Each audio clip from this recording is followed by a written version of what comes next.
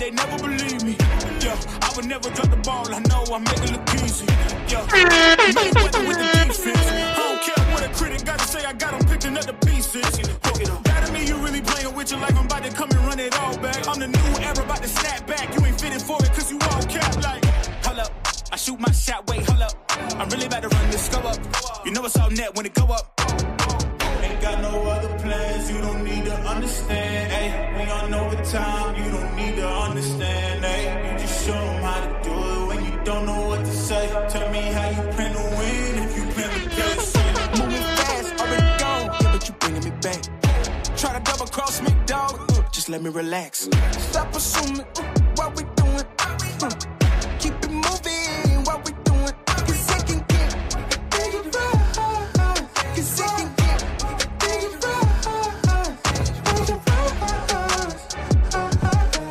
it can get bigger.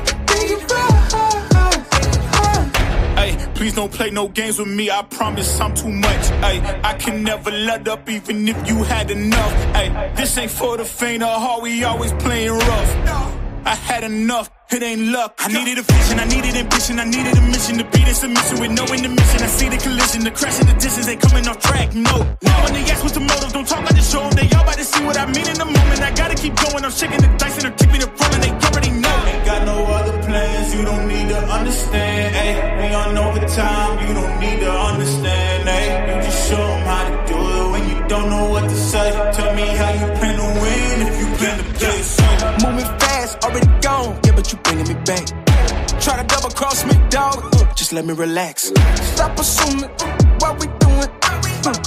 Keep it moving, what we doing. Cause it can get bigger, cause it can get bigger, cause it can get bigger.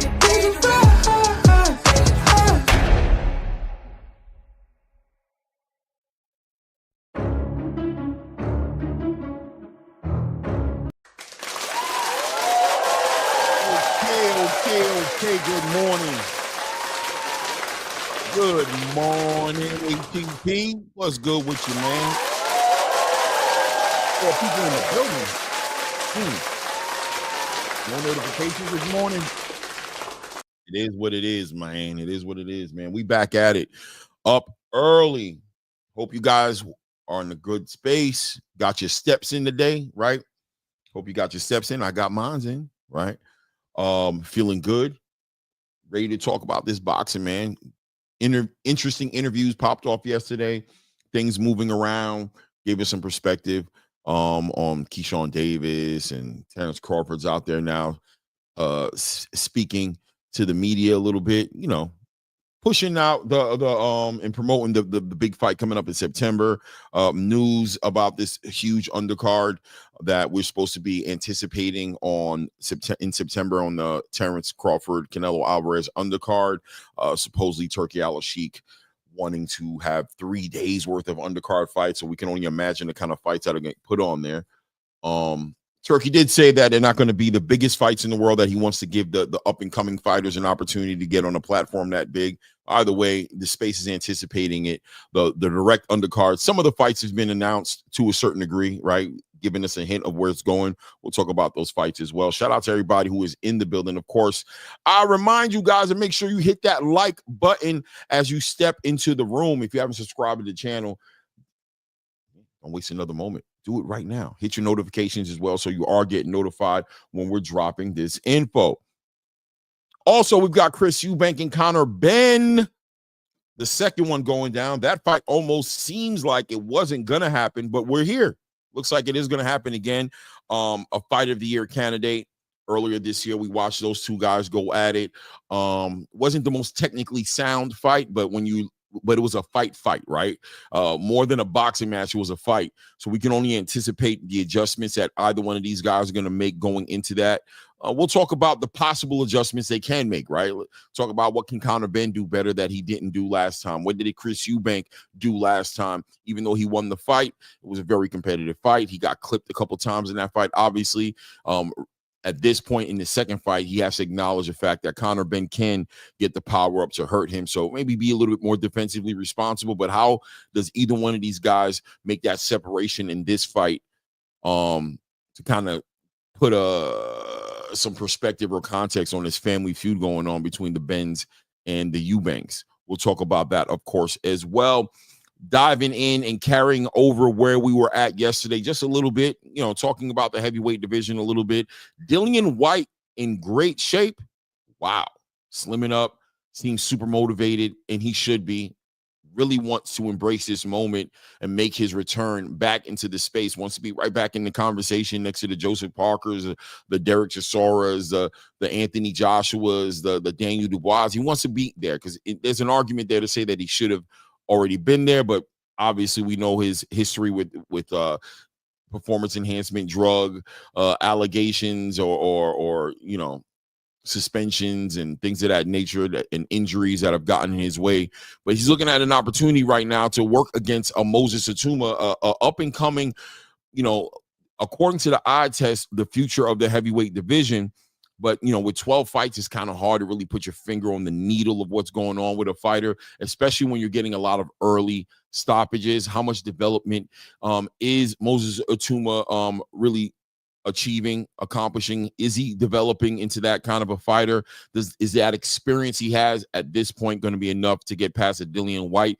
This is going to be a big milestone, right? A barometer of what kind of fighter he is right now, a young fighter. So a bright future in front of him, win or loss, he can do great things regardless. But, big time test for Moses Atuma going into this event. And we'll talk about the heavyweight division and how that's going to look with Moses Atuma in there, where he's ranked right now in the WBO. And obviously Alexander Usyk, an undisputed champion now.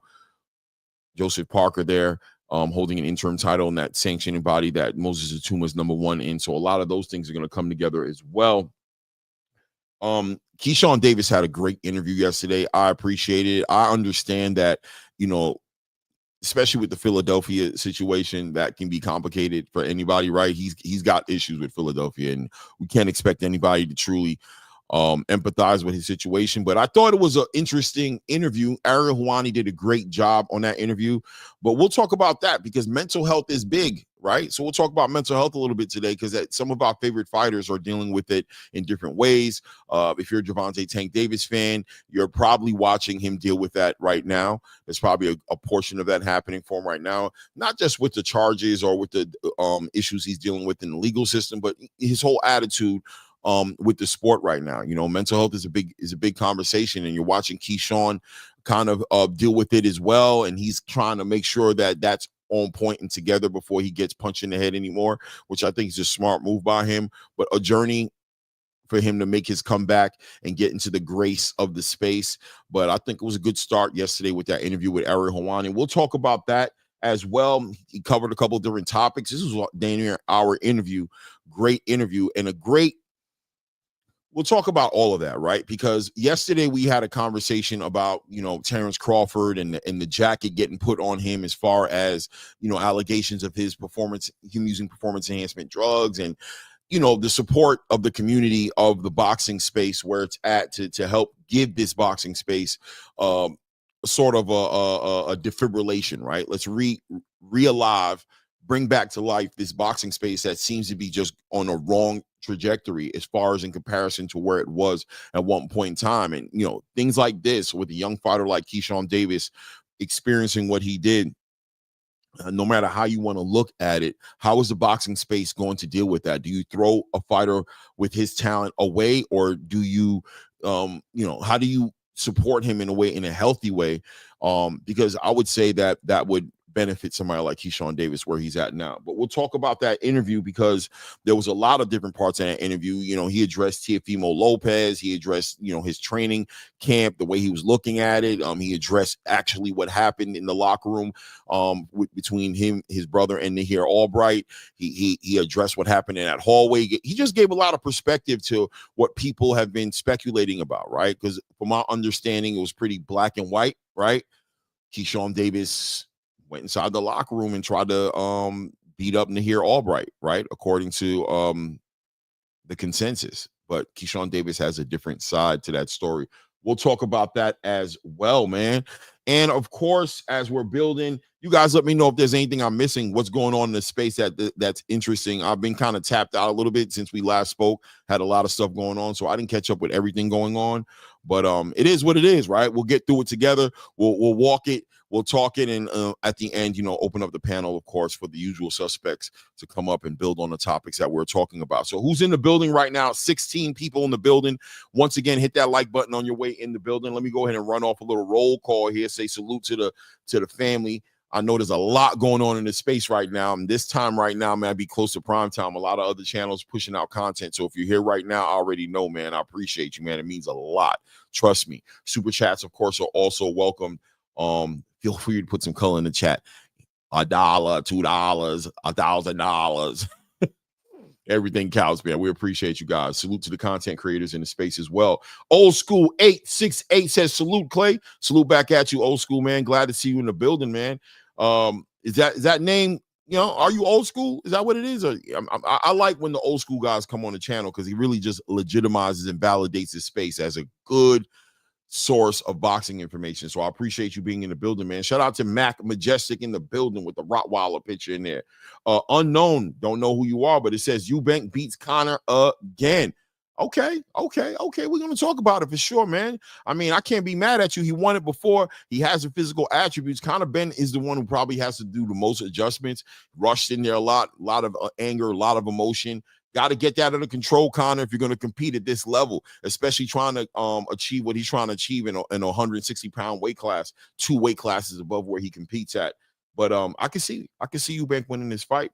I could also see Conor winning it, but we'll talk about it. How is always the most intriguing part of the conversation in the fight. Richard Hitchens called out Teofimo and Devin. Well, yeah, for sure. Unknown Hitchens is out there trying to make the biggest fights happen, and we got to talk about Teofimo today too as well, man. Because where is Teofimo? What is Teofimo going to do next? He's played his cards, and I don't know if it necessarily worked out for Teofimo.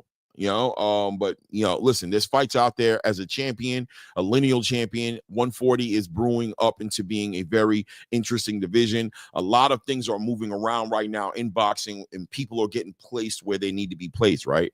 So we're seeing Keyshawn Davis speak about where he's going to end up next year at 140 pounds. You see Emiliano Vargas moving the needle up there as well. You see Tito Mercado trying to shake it up as well. You got a lot of young up and coming fighters. Even a fighter like Camaro Moulton, who's fighting at 135 right now, he's growing. This is we watched him grow from a child into a young man right now, and he's going to be having growth spurts. So we can see him at 140 as well. He looks like a big 135 pounder right now, right? So a lot of fighters and the guys who are going to move from 135 to come up to 140. So Teofimo can be a busy fighter. He can make good money, accomplish legacy, become a champion, unify big things in his division. Gary Antoine, Russell, all those fighters up there, but it's up to him to kind of want to do it, right? So we'll talk about Teofimo today as well in the whole 140-pound division. Let's see here. AK Crowder, blessings, brother Claymore. Blessings to you, family. I appreciate you, man. Thank you, man. I always appreciate the blessings. Those are like the spiritual super chats, man. I always take those, man. Old School says more boxing is always a good thing. For sure. Steph Brown in the building says, be well. Good morning, Claymore Rain. Salute to the chat, fam. Yeah, salute to you, Steph Brown. Thanks for being in the building, man. DP Rock in the building. Salute to you, man. The Cardenas in the building. Salute to the Cardenas. Walaikum salam to my Aki Fly Frequency who greets me. Adult Choice greets me with the assalamu alaikum. Walaikum salam back to you as well, family. What did Cardenas says? I heard they switched the Artur Beterbiev fight. Yeah, we're going to talk about that as well. Artur Beterbiev having a hard time getting this fight with Dimitri Bivol. Dimitri playing hard to get right now. I wonder what he's thinking about, what he's going through. Is he going to give him the rematch? It would be kind of diabolical if he doesn't give it to him, being all the sacrifices that was made, and Artur Beterbiev, of course, gave him an opportunity redemption when he lost that first fight. So we'll see what he chooses to do. But in the meantime, Artur Beterbiev looking to stay busy, lined up a fight with a maybe an unusual suspect to a certain degree, but still a good fight. I'm hearing that maybe that fight might be on one of these undercards coming up. So we'll talk about that as well. Why not? You know what I mean? Let's see here. Fly frequency in the building. Salute to my God. Says Clay, where Addo's wrench at? You right. You right. You right, frequent. You ain't lying. You ain't lying. You ain't lying, man. Hold on a second. Boop. Boop. Boop. And of course, boop makes it official. There it is. There he is. Salute to Bradley 68 in the building. Salute, King. Hope everything is good, healthy. I know I'll be watching you online on Instagram, Bradley. You be punching that bag and working out in that back room. You kind of like me a little bit. You like to go to the range. I see you got a couple of weapons. And, you know what I mean? We kind of like, you know what I mean? Kind of on the same page with a lot more than we're not on the same page on. So salute to Bradley 68 in the building. Sunny Augustine says salute. Claymore. Salute to you, man. Salute to you. And Kyle Fly, of course, in the building says salute, Clay. Top of the morning to everybody in the building, man. Thanks for being in the building, man. Yesterday was an interesting show, right? Pretty interesting show yesterday. I got a chance to run my jibs a little bit, rant a little bit about the space, rant a little bit about the content creators and what we're supposed to do, things of that nature. And I thought it was a message that I wanted to make sure I got out there. So I'm glad that happened. We're not going to double down on that today, but of course, we're going to try to walk it more than we talk it when it comes to the points that I hit on in that conversation. It's going to be about that time to start talking a little bit more deeper and get more deeper into this Terrence Crawford, Canelo Alvarez situation. Obviously, that fight's been on my mind. The way the results are going to be, the possibilities. That fight right there is just such an interesting fight to me. It's interesting dynamic stylistically. I love those kind of fights. The puncher, the flat-footed Mexican fighter. You know what I'm saying? One of the best.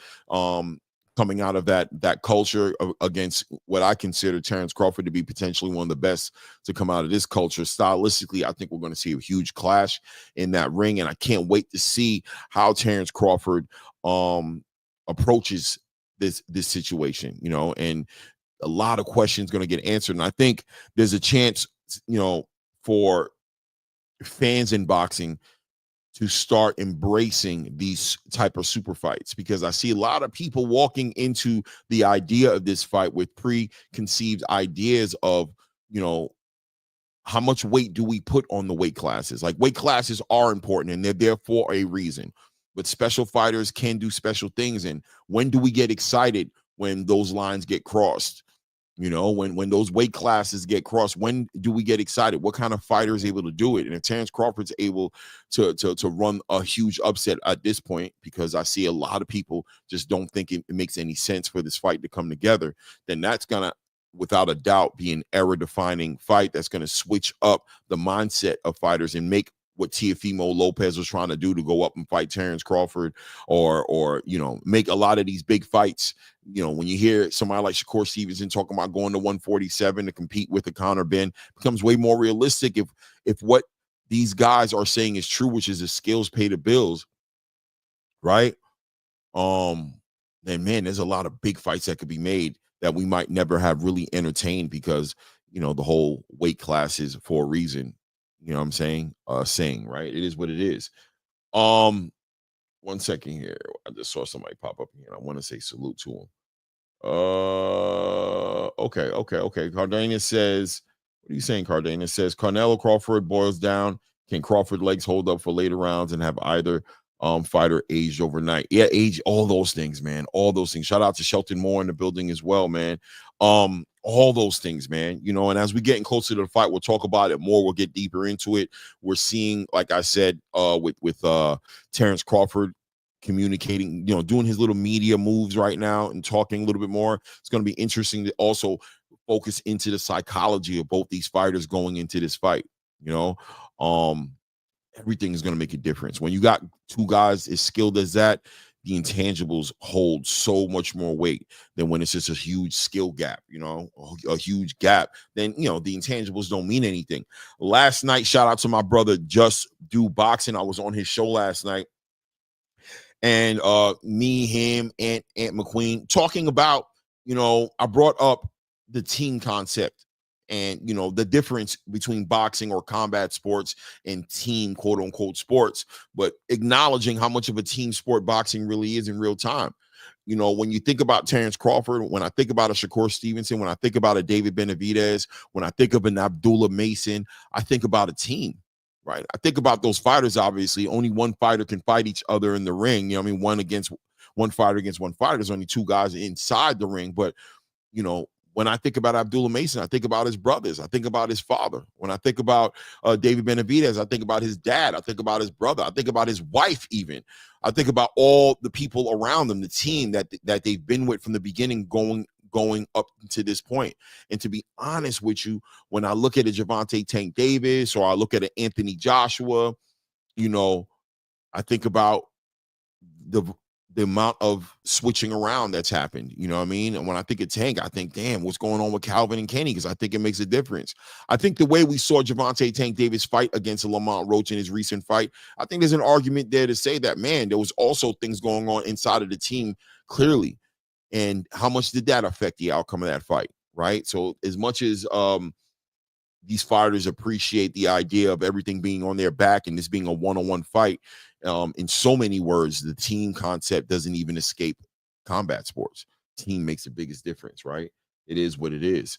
So that was an interesting conversation, interesting build with the good brother Just Do Boxing, man. Just one of those channels I definitely co-sign as far as being super informative, super objective, and super passionate about the sport that we love.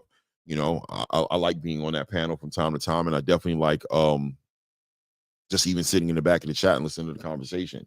Let's see here. Sonny Augustine said that KO take was very interesting. What was the KO take, Sonny? What was the KO take? Let's see. Kai Fly said this is definitely fight of the century. Wow. Woo. The contextual dynamic is crazy. Coming up essentially 3 weight classes. Well, Bud coming up essentially 3 weight classes, but being top 3, 4 pound for pound for the past 5 or more years, and Canelo being top 5. Yeah, I love it, Kai Fly. It is, man. You know, it's a fight that. And, you know, once again, I'm not going back into the bag of what I was talking about yesterday. I think what needed to be said got said. But, you know, it's a fight that I pray doesn't get corrupted or contaminated or, you know, messed around with because of performance enhancement drugs. So it's kind of like the reason why I'm very disappointed in the content creation space on the idea of bringing this up. It's almost like, you know, when you're trying to do something great and see something great happen, you know, the negative thoughts and the negative ideas don't need our help. Positive always needs our help. You know, bad can do bad all by itself, but good, you know, good can use support. So it just seems like an ill-timed, bad allocation of influence to focus your influence on tearing down when you can be focusing on building this up. It's this huge mile marker, huge era-defining fight, and can push research, bring back, right, revitalize American boxing. This is a fight that an event that benefits the whole entire boxing space, not just the fan as far as just see that one fight, but also with the doors that it can potentially open up. And we should cheer this on. I would think it is what it is. Born Rich says Floyd said it best. The fans can't fight for you, and that goes for the team too. At the end of the day, it comes down to the fighter. Yeah, Born Rich, I agree with you. It comes down to the fighter inside of the ring, but maybe we should give a little bit more props and respect to the team, to the strategy, to the guys studying the videos, studying the fights, and building up the strategy, to the extra eyes, to the professional eyes you have sitting out the ring watching the fight, who can see things that maybe you might miss inside of the ring. You know, I don't think it's a coincidence when you look at a Shane Mosley and, you know, the relationship he had with his father and when things kind of evolved from there. When you look at a Floyd Mayweather and his team, his uncle Roger and his father Senior and the people that stayed with him up until the end and how successful his career was, that team I think makes a difference. And when I think about Terrence Crawford coming to the ring, I say to myself, he has a solid team. Right? He has a solid team, man, and that's going to make a difference in this fight. Canelo as well, solid team. His relationship, his long-standing relationship with Eddie Reynoso is going to make a difference. You know, knowing that you got having that confidence of who's in your corner, and if you go through something in there and there is an adjustment that needs to be made, you're not alone, right? You got somebody who's earned your trust and who knows you maybe at times better than you know yourself. So that team concept is very important here. Let me see here. Let's see here. Floyd said it best. Bang, bang. Sonny says, When KO was comparing people accusing Errol of using back, that is totally different situation. What do you mean by that, Sonny? Continue, elaborate, add to that a little bit. I wasn't there for the conversation. I didn't see, but I'm definitely interested in it at this point. Reading it, I'm interested in the idea that I'll please continue, add to it, because when KO was comparing people accusing Errol of using back, that is totally different situation. Add to it for me. I appreciate you, Sonny Augustine. Kyle Fly says, yeah, like Ray Ford's team is solid. He got Teray up. He in camp with Wally Moses. Solid circle. Can't wait for him to trash Abraham Nova. I love that example, Kai. That's, and I'm a big Raymond Ford fan, man. Definitely, I'm a fan of that camp. Shakur Stevenson is another person who checks the boxes who checks the boxes as far as that team concept is concerned. And we were talking about this. That's actually what brought in the conversation yesterday on Just Do Boxing. Just is going to support Shakur, a New Jersey native. But speaking on how that family dynamic was functioning so well inside that gym for Shakur Stevenson, with Wally Moses, the grandfather, his little cousin, Jay Quinn, and all the parts in that gym. Everything is like put in there for a reason, even down to the children being in the gym. So Shakur Stevenson comes with that solid team, that solid support system. It makes a big difference. I believe it makes a big difference with what we see inside the ring. Did I miss the KD segment? No, Born Rich, we ain't miss it. We're about to cover it right now, actually. Just kind of building with you guys a little bit as people are coming into the building, just kind of building on these topics, man. One of the best teams in boxing, Team Alvarez and Team Crawford. Talk about it, Shelton Moore. That's, I remember when Errol Spence and Terrence Crawford were getting ready to fight, and I remember saying, and when they were getting ready to fight and the fight happened, I wasn't even in the YouTube space, right? I was just a boxing fan watching boxing, but just talking with my son and my cousins and people, obviously we're boxing fans before we create this platform. But I wasn't at the time in YouTube, right, at all. Wasn't even aware of, I think I was aware of Showbiz and Blue Blood, but yeah, I didn't even know about the Fanons, the True Media with Coach Mal. I wasn't even into the space like that. But around that time, I digress to say that for me, Bomac versus Derek James was damn near just as interesting as Terrence versus Errol. I don't want to say it was as interesting because it wasn't as interesting, but it was an intriguing part of the fight that I became interested in, right? Bomac and Derek James, Derek working with his fighter and Errol Spence, and Bomac, the dynamic of Bomac and Terrence Crawford, and how that was going to affect the competitive nature of the fight. We don't focus sometimes enough on that corner. I mean, when I think of Virgil Ortiz, I think about Robert Garcia, right? I think about that. I said, man, Virgil is gonna, but you know what? He has Robert. That adds to it. You know what I mean? Especially when you're talking about Virgil fighting the likes of a Xander Zayas or Terrence Crawford or Jerome Boots Ennis, or getting into the fight with those kind of fighters, that everything counts, man, because the skills set and the skill level is set up so high that your ability to adjust, your ability to have that right training camp, to have the right strategies, to be properly conditioned. And like I said, inside of that fight, man, the conditioning and the adjustments to go back to that corner and lose a round and be able to have a respected mind, cerebral resource to tap into to say, okay, this is what I saw, this is what we're going to do, this is how we're going to move into it, don't worry, that gives you that confidence that you need to go into that next round and then win that next round, to overcome whatever the adversity was in that round before. Having a process that you can buy into because you believe in the trainer makes a big difference, right?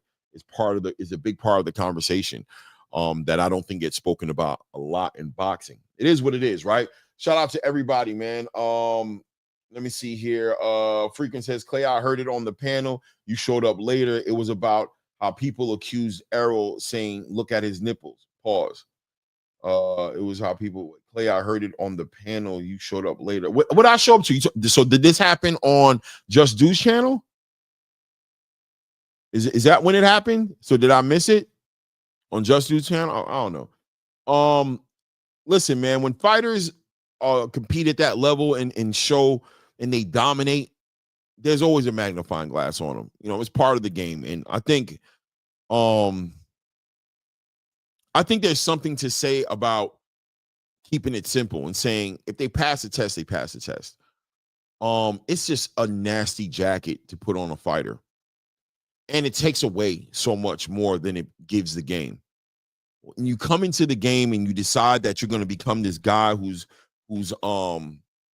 calling out performance enhancement drug users before they pass or fail a test, if that's your thing, to be able to, I know what it looks like, and you start doing that, it definitely takes away more than it gives to the game. And you guys know where I stand on as far as content creators. I want to contribute. I think we should contribute. We should make that the bigger picture for us, is that we're contributing. And if you find yourself in a situation to where you're taking away in any way, I would say just make sure that it's worth it in the long run. Make sure that it's something honorable enough, because there's a sacrifice happening when you do that. And right now, where American boxing is right now at this moment, it needs all the contribution it can get to get it back to where it was. You know what I mean? It's definitely not number one in the world right now. And this is where it was. So, you know, make it worthwhile. If you don't got to, why do it? You know, that's how I look at it. It is what it is. Let's see here. Born Rich says, what about fighters that look to train with different trainers based on their opponents? Like they may bring in a footwork specialist who can help them cut off the ring, or a feint specialist. I love that. You know what I mean? I love the idea of addressing the elephant in the room, right? And that's what you're talking about right now. You're talking about, I love my trainer. I've been working with my trainer, but there's an elephant in the room. There's this deficiency that I've been ignoring, or this can I've been kicking down the road for a long time. Is there anything wrong with bringing in an expert in that area to address the elephant in the room? Of course not. But, you know, when you look at a dynamic, for example, like Bill Haney and Devin Haney, and we know that Bill Haney is not a veteran traditional boxing trainer, right? That he's learned on the wing. He's done a great job with his son, but clearly the dynamic with his son works, got his son to where he is right now. So is there a difference between adding and changing? Because adding, you know, we add things to recipes. We add things when it's needed. We should always be open to adding, but changing, just make sure it's a good reason, because just like I stated earlier about content creators contributing to the space, you want to make sure that you're contributing more than you're taking away. So, you know, make your changes accordingly. But I definitely look at it as a boxing fan and somewhat of an analyst, I would say, right? A pugilist, you know, I mean, pundit in this space right here. I see those things, and my eyebrow can go up in concern with an aggressive change. You know, when I seen Kenny Ellis and Calvin Ford be moved around in the way they were moved around in that last build-up for that Lamont Roach fight, I had concern about that. Ouch. Guys, I was in the weight room. Look at that. Can you see it? Ooh, it hurts. Ow. You see it? Pause. The way I said ow was kind of spicy, but man, bro, got caught up on one of those machines, bro, and it bit me. It bit me, man. You know, so when I see those type of moves happen, it does raise an eyebrow. I look at it, right? I'm going to look at it, and if it doesn't hurt, and I've seen it be better, right? I'll give you Tyson Fury. You know, he made the adjustments. He moved Ben Davidson out the way and brought in Sugar Hill, and I thought that was a great move. We saw that turn into something great. It manifested into being a champion and you know, beating Deontay Wilder X amount of times in a row and all those different things. That change worked out for him. You know what I mean? Anthony Joshua moving around from his original crew to Robert Garcia to Derek James, you know what I'm saying? Back to now with Ben Davidson, you know, all that moving around. How much did that help him? Did that help him? Where I don't know. I think there's an argument to say that maybe it was a little too much changing happening, right? That relationship you build with your trainer who is there for you, who knows you from day one, is priceless. It's valuable. And if you're going to adjust and make moves in that area, man, I hope that it's for the better, because I think it's a risky game to get caught up in. Here we see Anthony Joshua cycle through 3-4 trainers. I don't know how much of a good look that was, right? But yeah, as far as I'm being long-winded, addressing the elephant in the room and adding to your team because you're addressing a deficiency, I have no problem with that. But getting rid of people, I think that could be a real, thin ice. That's a very fragile area to be in. I hope it works out for whoever and however they try to move with it. Shout out to Born Rich, putting that $5 in the building. $5. I appreciate it, man. We appreciate the color in the chat, man. It helps the channel a lot, man. Thanks for the support, man. I appreciate that, man. What are we looking at here? So listen, man, I don't want to get caught up too much. The panel will open up. Maybe some of you guys will come up and we'll address some of these situations. I do want to speak on the Keyshawn Davis interview that went down yesterday with Ariel Helwani. Shout out to Ariel Helwani, man. I know people like Ariel Helwani sometimes catch heat. Why? Because Ariel Helwani didn't box back in the day. Ariel Helwani didn't, participate in combat sports, and he's legitimately just a journalist who's passionate about the sport, passionate about combat sports, and he's covering it.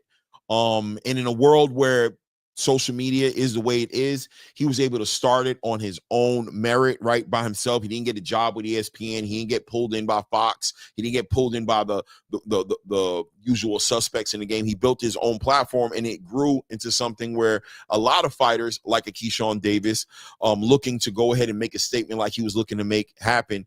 If they didn't have the Ariel Helwanis of the world, how would he get that statement out there? And obviously, Keyshawn goes on his Instagram Live or whatever it was, Twitter or whatever platform he used to communicate when he made that video. He gave us about 10 to 12 minutes just to give his fans some perspective, to let them know that he's alive and that, mentally he's holding it together, and he has a good support system about him. And, don't worry about me too much. We're dealing with everything. But at the same time, how informative could that be? Sometimes you need that skilled journalist who can pull out those moments. And I think Ariel Helwani did a great job yesterday speaking to Keyshawn Davis. And I walked away with so much perspective and context to what happened that night, what happened with the weight cut that week. And we'll talk about it now a little bit. One of the things I walked away from that whole entire situation was, for sure. Oh, salute to my brother, Just Do Boxing in the building, man. Salute, Just. Yo, Just, we was building last night, man. I want to do that again, man. That was really fun last night, bro. You know what I mean? I don't really be messing around with these channels too much because, man, you just never know, man. People be in their feelings, man. These content creators get to thinking. I don't know. I don't have the answers, but I generally stay out and stay in my own lane. But I always appreciate coming on your platform, man. I always appreciate the scholarship, man. Aunt McQueen, you know what I mean? I love getting into conversations like that, man. It was a great time last night. We need to do it again. But yeah, Keyshawn Davis, super interesting interview yesterday, man. And to me, it highlighted mental health, right? Mental health is such a big deal today, man. And look, people can say we're sensitive. Maybe we are overly sensitive. I don't know, man. I don't know, right? But I can tell you, in a game like boxing, in probably most sports, but specifically in combat sports, you'll hear the biggest veterans, the Teddy Atlases of the game, the Sugar Hills, Emmanuel Stewart's, rest in peace, Emmanuel Stewart. The pundits, the veterans of the game will tell you that this game is a 70+% psychological game. 30, 20% in that range, percent physical abilities. You got fighters. You look at an Anthony Joshua, and if you just look at him, you would think he should dominate the heavyweight division because he's so athletically gifted. Just when you look at him, right, just a specimen of an athlete, a cut, in shape, clearly likes to be in the gym. Some might say, a decent boxer when he wants to be, but we saw how much a loss by Andy Ruiz put him into a situation where he had to go and search out, flip through trainers and find himself. And most of that journey for him was a mental journey, right? When you think about him, before that Andy Ruiz fight, he was on a trajectory. We wanted to see him fight the biggest fights in the world. We wanted to see him fight Deontay Wilder. If you were an Anthony Joshua fan, there was not too many boxes you needed checked. You just needed to see him in the ring with a Tyson Fury or like I said, a Deontay Wilder. That's all you need to see. But you never have thought that he needed to do as much work as he communicated he needed to do when he lost that fight. Switching up trainers, said he wanted to become a better boxer. You saw the frustration that he went through taking those 2 losses against Alexander Usyk and changing his whole game plan. People were looking at him in that fight and saying, who is this guy? Well, these guys trying to box. Why is he not taking advantage of what he's already accomplished for himself? And that's because mentally he was a little bit broken, right? Mentally, he was a little bit broken. And Keyshawn really highlighted that a lot. I empathize with a Gervonta Tank Davis. As much as people may feel like I try to kick his back in and I try to play those games, that's not what's happening at all from my perspective. Obviously he's such a great talent that you want to see him. You want to see him fight what people call his peers, right? The other great fighters in the area. You want to see him compete against those fighters in his weight class, of course. And you want to see him fight, and that puts him in danger. That risks his health, right? That puts his health on the line. And at times, I think as fans, we get to be villainized for, pushing these fighters to do what they chose to do, which is put their health on the line and compete at the highest level in the sport. But I always acknowledge the mental aspect of this sport. And the Gervonta Tank Davis is talking about walking away from the sport, talking about being disenchanted with the sport, talking about wanting to seek out therapy and being able to deal with, his relationships in a healthier way and things of that nature. Those things gotta hold the weight that they're supposed to hold. And you wish somebody like that the best. And listen, I tell somebody like that, if it's for that reason, then walk away from the sport. With my support, I mean, right? Not walk away like get out my sport. But no, listen, man, if those things are needing your attention right now and it comes down to those things versus fighting, those things, I will support you going to deal with those things. Because I know those things right there can be diabolical and you got a life to live. Boxing is not forever. Boxing is a moment in time in all these boxers' careers, right? It's a moment in time. It represents a zenith point or their most optimized physical the most optimized physical version of themselves competing at a super high level. Father Time is undefeated. A 38-year-old boxer is an old boxer, right? 35, 36, you're getting there. It's about that time. You're an old boxer. You're not old in real time, not compared to me. You ain't old to me. I'm still an OG to you. But as far as boxing years are concerned, that's you got a small window to take advantage of that in. But the reality is the rest of your life is something that, we're all what's the word they say, man? We're all a work in progress, right? As human beings. And I think a lot of these fighters kind of stall out that work in progress. They kind of jump into a box and stay inside that box because inside that box is the most fiercest, savage, competing gladiator, and the evolution of leaving that box may make you a better person, but may also evolve your skills, evolve your drive, evolve you mentally in a space that doesn't make the best version of yourself that you need to be to compete at the level you need to compete in. I hope that makes sense. That was a lot of word salad, right? Let's see if I could simplify it, right? But whatever you are, not to be superstitious, but whoever you were when you achieved those accomplishments, the moment you start to evolve from that, there may be a risk of losing that part of you that made you the champion that you were. And that's why you hear Gervonta Tank Davis speak and say, I want to go to mental therapy, but I'm scared. What are you fearful of, Tank? I'm scared that I'm going to lose, that is going to change me in a way that can hurt me inside that ring, right? So Keyshawn clearly has communicated to the boxing world his struggles with mental health. That's one of the biggest bonds he has with Shakur Stevenson. As a matter of fact, is Shakur walking with him and standing by his side when he battled some of his biggest demons.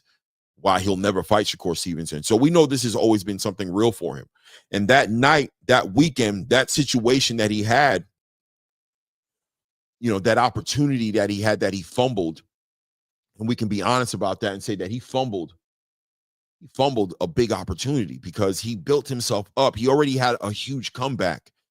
That 2023 was one of those years as well that kind of was choppy for him. I mean, he had that fight with Nahir Albright, that competitive fight that ended up becoming a no contest because he was smoking, recreationally smoking some weed and popped on a test. And, he didn't deal with that well as well. And he had such a great 2024, right? Such a great year. We've talked about it so many times on his platform.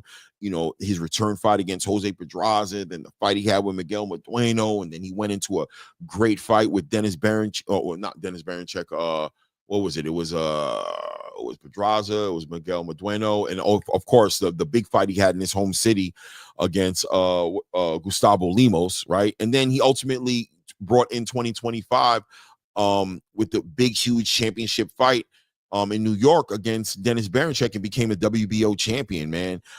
Just like that, inside of a year, completely revitalized his career, going from a suspension to a problem child fighter into a champion now who's in the same conversations with his brother Shakur Stevenson, or brother in spirit, in war, and in the same conversations of a Gervonta Tank Davis. Just all of a sudden he was that guy, and the city, Norfolk, Virginia, embraced this man in such a way that Top Rank, I believe, after that Gustavo Lemos fight, might have looked at Keyshawn Davis in a different way. Like, damn, this kid might really be the next. We need to invest money, time, attention, resources, everything into this kid. His brand is legitimately going to be a big brand if he continues going on this path. But he's a human being. It is what it is, right? He sets up a fight with Edwin De Los Santos, his first title defense, and he's dealing with a lot of things, and he's not dealing with them well.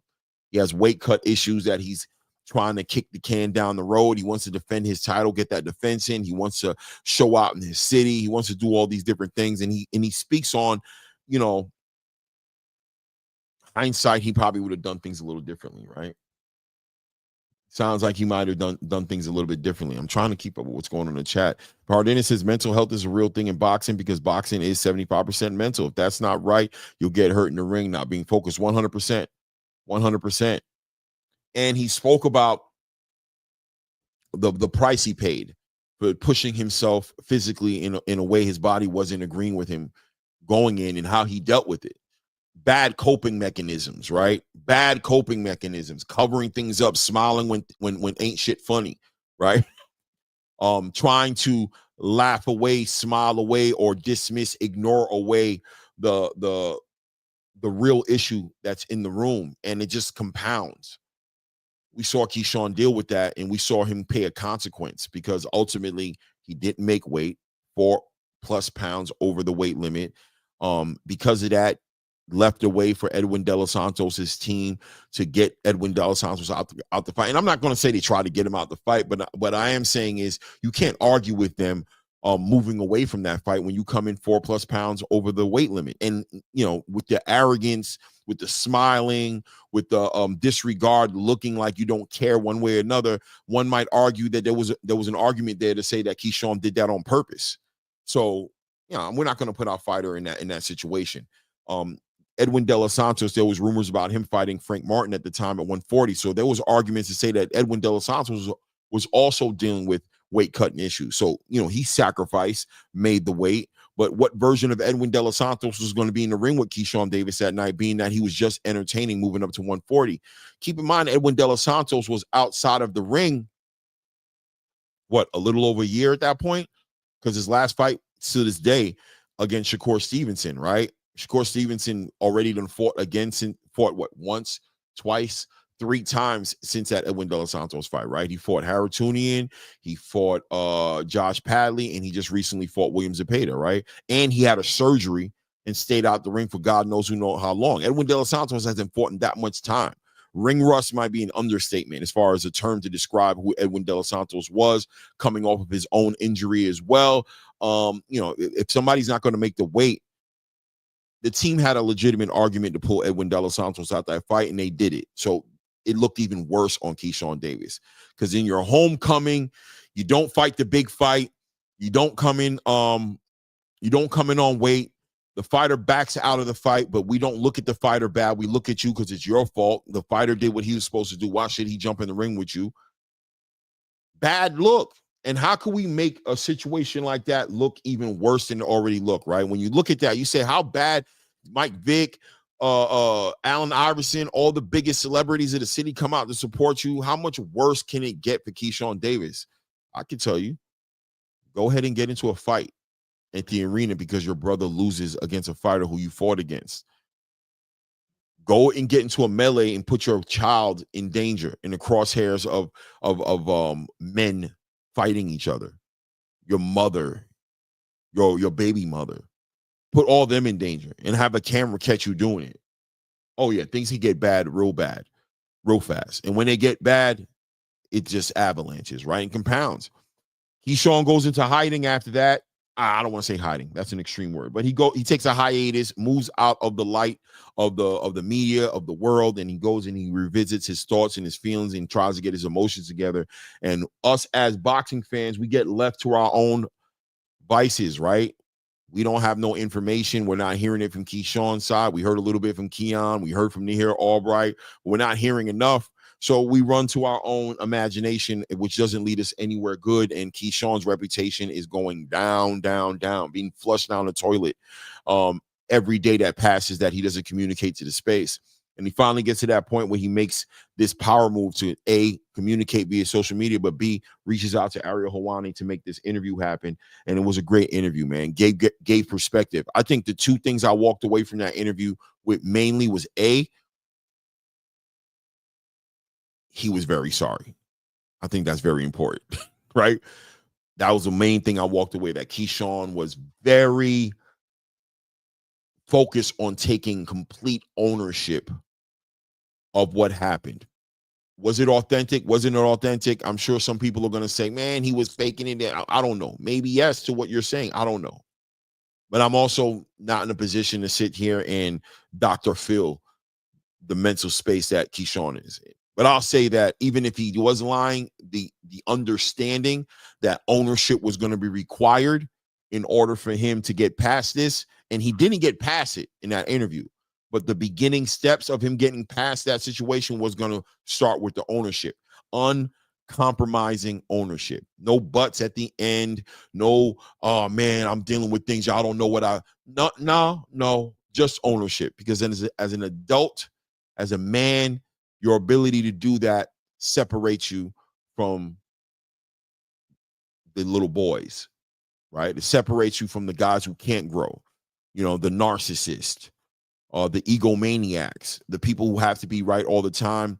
That's a reflection of maturity. We can be honest about that. And we know these people, right? We all have these people in our lives, the people who can't accept any type of ownership for what they've done, the people who are always focused on pointing out rather than pointing back. We know that represents some immaturity. And Keyshawn showed a lot of maturity of at least worst case scenario, understanding he had to do that. But in the best case scenario, really believing what he was saying. And if he was believing what he was saying, then I think the future is still bright for Keyshawn Davis, right? There's still a lot of opportunities out there for him. I think he's one of the best fighters to come out of that class of fighters, that generation of fighters. He's right there in the ring. His team is solid. His relationship with Bomac seems to be solid. His relationship with his brothers and his mother and his sisters seem to be solid. What he's able to do in that ring is amazing. At times being compared to a Terrence Crawford with the way he looks in the ring. And we knowing that he's such a young fighter, we can only anticipate great things happening in the future of a dialed in, focus on the right things, Keyshawn Davis, right? We can only assume. Salute to Bruce Gass in the building. Salute, family. Salute to my brother Ray Davis in the building. Says Keyshawn's mental struggles boiled down to his fallout with Kerr over Hitchens. I believe it or not, that's when the antics started. I mean, I don't know. Once again, I don't know. I can't get that deep into it to breaking it down, but I can say that there's enough extenuating circumstances in situations going down We don't know, right? So I can't diagnose it right now and say it was this, it was that, it was that. I don't get into that, right? But I will say that clearly there were some struggles mentally that got in the way of Keyshawn Davis growing where he needed to be and why he's probably where he is right now. And his ability to take ownership of it is an honorable thing, man. I appreciate it. We got that scholarship in the building. Bruce Gass in the building. Boring says, man, I think he should have said, I made a mistake. I apologize to the fans and promoters and we'll come back better and say nothing else after that because these guys aren't good talkers. I appreciated him speaking, man. You know, I'll be honest with you. Keyshawn Davis had awkward, cringe moments in the interview. I think he uses the N-bomb word too much. I think us as a people, we need to realize that kind of talk should be reserved for inside the community. We got to refrain from, we got to read the room a little bit better. And I think these fighters need a little bit better guidance when it comes to that. Yeah, man. Certain kind of talk is not for everybody. And Keyshawn could use a little bit. I think athletes in general, especially in the boxing space, could definitely use some media training. You know, when you look at somebody like Abdullah Mason, or, you know, one of the biggest things I appreciate about him is the way he articulates and carries himself. Shushu Carrington, you know, these fighters who speak so well, not that they speak perfectly, but they understand how to read the rooms. I promise you, Shushu Carrington, if I talk to Shushu Carrington one-on-one inside of a situation without cameras, he's going to sound more like that Brooklyn dude. You know what I mean? He knows how to speak the other way. But when he gets in front of an Ariel Helwani, or he gets on an interview with a Sean Zartel, or he's, you know, being interviewed in the ring, or he's having a conversation with a Bob Arum, he's going to tone down, right? The culture. He's going to tone down the culture, and he's going to, you know, he's going to adjust and adapt to the room and speak accordingly, and think about his brand and think about, you know, what he's representing in the bigger picture. Keyshawn had those moments in the interview, you know, the N-bomb was being dropped a lot. You could tell, look, he just needs to just slow down and take his time. But for the most part, I appreciated the transparency that I thought I saw in Keyshawn. And I think as boxing fans, you know, we should be open to embracing those things, because that's something he needed for himself. He needed a space to communicate the way he did, because he's trying to dial everything back in. We're talking about a man who's putting, and we'll move on in the conversation as he talks about his return to the sport, addressing the energy that he left on that Instagram live, right? When he talks about potentially retiring or consider him retired. So he addressed that. And I think, listen, if you thought he was going to retire, that's on you. I knew in my heart, I'd have been super surprised and shocked that this man would have even entertained a retirement. But what it spoke to when he said that to me was, you know, the disenchantment in the space that he currently was at that moment, and where he's at and what he's been up to for the past couple of weeks, for the last month and a half, or however long it's been since that incident happened, kind of spoke to where his mind was at.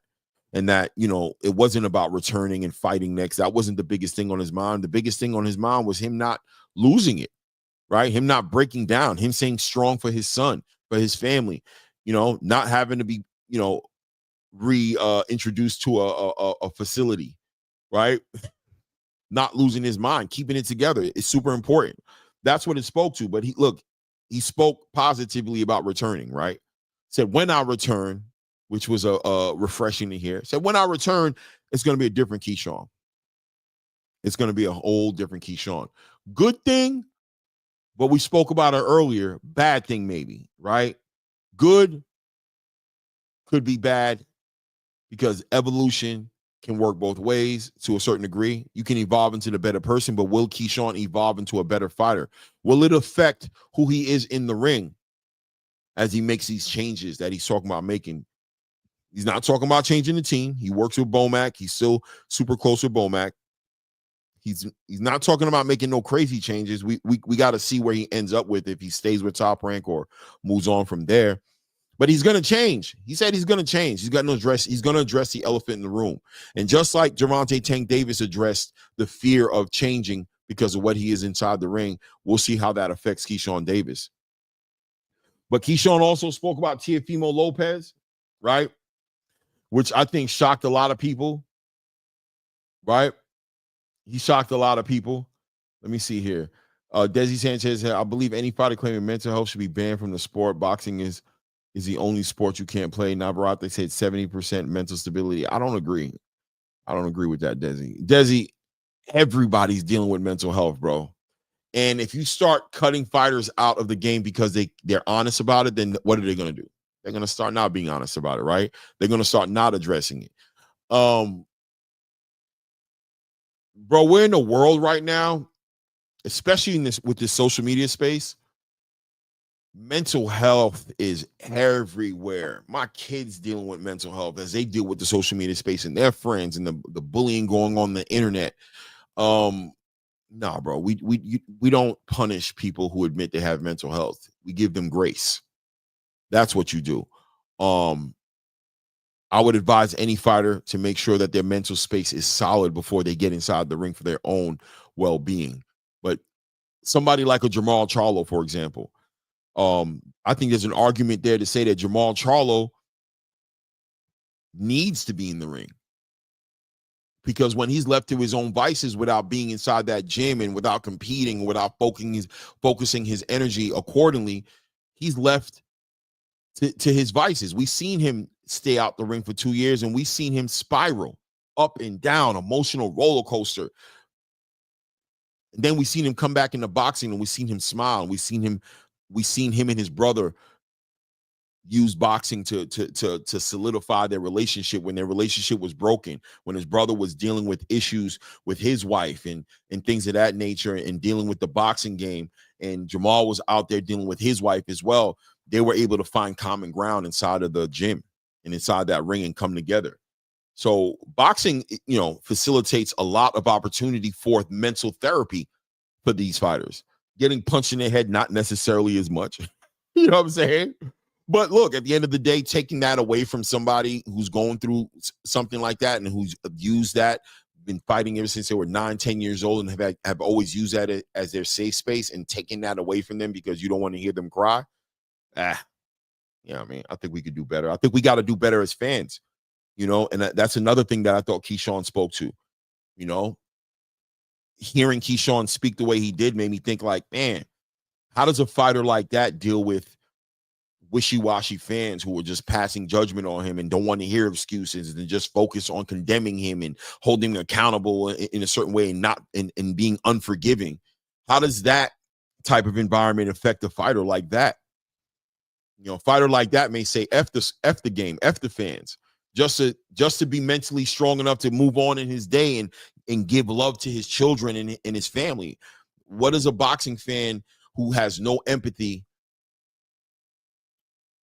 who could probably resonate on multiple levels? Because a lot of you guys in the chat or inside of the boxing space who are passing judgment on a situation like what Keyshawn Davis is going in are probably dealing with mental health issues right now as we speak, or ignoring mental health issues that they shouldn't be ignoring and being a menace to the people around them, literally being a source of toxic energy for everybody around them, losing your family, losing everything you love, as people try to stay away from you because you refuse to address an elephant in the room that is now bleeding into relationships and different situations, right? You know who you are. We don't need to put you on blast, or I don't have the information to put you on blast, but I can tell you that I think a man in 2025 could resonate with another man going through mental struggles, right? As men. If you have families, if you have children, you have wife, if you have people who depend on you, I think we can resonate with mental health more than not resonate, right? Shout out to JR Spock in the building. Salute to you, family. Keyshawn is not a victim, and the clients are the fans. Yeah, listen, man. To each their own, right? Keyshawn deserves the grief. Keyshawn deserves to be held accountable, and he is being held accountable. Resonating with his mental health in the space that he's in doesn't mean that he gets a pass on accountability, right? Somebody can do a crime and they have to do the time. but we can still resonate with his mental health and how that affected him and how that might be part of the reason why he did the crime. You know what I mean? Bad upbringing, horrible things of that nature. But it doesn't justify him not being held accountable, because the victims in these situations also deserve justice, right? The victims still deserve justice as well. So accountability is a must, but empathy can coexist with accountability. A judge can pass a life sentence onto a criminal and still empathize and have empathy for him and say, man, I hope you figure it out.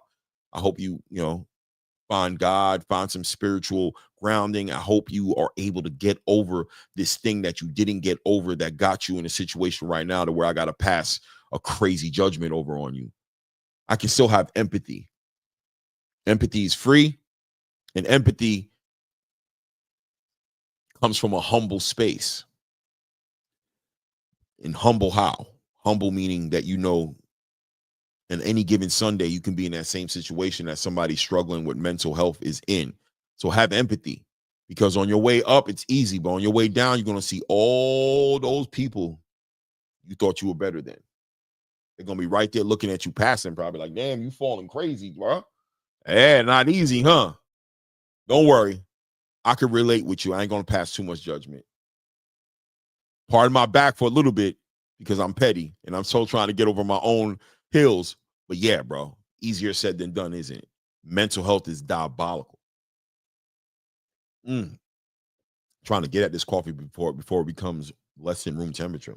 It's already not hot like I like it. Let's see here. JR Park said, I'm still supporting Keyshawn, though, 100%. And I think it's important that we do that as a space, as a community, that we support Keyshawn Davis and we support him in the right way, which is get better, do better. Understand that when you come back, we're going to be watching you under a magnifying glass for a little bit. We're going to want to make sure that you're back better than you left. We're going to hold you accountable. The same way we're holding you accountable right now. So if you play around, we're going to catch you and we're going to let you know you back to being a scumbag. That's how you support, right?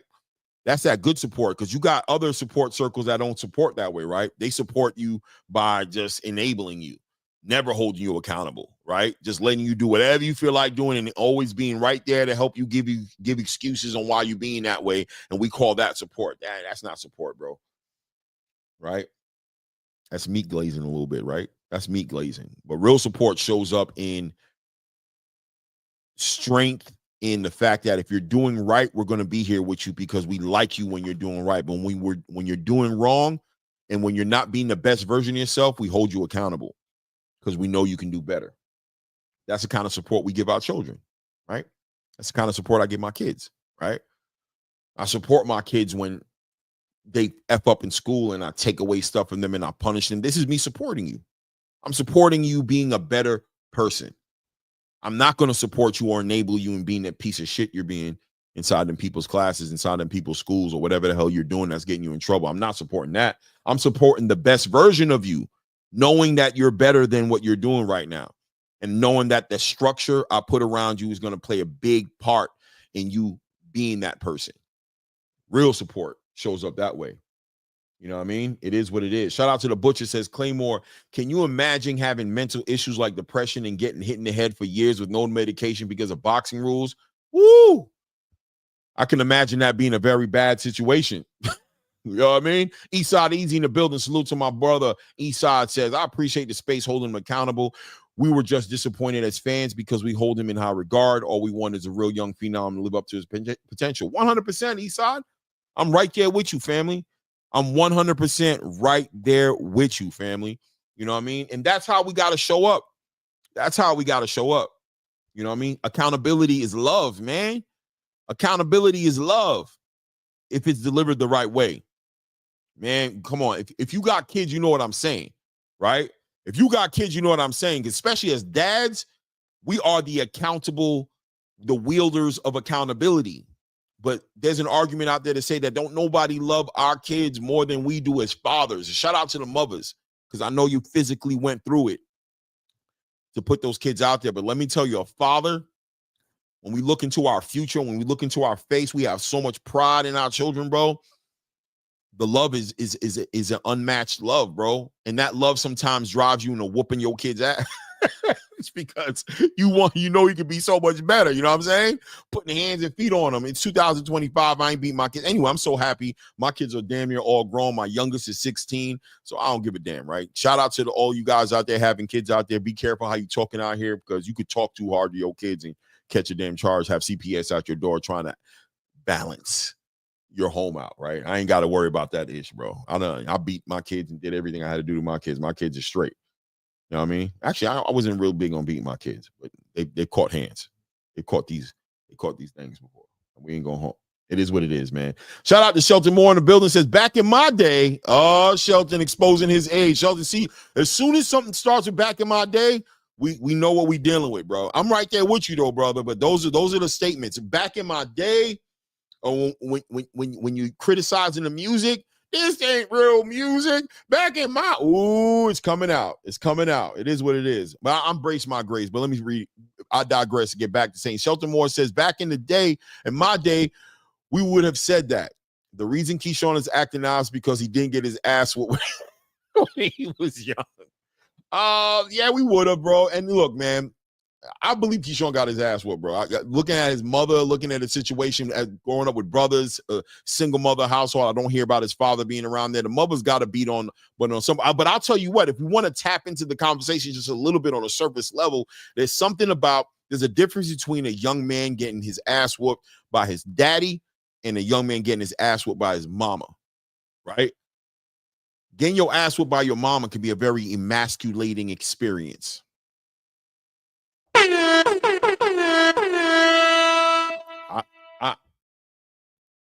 I don't want to dive all the way deep into it, right? But it can be emasculating. And when you're looking at the violence, the lack of respect, the recklessness, can I tap into this? When you're looking at the state of the community, the lack of respect as young men disrespect each other in this content creation space, you can tell the ones who were just getting their ass whooped by their mamas and didn't have their daddies around. You could see it. Look, respectfully, I'm just speaking honestly and being transparent with my community. I can tell you, I can see it. I feel sorry for the ones that I could see it in, because I know it's a struggle. You can see it's a struggle as men look for validation, trying to compensate for feeling less than, because they were getting their ass whooped by their mama, and they were getting taken care of by a woman a little too long. They never went out and got independent and took care of themselves, and they got to look themselves in the mirror and they know they're not feeling manly.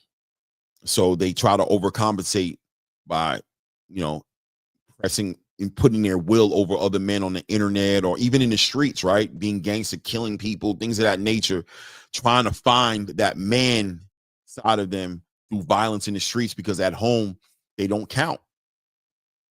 They're little boys at home, right? It plays out. And when you see Keyshawn Davis react the way he did, there may be an argument there to say that, an emasculated young man who's never gotten that respect as a man all the way, or never gotten the respect that counts the most, which is the guy in the mirror, right? That guy in the mirror never looked at himself as the man that he wants to be. He's easily triggered. His emotions are involved in every little thing he does, and every little, he's wondering if he's being disrespected. When he walks in a room and somebody looks at him for more than 10 seconds, he's asking himself, does that dude see a bitch? And now he's acting out. He got a chip on his shoulder, and he feels like he might have to prove himself. He's ready to put a bottle up somebody's head, because the last thing he is, or he wants you to believe he is a bitch. It becomes worth his freedom and his life to make sure that that's understood. It gets deep. I'm going to leave it there. I don't want to get too crazy on it, man. I don't want to get too crazy, but only because my guy, Shelton Moore, spoke on it. I just wanted to, give some perspective on it, to say mental health is serious and masculine energy is important in a young man's upbringing. Lack of it can show up in a very diabolical way And it's easier said than done. It's easy to sit here and pass judgment on these people growing in these situations. It's easy to look at a Gervonta Tank Davis and pass judgment on him and not care that he was put in a foster home and that his mother was, abusive in her own way, and to the point to where the state had to take him out of that situation. Or, it's easy to not take all those intangibles into consideration and just say, I don't care, that's your problem. At the end of the day, you're a piece of shit, bro. And whatever it is that the reason behind it, don't tell me it's not my business. I don't got time for it. I got my own problems, family. I don't got time for it, bro. You just need to fix yourself, and that's your responsibility as a man. Get it together, bro. Tighten up. There's always that way. We can always handle it that way. But if you've ever been through anything in your life, if you weren't blessed with the silver spoon where everything was made easy for you and you just was this balance, come out the womb perfect and just super confident in yourself, and your daddy's there telling you a man and he loves you, and your mama saying, if everything was just right, I understand how you might have a little lack of patience or empathy for somebody going through something. But if you've ever been through anything, yeah, bro, you empathize. But that empathy doesn't mean subject yourself to abuse, right? Let somebody play with your face in a way. That doesn't mean that, but it does mean that we understand why you act in the way you do, but I might need to stay away from you and give you 50 feet because I don't got time to be getting abused and played with either, right? It is what it is. Let's see here. Bulbous Sack says blue clay. Bulbous, I don't know what you mean, bro. I'm lost. I'm gonna scroll up a little bit and see if I can catch it, but I don't understand why you said blue clay. Shelton Moore says, not for me, bro. My granny, God rest her soul, beat the Hebrew-ish out of me, turned me into a combat infantryman and retired combatant foreman, so I see that a little differently. Hey, you know what, Shelton? I grew up in a single mom home, no father. I don't even have my father's last name. So don't get it twisted for one moment as far as maybe it's sounding like I'm saying a woman just can't raise a man, right? I think I'm a pretty good man. I think my wife, would co-sign that and say that's a pretty good man. I got my faults. I got my things that I do that annoy the ish out of my wife. So I'm not saying that, right? But I'll tell you what, though, and what you describe right there, I'm wondering how much the Army played a role of giving you that masculine energy. I wonder how much of an influence that was in your life. And how many boxes that checked that your grandmother's influence just couldn't check for you. I don't know. I don't know if you know, because how can you speak on something that you didn't experience? You're an Army infantryman. So whoever you are, your whole life, you had experiences, and it's all culminated into this final product that you are right now. And whether you're proud of that product or not proud of that product, you can't deny any one of those intangibles. You can't deny any one of those pieces into formulating this version of you that you look in the mirror every single day, right? So we got to find it in different ways. If our father's not there, we got to find it. But I think at the end of the day, if it's not there, if you don't find it some way, it can manifest in a super toxic way, right? Super toxic way. From what I see, you're a good dude. Or we say you're a good dude, and that is a good question. Yeah, man. Thank you. I appreciate that. I try to be good, man. I try to be good, but I try to stay dangerous out here. Shelton, you know how it is, bro. Sometimes when you're too nice, these people think it's a game out here, but they don't know that, that it's also dangerous. It can also be dangerous because I love so hard, it can be dangerous. Because when you're walking around with your children and your wife, you ready to lose it all over them. You know what I mean? And that version of me can have you question the version that you speak to on a daily basis. It can have you be like, who the F was that dude? That dude, what the? Yeah, it can go crazy, man, right? Because love is more powerful than hate. I know sometimes it goes the other way. People think it's the other way, so they walk in hatred. But love is so much more dangerous and powerful than hate. Love will get your head clean cut the hell off. You know, hate how you do something jealous and envious and love how you listen, you know, love to have you do something that you never believe you would do. Love shocks you. You'll do something you never thought you would do when love is on the line. It is what it is. Me too, Clay. Number one reason I turned into MMA as a teenager. There you go. There you go, Antonio MMA. Let's be honest, right? Let's be honest, right? Now, that being yeah, tell him, Sheldon. You know what I mean? I remember living it, and I'm gonna get back into this boxing, man, because we're going deep into this conversation. But when I lived in Los Angeles for a little bit, and I know you live in Los Angeles, Shelton, I was in the military. I was in Pendleton. I was a corpsman. I did my field med in Pendleton, right there by Oceanside, California. You know, you familiar with it, bro. I used to go to Los Angeles all the time, though, because my barrack roommate was from Los Angeles. Shout out to my guy, Jay Heron. You know what I'm saying? And we used to go to LA all the time. And in that area, it was over there by I wish I could remember the street name, because I know you live in LA. I want to give you street names so you know where it was. But it was gangbanging and violence going on in the area. And there was a good friend of my friend who was a blood, one Trey 5 something, one blood. And he was talking to us one time. We're all hanging out, and he was talking about whenever they run around and they're about to go, you know, put in some work, you know, do something. I don't want to talk crazy on the internet. But what would they play? And I wish Heron was here.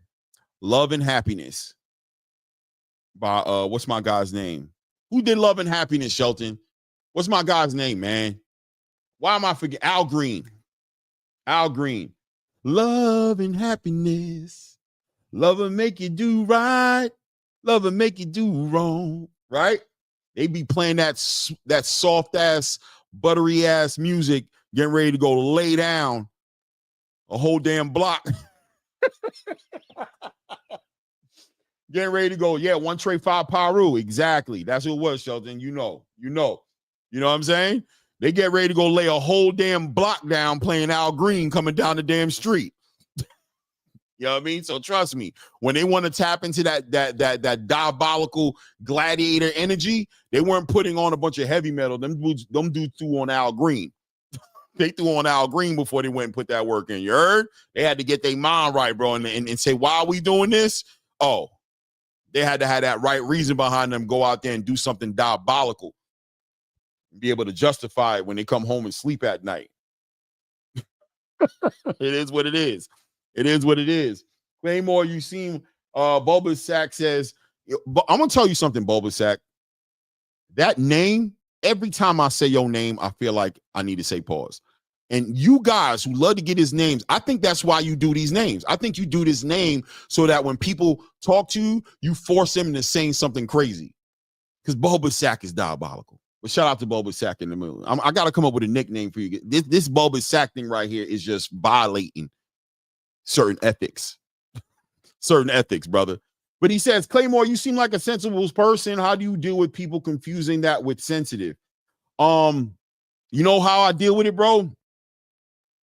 I don't, because I know I believe enough in myself to know that physically, I believe that I am fully equipped and able to stand on my square as a man. And I think my biggest thing that I fear, and my wife knows, and my friends know, is somebody taking that in a way to where they put themselves in a bad situation. Right? I'm 48 years old. I'm not unnecessarily fighting you in the streets. I'm not doing anything unnecessary. And as my sergeant told me in field med, even though I was a Navy corpsman, but I was in field med, he said, you're too old to just be fighting in these streets. So if you're fighting, you better be ready to kill something and die. Other than that, it's not worth it. I'm 48 years old.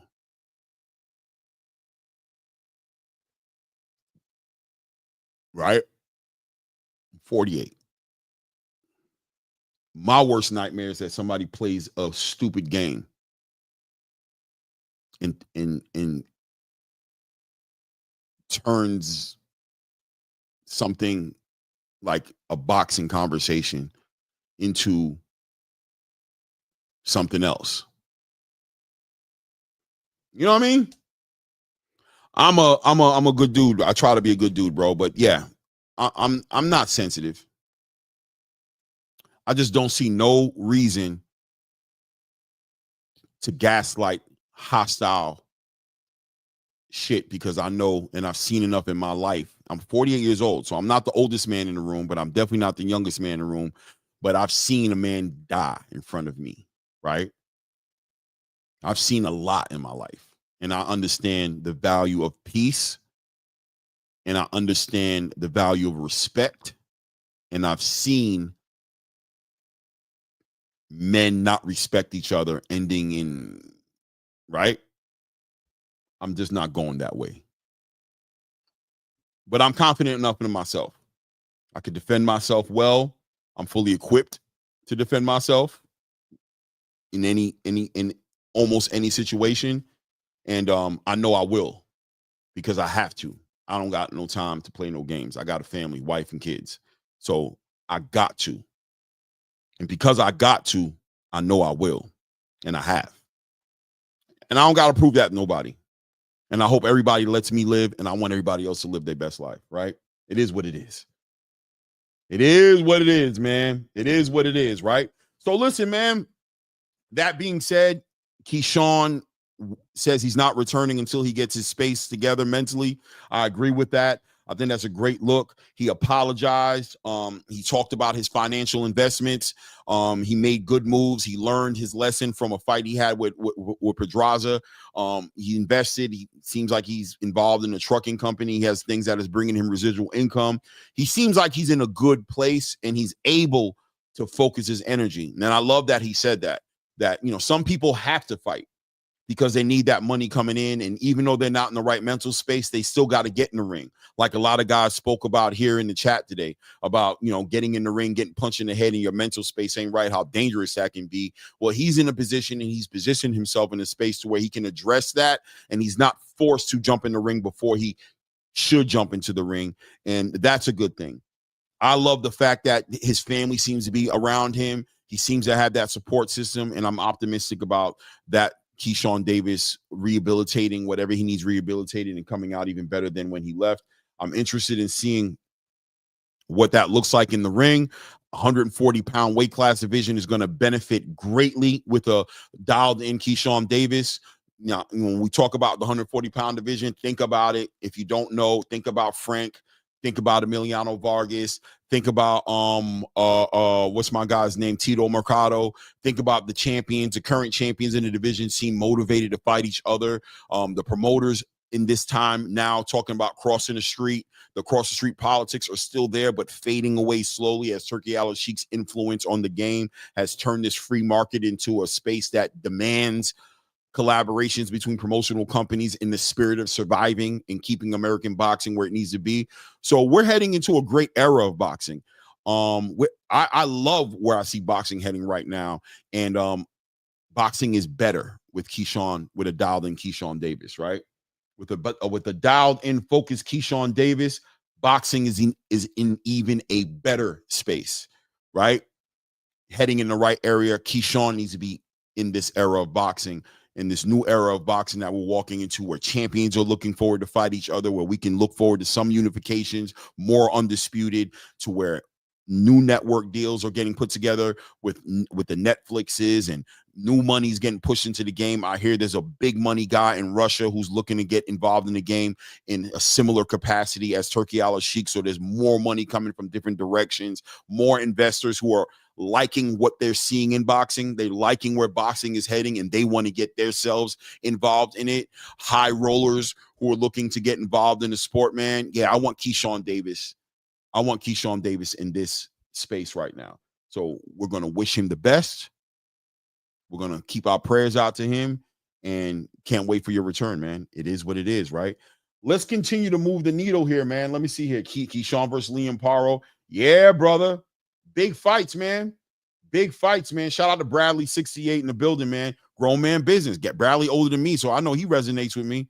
He knows. Look, I've seen Bradley on his Instagram. Don't let whatever you got in your mind fool you. You know what I'm saying? It's going to go in a real bad direction. Getting this internet space twisted with a real space. You know what I mean? And like he just said right here, I tried never to disrespect a man in their face or on the internet. We know what happens with men. Every man should be respected, brother. Unless he earns the disrespect and he takes it there, you should always approach any situation. Well, how does Buddha says there's two ways to live your life. You got the way of the closed fist and the way of the open hand. Both of them can be devastating, but one of them leave an opportunity for fellowship. The other one, right? So I definitely walk in life as much as I can with an open hand, because I don't want to slap you. I'd rather shake your hand. But the open hand is available to do. I mean, they got a damn slap league. You see people going to sleep every day with slaps. So don't sleep on a good slap, bro. A slap will get you together. Slap will get you together. Will get you right together. Right together. Tay Bug says, Claymore, what's good, family? How is my guy feeling today, man? Tay, thanks for asking, man. I'm feeling great, man. I'm feeling great, man. Thank you for asking, man. Today, what is this, like 3, 4, 5, 6, 7? I don't know how many days in a row feeling good. Because I go act like I feel good every day. But I've been on a run. Tay, I've been on a run, bro. Well, I'm going days feeling good, bro. I don't know, man. I don't want to jinx it, man. So I appreciate you asking how I'm feeling, man. Salute to you, man. Salute to you. I want to tap in a little bit. We talked about Keyshawn enough, right? I'll save any more conversation about Keyshawn for the panel. We could talk about it then, right? I want to talk about, well, let's address Chris Eubank and Conor Benn real quick. Let's do that, right? Let's talk about Chris Eubank and Conor Benn. So listen, it looks like it's out there, man. It looks like they're able to figure it out. Conor Benn and Chris Eubank, for a moment there, we didn't think the fight was going to happen. Conor Benn was looking, was looking to find other opportunities, as Chris Eubank was having issues with things that were going on the table, on the negotiation table. And I'll be honest with you guys. Listen, I know there's good money being made here, but I do question Chris Eubank's fighting at 160 again. From what I understand, a rehydration clause was the issue before. I wonder if it still is the issue. Let me take a look at Ring Magazine online. Shout out to Ring Magazine too, in that website they have. Such a good website, man. Keeps you so in the loop. Hold on 1 second here. Pop. Let me see here. Any word on how that weight? See, I don't know what's going on with that rehydration clause. I'm hoping that Chris Eubank has gotten that taken out. I don't think he should, for two reasons. Number one, I don't know if he's, seeing how he made the weight last time was cringe. I don't like seeing fighters do that to themselves. What I saw Chris Eubank doing, I don't like the look of that. Number one, that's the number one reason. And number two, he won the last fight, right? Well, if I won the last fight, I shouldn't have to sacrifice and concede as much as I did in the first fight to make the second fight. This is a fight that benefits Conor Benn more than it does me. Granted, we're getting good money for it, but at the end of the day, he's the one who needs the redemption. For all argument's sake, I can go back to my 168 career and get in line as, I'm a potential future candidate for a fight against a Canelo Alvarez for big paydays, or any other fights that can happen at 168. I can be involved in a lot of good money. I don't need to fight Conor Benn again. If Conor Benn wants to fight me this time around, why should I have to concede to the same terms that I did the first time? But I don't know what they agreed upon. I don't know if that rehydration clause is in effect and part of this fight camp for Chris Eubanks. But either way, these guys seem to have agreed one way or another to fight each other in November. I think the fight is interesting. It was a great fight last time, not a good boxing match. I know people push back on the idea of, the recklessness, the abandonment of defensive responsibility and things of that nature that we saw in that fight, which also played into how exciting the fight was to watch. I thought it was a great fight. I loved it. But there's some adjustments that clearly need to be made going into this fight, and on both sides, right? What adjustments? Well, one on Chris Eubank's side is going to have to be that weight cut. It's going to have to be the camp. I think going into this fight, Chris Eubank just didn't respect Conor Benn the way that a lot of people in the boxing space respected Conor Benn. And one might say that there was no fault on Chris Eubank's side to feel that way, because this guy's coming up from 147 to compete at 160. He's already he's not a big 147 pounder. He hasn't knocked anybody out since he stopped eating American eggs, or whatever eggs he was eating that he blamed it on for having the enhancement drugs in his system. He hasn't stopped anybody. So look, man, I'm not worried about his power. I'm not necessarily saying I'm going to sit out there and stick my chin out there and just get punched in the face. But, I plan on being the bigger guy, stronger guy, probably the harder puncher. I'm probably the guy who needs to move around. He's probably not going to move around. He's probably going to try to press me because he believes he can punch that hard. I see an opportunity in there for me to capitalize and stop him.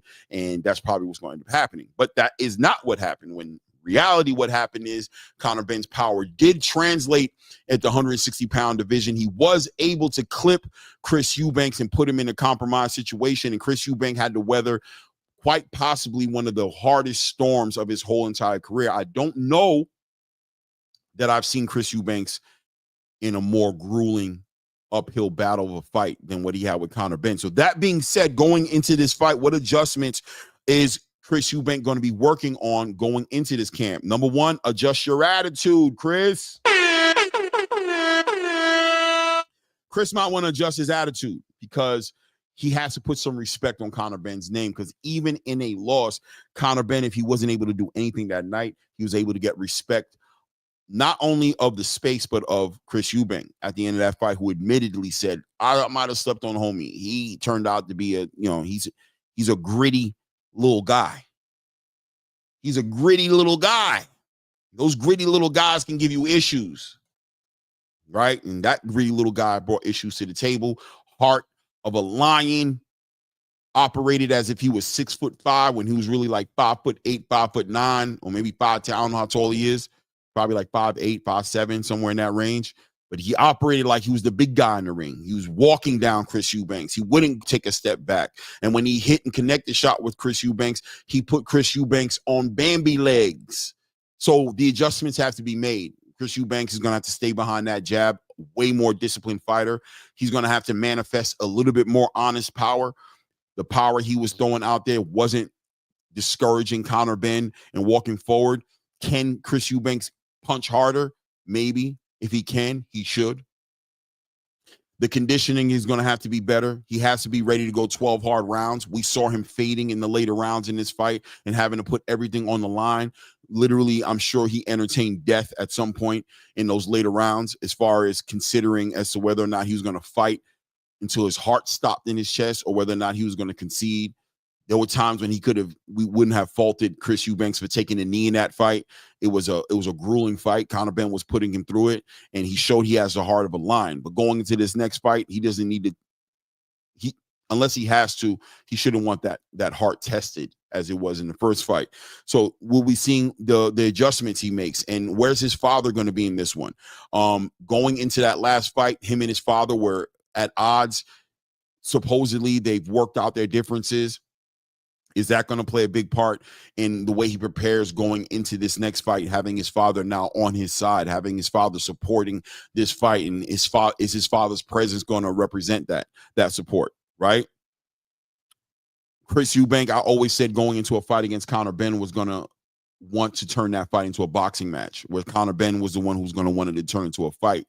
There's an argument there to say that Conor Benn turned the fight into a fight, and Chris Eubank's obliged, but also show that I can also win a fight with you. It's not just boxing with me. I'm also a whole damn gritty problem in my own right. I'm not here to play games either. So if it comes down to a fight, I can level change and turn it into a fight. But regardless, in one space, Conor Benn competes at a very high level. In another space, Chris, he doesn't compete at such a high level. Where it is, if it's a boxing match, Conor Benn is out, a fish out of water a little bit, because he's not the best boxer in the ring. But if it's a fight, Conor Benn competes, on a way more even playing field with Chris Eubank. And in a fight, you know how fights are. Styles make fights. The intangibles make the big difference. If you box, I'm going to fight you. If you fight, I'm going to box you. I'm going to put you in a not comfortable space as much as I can to win that fight. So it is what it is, right? What are you song? Assalamu alaikum, man. Times I go. I guess you're talking to somebody else in the building. Right? Hold on a second. What did I see up in here? Thought I saw something. Maybe I did. Thought I saw somebody in here. I don't see. So, okay, cool. I thought I saw somebody in here. Okay. Okay, we cool. What did he say? Born Rich says Eubank smashed an egg on his face, then won the fight. Yeah. Well, I mean, that was good actually, right? What Chris Eubanks did there was get Conor Benn in his emotions, and that's another part of the game we can segue into as far as Conor Benn's side of the game is concerned. What adjustments does he need to make in this fight? As Conor Benn walked into that fight very emotional, very angry, consumed with revenge, and threw a lot of the game plan, according to what his team said and what he said, in the trash as he became consumed with stopping and hurting Chris Eubank. And I'm sure a lot of that, the egging and all those different things, the way Chris Eubank spoke to Conor Benn's father, all those little different things probably, contributed to what we saw in Conor Benn. Conor's going to have to dial that down. Now that he's had that 12 rounds with Chris Eubank, and I'm sure he's walking away with an argument in his mind saying, damn, he has a reason to believe he could have won that fight. And there's an argument there to say the reason you didn't win that fight is because of how emotionally all over the place you were. So he's going to have to dial in. But at the same time, balance is important, right, guys? Balance is important because part of Conor Benn's DNA, part of the dangerous energy he brings to the ring, part of what makes him the threat he is his emotions. His emotions is part of him. And he doesn't want to push that down too deep. He just wants to control it. But he wants to be able to tap into that energy when he needs to. He doesn't want to become this docile fighter. We saw Mike Tyson play with his pigeons a little bit too much, and boom, he became a different fighter that quick, right? Became this pacifist almost, who couldn't be Iron Mike that we knew him to be. Balance is going to be important. Too much of anything is a bad thing. So Conor Benn's going to have to figure out how to balance that more and definitely bring a boxing pedigree and a poise and a patience about himself that's going to allow him to see things clearer in the ring and him be able to execute a plan that can manifest into, him walking maybe Chris Eubank into something or cutting that ring off well enough to get him against the ropes and ultimately deliver something nasty that's going to throw this man off of his square, right?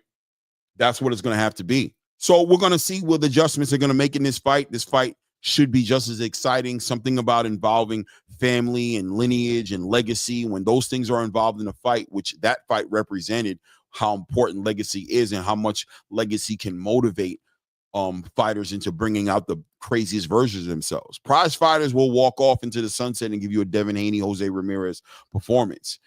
Legacy fighters who are proud fighters, prideful fighters, give you the fight that you saw happen between Chris Eubank and Conor Benn. So I'm expecting to see pride and legacy on that line. Therefore, I'm expecting to see something fight making worthy between those two guys. What we got here, Born Rich says, oh man, but wouldn't that demoralize Ben? He violated twice. He has to sit at home and reflect on that as a man violated with an egg on his face publicly and manhandled after that. If I'm being honest with you, if I'm Conor Benn, I'm dealing with those face-offs in a whole different way.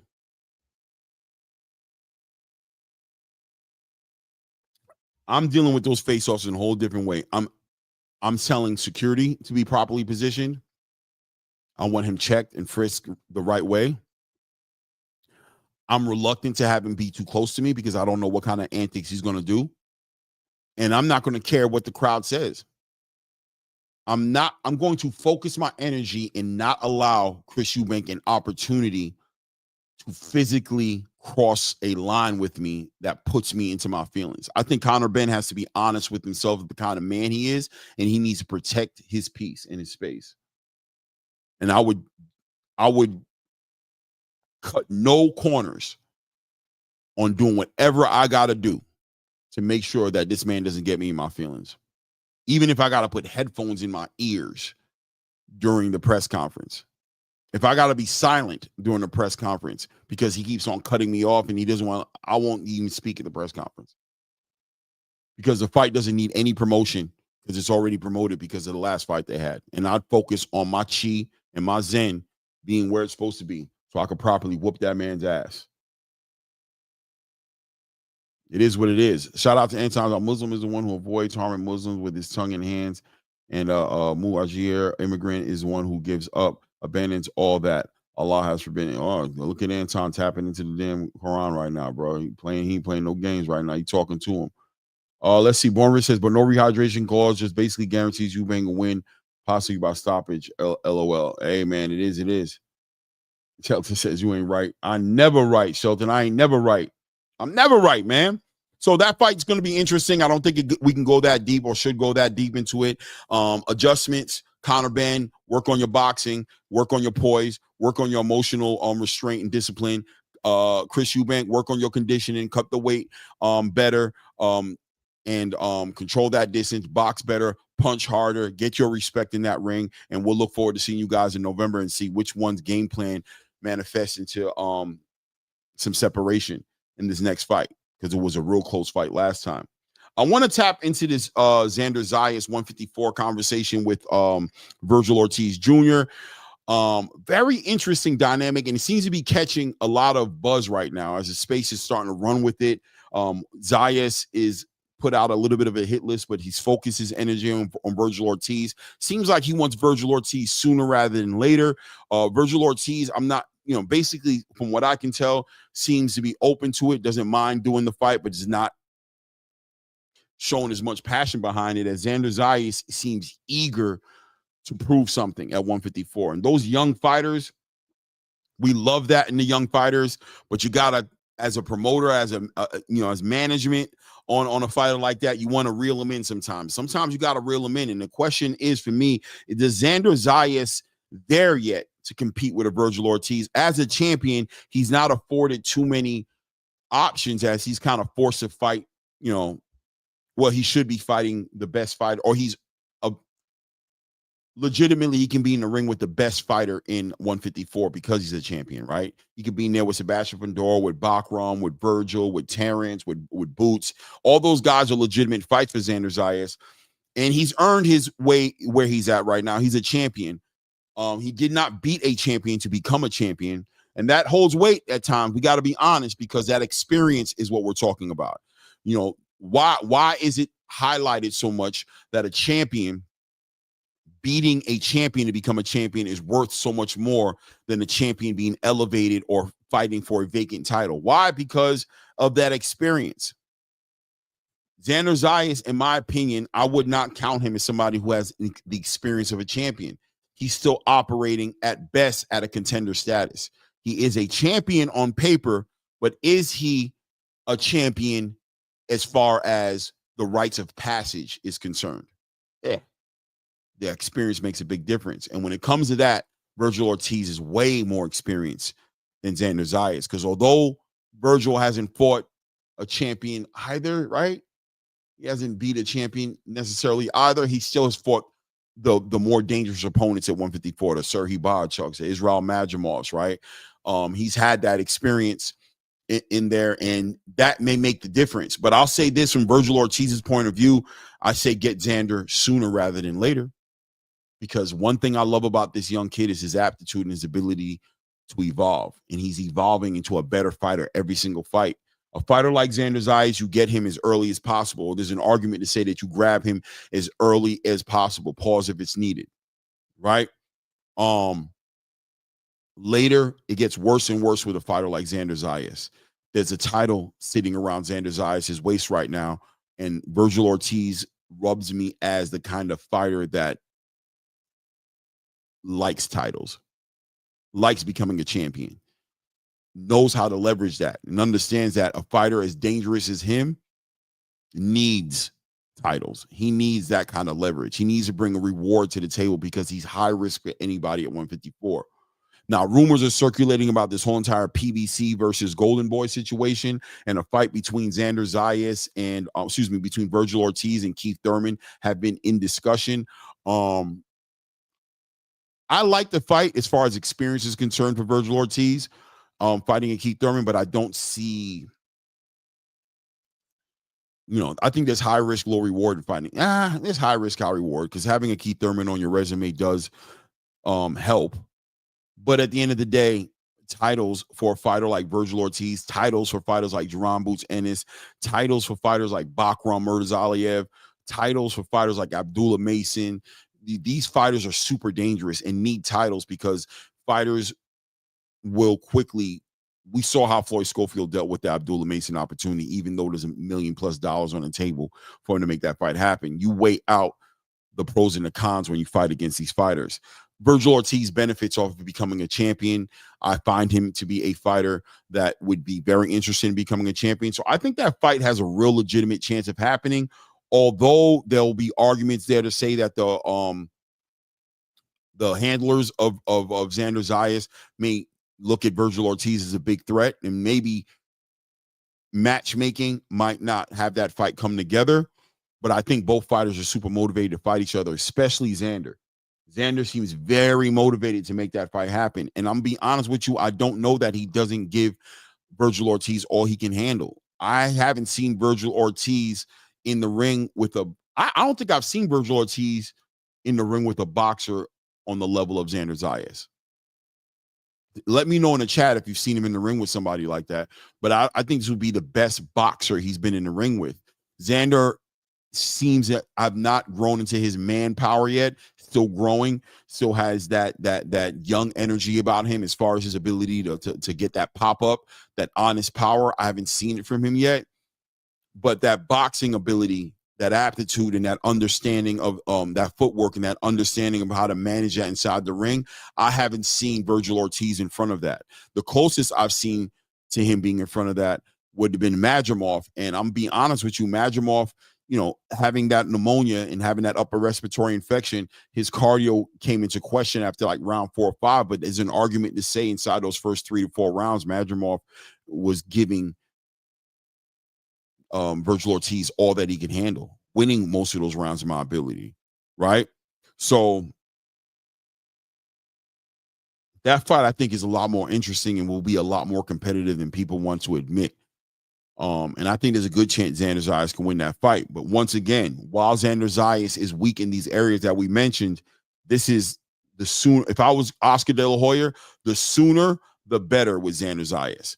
I would put that fight together with Xander and try to convince Bob Arum and Xander Zayas to sign that dotted line, make the deal lucrative enough. That's your fastest and your most easiest route to a championship is Xander Zayas right now. And that's saying a lot because I don't think it's an easy route at all. I think Xander could very well win that fight.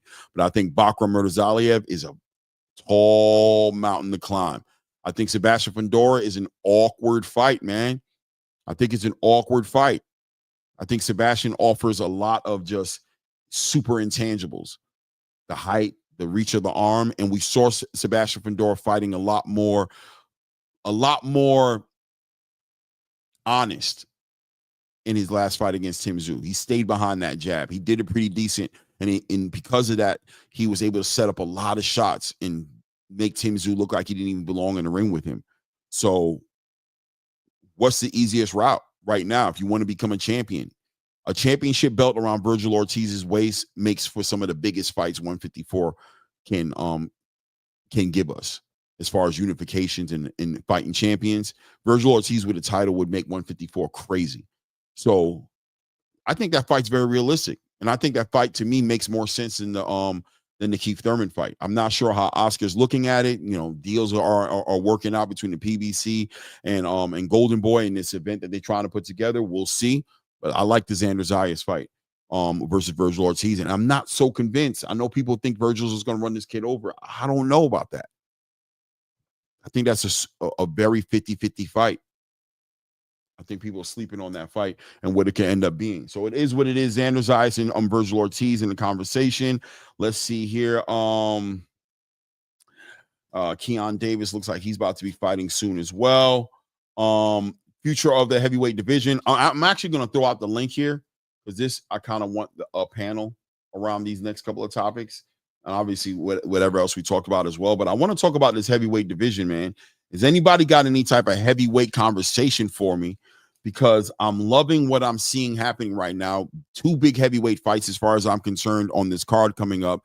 One of them obviously being the obvious Moses Atuma and Dillian White, and the other one being David Adelaide and Philip Ergovich. Both these fights right here, the results of these fights, I think, are going to move the needle a lot in the heavyweight division. Moses Atuma is going to get tried in this fight. This is going to be a fight where I'm going to favor Moses Atuma going into it, but if he gets his head busted, I won't be all the way shocked, because there's something about these fighters who are getting all these first, second round fights, second round knockout fights. They're not elevating. They're not getting better. Now Moses Atuma, looks like he's a special fighter. I'm hearing so many stories about what's going on inside of these sparring sessions. He seems to be a committed, poised, stoic fighter, not caught up into drinking his own Kool-Aid. That's a good thing.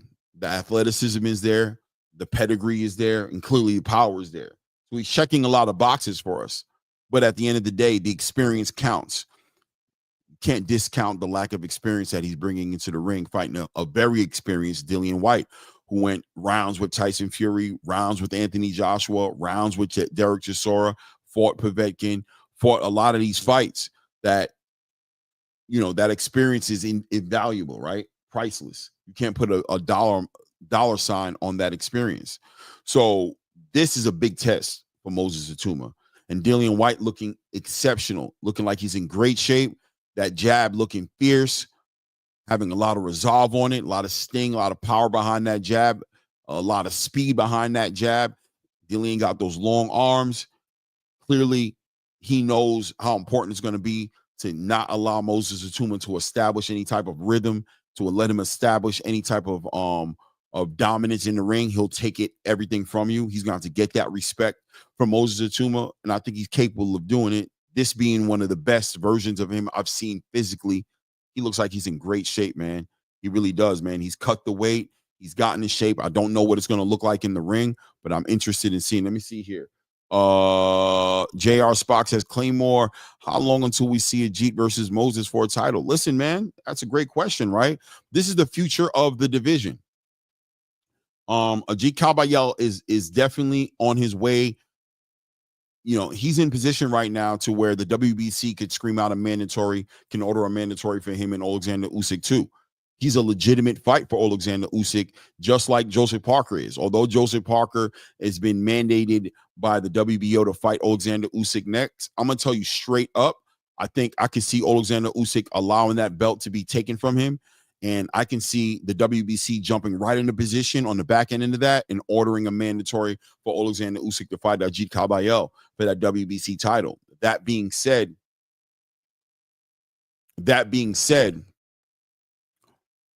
those guys can end up in a situation to where maybe a smart move by Joseph Parker might be fighting Ajit Kabayel, right? Take that interim off of him so that Usyk doesn't find his way out of fighting him next, because Usyk can legitimately, once Joseph Parker's been elevated to become a WBO champion, I believe the rules are very clear. Champions can't be mandatories. So that he loses his leverage on making a fight happen with Alexander Usyk. This becomes a voluntary fight. I don't think he wants to get in that position. If he truly wants to corner, Alexander Usyk while Usyk is taking this hiatus and figuring things out, he might consider making a fight with Ajit Kabayel. And that on the back end of, if you allow too much time and space to move around, what if the WBO goes ahead and activates, or, listen, Moses Atuma is number one. I don't think they would activate a mandatory because I don't know how that, but I'll tell you that he's number one in the WBO rankings. So it's either going to be Ajit Kabayel or Moses Atuma. Is there any argument there that he has way more to gain fighting Ajit Kabayel than defending his title against Moses Atuma? Right? It is what it is. JR says, Claymore, are there any American heavyweights that we should be keeping our eyes on? Richard Torres doesn't seem to have it yet. Richard Torres is not one of them. I'll be honest with you. This Big Baby Miller and Jared Anderson and Big Baby Miller fight is going to speak a little bit on American boxing as far as heavyweight boxing is concerned. There's a young bull coming up right now in the heavyweight division. What's his name? something Edwards. I can't remember him, but he's with Ronnie Shields. But he's got some fights ahead of him before he can get into the conversation. The American heavyweight boxing space is lacking. Richard Torres just doesn't check the boxes for me all the way. He's a good fighter, a good dancing partner at best at this point. We'll see what he turns into. I think if we're focused on relevancy in the current heavyweight space, Jarrell and Big Baby, Jarrell and Miller and Jared Anderson, the winner of that fight is going to be a big player in the space. And of course, always keep Andy Ruiz there in the conversation as well. But the American heavyweight boxing space needs a little TLC, right? Needs a little TLC in there before we can be a factor the way that I think we were in the past, But right now, it looks like the UK is holding it down. Moses Atuma seems like he's leading the pack as far as promise is concerned. This fight against Dillian White is going to tell us a lot. I'll be keeping my eye on that. But also, the second heavyweight fight on that card between David Adelaide and Philip Ergovich is going to be a huge fight as well. I'm leaning Philip Ergovich in this fight. I think the IQ is there. And I think that's going to be, there's going to be separation there.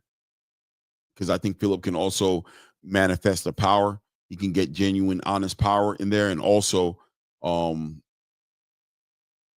I think that he has a good chin. So although David Adelaide punches hard as all hell, how hard does he really punch? Philip was in there with Zeli Zhang and wasn't faded by that. You know what I mean? Daniel gave him all he can handle, but it was stopped. He wasn't stopped. The fight was stopped, right? JR says Usyk versus Parker. If Usyk decides to do that, yeah, but I think Usyk is going to vacate that title. I'll be real with you, or allow it to be stripped. I don't think he has any interest on fighting Joseph Parker before he's ready to fight Joseph Parker. The bully tactics ain't going to work with him. Guys, I haven't checked on the likes, but we got 38 people in the building. I hope we are hitting the like button. Show some love to the channel. Okay, we got 46 people in here. Make sure we're hitting the like button. What are we looking at here? Claymore Rain 175 and upward belong to the Europeans at this moment. I agree with you. Let me see here. I'm trying to be the aggressive person over I don't see that happening against Boots. He'll be disciplined, but in my opinion, who knows? Ooh-wee. Let me see here. Cardenas, you a Boots or a Buds fan? You hating the Cardenas? You a Boots or a Bud fan? You hating the Butcher? Yeah. So interested in seeing that fight right there. Who else is on the undercard there? Oh yeah, Raymond Ford and Abraham Nova. Abraham Nova, late replacement, as I believe Raymond Ford was supposed to be fighting against. Was it Kakachi? No, it wasn't. Was it Kakachi? Yeah, it was Kakachi. Kakachi finds his way out of these big fights, doesn't he? Conveniently or inconveniently. Kakachi doesn't seem like he really wants to smoke. He vacated his IBF title, induct Nunes. And now find your way out of a fight with Raymond Ford. You know what I mean? It is what it is. Raymond Ford looking to make some things happen at 130. I love the way Raymond Ford is looking at 130. At 126, he clearly was depleted as far as I'm concerned. He's become a different fighter at 130 pounds. I want to see all the big fights with Raymond Ford at 130. I want to see him against the old Shacky Fosters. I want to see him against if Stephen Fulton hangs out there. I want to see him there. I want to see Shushu go up there and him fight him. I want to see him against Lamont Roach. I want to see all the big fights with Raymond Ford, but none of that happens until he gets through Abraham Nova, boxer, mover, puncher to a certain degree. The IQ is going to have to be on 10 in this fight. Raymond Ford has all the intangibles. He's a great boxer, puncher, but if he allows Abraham Nova to box the way he wants to, Abraham could take this victory for him. You know what I'm saying? Raymond has to be focused on this fight. These are the fights right here that could derail you, because I think Abraham Nova is on his way out. But still a very experienced, very intelligent, cerebral fighter when he wants to be, right? Claymore Hearns just offered Rashidi Ellis $500,000, but they want more in between $500,000 and $800,000. to fight Boots. It's on Mill City. Yeah, look, man. Everybody wants life-changing money to fight against Ron Boots Ennis. And as I've stated, people are so focused on painting Ron Boots Ennis as this duck when the reality is, who is there out there for him to duck? The money is going to be the issue, clearly, but year and a half, 2 years ago, Jaron Ennis was one of the most duck fighters in the space. To say that he's ducking somebody today is diabolical, but the money's going to be a big deal. Fighters want paydays to fight against a fighter of the caliber of Jaron Boots Ennis. They want life-changing money. And he has a lot on his plate. Making this happen in this environment is going to be very complicated. And I know it seems like from the outside looking in, he's trying to like draw this line in the sand and have some separation between him and Turkey with all his biggest fights. But this is a fighter, Jaron Boots Ennis, who needs a bag behind him in order to put him in the biggest fights. He needs a real bag behind him. And I don't know if Eddie can push that money, get that money up on his own. Fighters are walking away from Jaron Boots Ennis left and right. $500,000, I agree with you, the Butcher, is a very reasonable offer. But let me tell you something. If nobody won't take it, Boots won't get a fight. And Boots has nothing to leverage up there right now except for money because he's a dangerous fighter. So we'll see what Rashidi does. I'll tell you what, though, Rashidi Ellis, let me find out you scared of Boots. I thought you was ready to deal with Boots. I thought Boots was easy money. Now you need $800,000 minimum to make the fight happen? Why? Where have you been? Who have you fought lately? What have you been doing? Think you're a great fighter. Think you're a great talent. But where does $800,000 come from? How much you get paid in your last fight? I don't want to get in your business or anything like that, but it is what it is. It is what it is, man. Born Rich said they feel Boots is still high risk, low reward for the beating he's going to put on him. 100%. 100%. You know? So that's going to be interesting to watch that come together because he needs to be active. And money money talk. Everything else takes a walk. We're going on 11:38. I'm going to throw that link out one more time, and then we're probably going to close this up in the next few minutes, maybe in the next 20 minutes or so. I told you guys already. I'm going to come on, say what I got to say, give y'all an opportunity to build. If there's nothing there, we're going to keep it moving, man. Until the next one. You know what I mean? Make sure we're hitting the like button, subscribe to the channel. If you haven't subscribed to the channel, feel free to put the super chats in there and support the channel. Hold on. Oh, my God. I didn't know we had all this going on in the background. What's going on here? Oh, okay. I shot out here for boxing. Salute to you, man. Says the versatility here is unmatched, bro. No doubt, man. Thank you, man. Thank you, man. Shout out to the Butcher for joining the team, joining the family, and becoming a member. I appreciate you, the Butcher, man. And, of course, shout out to Born Rich as well, man. Thank you, man. Thank you.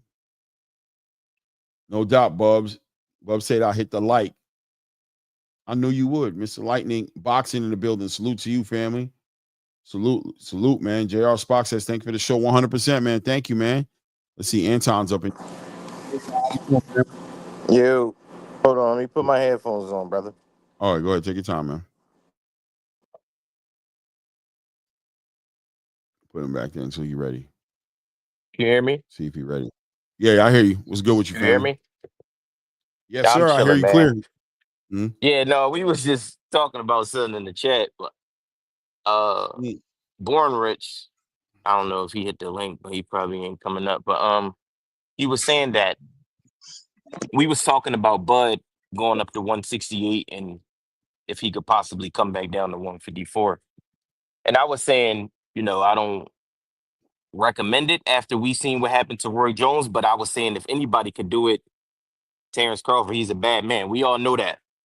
But I just don't like playing with that weight. But we was talking about the Boots fight and stuff like that, him possibly fighting Boots. Why he favored Boots, why I favor Boots. He said Boots is defensively irresponsible sometimes, and my response was, but they take risks. They take risks in fights. Definitely. So I feel like they both take risks. I feel like we know Bud got dropped by what's his name, Kavalovskis, or however you pronounce his last name. It wasn't counted, but I just think they both. Yeah, I just think they both take risks. But to say he said Boots got hurt in his last 4 or 5 fights. When? If you remember that, help me Nah, you know remember what? where he was hurt at. He, Like he if got you hit with seen shots. I never seen him hurt. But people, it's the same thing with Shakur when he was on the ropes with Williams Zepeda. People thought Williams Zepeda hurt him. And, seeing Boots react to a punch makes you think he got hurt, right? He gets hit, and let's say he takes a step back, or, he loses his balance a little bit, or, he changes his aggression all of a sudden. He becomes more defensively aware of what's going on inside the ring, and all of a sudden that means he got hurt. Respect sometimes looks like hurt to the untrained eye, right? If you get hit hard enough, you can respect somebody's power and be like, oh, he got sauce. But that don't mean he hurt you. You know what I'm trying to say? That just means that you respect him in a way you didn't before he punched on you. if we going off his last 4 or 5 fights, so that's what Stanionis, he fought Karen twice, he fought Villa, and he fought was that the no contest when he had, or did he fight Sergey Lipinets? Who, I Boots? think that was, I know he fought him. I'm just trying to figure out his last 4 or 5 fights. He destroyed Sergey Lipinets. He destroyed Roman Villa. He destroyed Stanionis. Even though he 12-0 Karen, I guess people was pointing out the defensive flaws that they probably seen from getting hit with shots that he probably shouldn't get hit with. And we seen Bozy kind of touch on that when he comes back to the corner and stuff like that, telling him to, get back on his jab and certain things. But getting hurt to me is like a little bit different than probably like vulnerable to being finished. Like, once you hurt, getting hurt to me is like if I don't know if you just watched Virgil Ortiz's new interview with what's the 2 guys that used to be on DAZN? They got their own show now, Ak and Barak. When Virgil was saying how he got hit by Mean Machine and he was hurt, you could tell he was hurt. He started retreating. He put his hands up. He's not throwing any punches back. He's literally on the defense. Maybe Boots do a good job at hiding it, but I feel like Bud does it now. I feel like Tank does it. A lot of the greats do it. I feel like Shakur does it. They roll with the punches to kind of take that impact off of the punch, that full, if somebody hits you with a hook and you turn your head direction that punch is going, you kind of take some of that steam off of the punch. I feel like Boots do a good job of that. And I told you before, like at 147 3 years ago, yes, I favored Terrence Crawford in that fight. If Terrence Crawford was to go up to 168 and defeat or in loss, coming back down to 154, I would favor Jaron Ennis. That's just my opinion, though. I feel as though that Boots does at this stage in their career, maybe throughout their career. I feel like Boots does better body work. He invests in that body. I feel like the hand speed, his footwork, and everything. I feel like it would be a great fight against Bud. I don't think he would stop him, but I would edge it out to Boots like 7-5. I just think he's more like busy in the ring. Terrence Crawford, he starts slow, maybe take 2 rounds to figure out what's going on, even though he came out firing on all cylinders in the Spence fight. But that wasn't, what we was used to seeing from Bud. He'd take a couple rounds, download the information, and then, after that, he basically was getting dudes out of there at 147. He was a killer at 147, man. He was a serial killer. Like, he was stepping on everything. But if he was to go up to 168 and come back down and fight a Jaron Ennis at 154, who would you favor in that fight? Probably Bud. Bud's one of those fighters you're gonna have to beat him to show me you can beat him. Okay, understandable. He's earned that from me personally, where it's just like close fight, but I'm always gonna lean at a minimum lean. I'm not gonna say dominate like Bud hands down. I'm not saying that, but I just feel like a fighter like Bud is gonna find a way to win. You know what I'm saying? Like, it could be he's gonna adjust, and just like you kind of highlighted as far as what he did with Errol, he just came differently. He can strategize and adjust. He gives respect where respect is due. He understands how to neutralize his opponent's best attributes. He does that well. You know, he knew that Errol was the kind of fighter who, on his back foot and smothered, wasn't going to be as effective as. And he also knew that forcing Errol to adjust, he didn't think Errol was comfortable with adjusting. So he's like, I'm going to force him to adjust, and that's going to either he's going to show the world this different tool he has in his bag, or he's going to get exposed.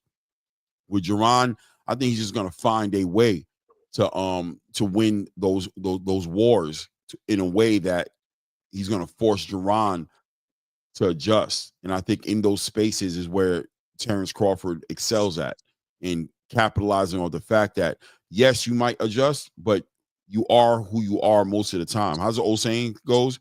Who you are most of the time is who you probably are all the time. And you doing something that you don't normally have to do is you're going to be rusty at a minimum. You're not going to be able to do it as efficiently as the thing that you do all the time. Me, I'm switch hitting, I'm fighting southpaw, I'm fighting orthodox. I practice and I work on all these different things, and I'm efficient at all these different things. And I think that efficiency with the versatility he brings is what makes him dangerous. That's why I favor him over Canelo Alvarez. I think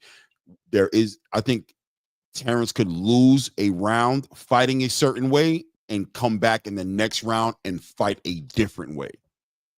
And I think eventually something sticks with him. He finds a way to win.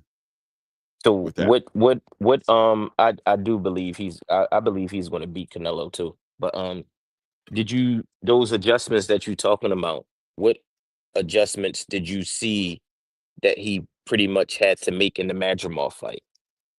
In the Madrimov fight, he came prepared for a fighter who's going to come forward and be the bigger, stronger guy. He came ready to deal with adversity. And what ended up happening was Madrimov switched and adjusted and became an jerky boxer who was actually trying to establish a distance and became the athletic fighter. And Bud had to cut the ring off and adjust to this new style of fighter, but at the same time be defensively responsible. And he had to fight in a way that he legitimately, you could tell, got caught off guard, did not prepare. You know what I'm saying? For this version of Madrimov to fight this way. And you saw him do that. You saw him take 2 or 3 rounds to kind of catch up to what the lick read, right? Like, this dude is going to fight differently this whole fight. Damn it. All right, so I'm going to have to cut the ring off now. I'm going to have to be first. I can't be the counter puncher. He wants to be the counter puncher. He's going to wait. He's going to move. He's trying to take points. He's going to win rounds. If I sit here and sleep too much, I can't allow him to do that. And you saw him adjust and become offensive in a fight that I think he planned on being a counter puncher and defensive in. You know what I'm saying? Right.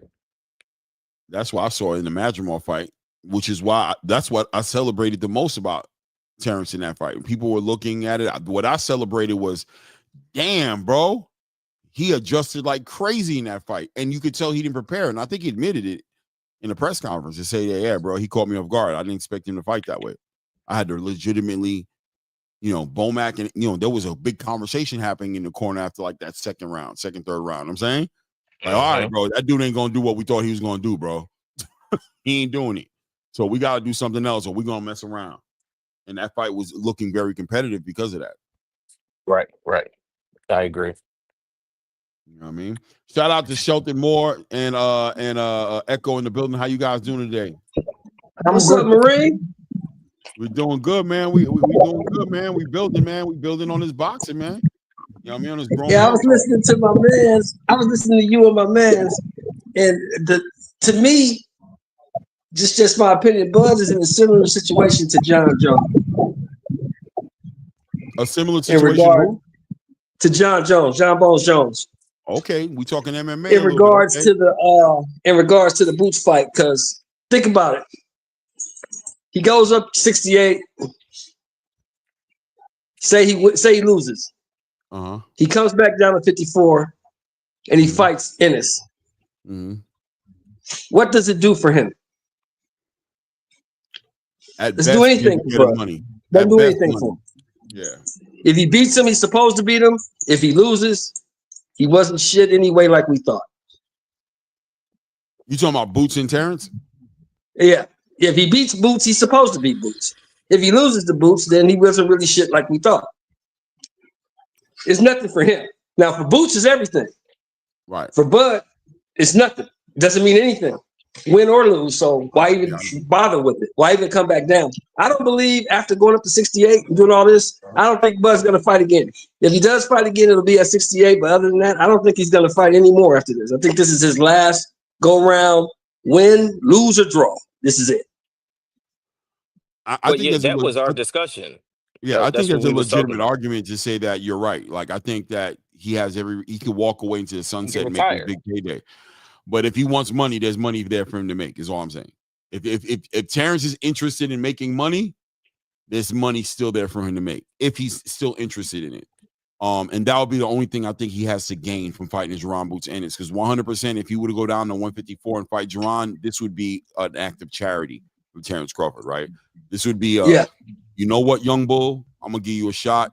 You know what I'm saying? I'm gonna do something for you. Right. I'm gonna do something so that God can bless me later on, and I could say, right. Don't say I never did nothing for you. You know what I'm saying? Like, that's what it would be, because you know, we like I've said, like you've said on numerous occasions. I've heard all of you say, as a matter of fact. You saw what happened with Roy Jones when he went up and came back down. So my favorite. I don't know if Bud's gonna be willing to do that at by this time. At 38-year-old Bud, I don't think he's going to do that. That's just my opinion. And Born Rich point was, that's what he started off with. That's what I came in with. My response to him was, Born Rich put the question out. He asked Clay. I don't think Clay seen it, but he was saying, if Bud goes up to 68, do you think he would come back down to 54? I said, I don't think it would be wise after what we seen happen to Roy Jones. And then he started talking about him possibly fighting Ennis, and we just got into the discussion of who we favored in that fight. By no means was I saying that Bud should go up to 68, come back down to 54, and fight Ennis. That's not my position on this topic. I was just responding to what somebody else said. No doubt. I mean, look, Bud has options, man, 100%. But the biggest thing in front of him, obviously, is this Canelo Alvarez fight. And depending on how the fight goes, if he wins it, he might rematch Canelo. That might be the more logical move, more than likely. I'm sure Canelo has a clause in there. I'm sure he wouldn't allow himself to get in a fight like that and not have something to protect and hedge, you know what I'm saying, the worst case scenario. And then, get another big payday again fighting against Canelo Alvarez. I think Terrence Crawford fighting Jaron Boots Ennis is not probable. I think it can happen, but I think it's a low probability. I think that Jaron Boots Ennis, though, should give himself still, as he's moving through 154. I wouldn't fault him for moving his pieces as strategically as he possibly can to put himself in the best position to possibly get a Terrence Crawford fight. You know what I'm saying? Like, take that into consideration. And I think, fighting a Jesus Ramos or competing in that WBA sanctioning body in that space puts him in the best position to make that happen. Yoenis Tellez fight or a Jesus Ramos fight, something in that space gives him the best opportunity to put himself in the trajectory to be fighting a Terrence Crawford. It is what it is. Salute, Echo. How you doing, family? I'll put you on mute. Hold on. I'll mute you because you had some feedback. Go ahead. What's up, Echo? I've got feedback, you said. Yeah, not when you're talking though. But when it's just quiet, you kind of hear things moving around in the air, maybe going by the microphone. Okay, might be somebody walking by. Sorry. So what we're talking about Crawford and Canelo. We can talk about that. I think, they were talking about the potential of Terrence Crawford coming back down to 154 and fighting Jaron Ennis on the back end of maybe a loss from Canelo Alvarez. Well, it depends on how much he's going to weigh in the fight, because he might not even weigh 168. He might weigh 164, something like that. So therefore, it's 10 pounds, and most of the weight will be water anyway. You know what I mean? Because people are talking about him weighing, looking big, but most of that is it's not going to be pure muscle. Trust me, it's not. And when I saw the photos, I don't know if they're photoshopped or not, but to me, it just looked like it's water weight mostly. Yeah, it's not ripped or cut, like somebody would be like a Haney or somebody like that, Exactly. So I've got a feeling he's going to weigh maybe 167, maybe less than that, maybe 166, 165, maybe on the day. But going back down, he could do that depending on how he puts the weight on. But people have got to realize, since he fought Ricky Burns, that was in 2014. Mm-hmm. So he's had 9 years. He'll have 9 years to put on that weight. Mm-hmm. That's a long time, Mm-hmm. Mm-hmm. And what it is, the reason why he corrected up in weight, not because he just wanted to skip weights, because if he's put the weight on properly to go up the weights, he would have put on proper muscle. Mm-hmm. So therefore, he had to go up in weight. It wasn't a matter of staying there and boiling down and dehydrating himself, because I've never seen Crawford ever dehydrated, ever. He never looks dehydrated. When he fought Spence, he looked bigger than Spence, he looked full. He didn't look dry. And when he fought Madrimov, he looked just a little bit bigger, but, he wasn't as effective, with the power, because everybody's saying he's got a power punch. Mm-hmm. But that's at welterweight. That's not at 154, and this certainly not at 168, because he's never fought there. Mm-hmm. Mm-hmm. And that's why I believe that Canelo will win, because of that. Yeah. Because of the power and the difference in acclimatizing to the weight and everything else, and the chin as well. When Golovkin hit him, he just kind of just put his head down and carried on throwing punches. Yeah. I can't see Crawford doing anything. And look what happened to Madrimov. He wasn't seriously hurt in that fight. Yeah. So it's a big jump.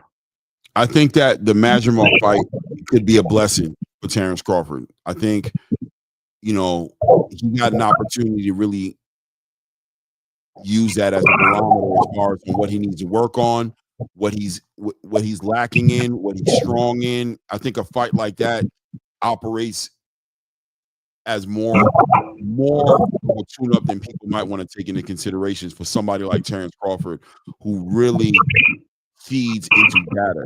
He eats data. He loves data. You know what I'm saying? And I think he has a great team as far as strategy is concerned, as far as adjusting is concerned.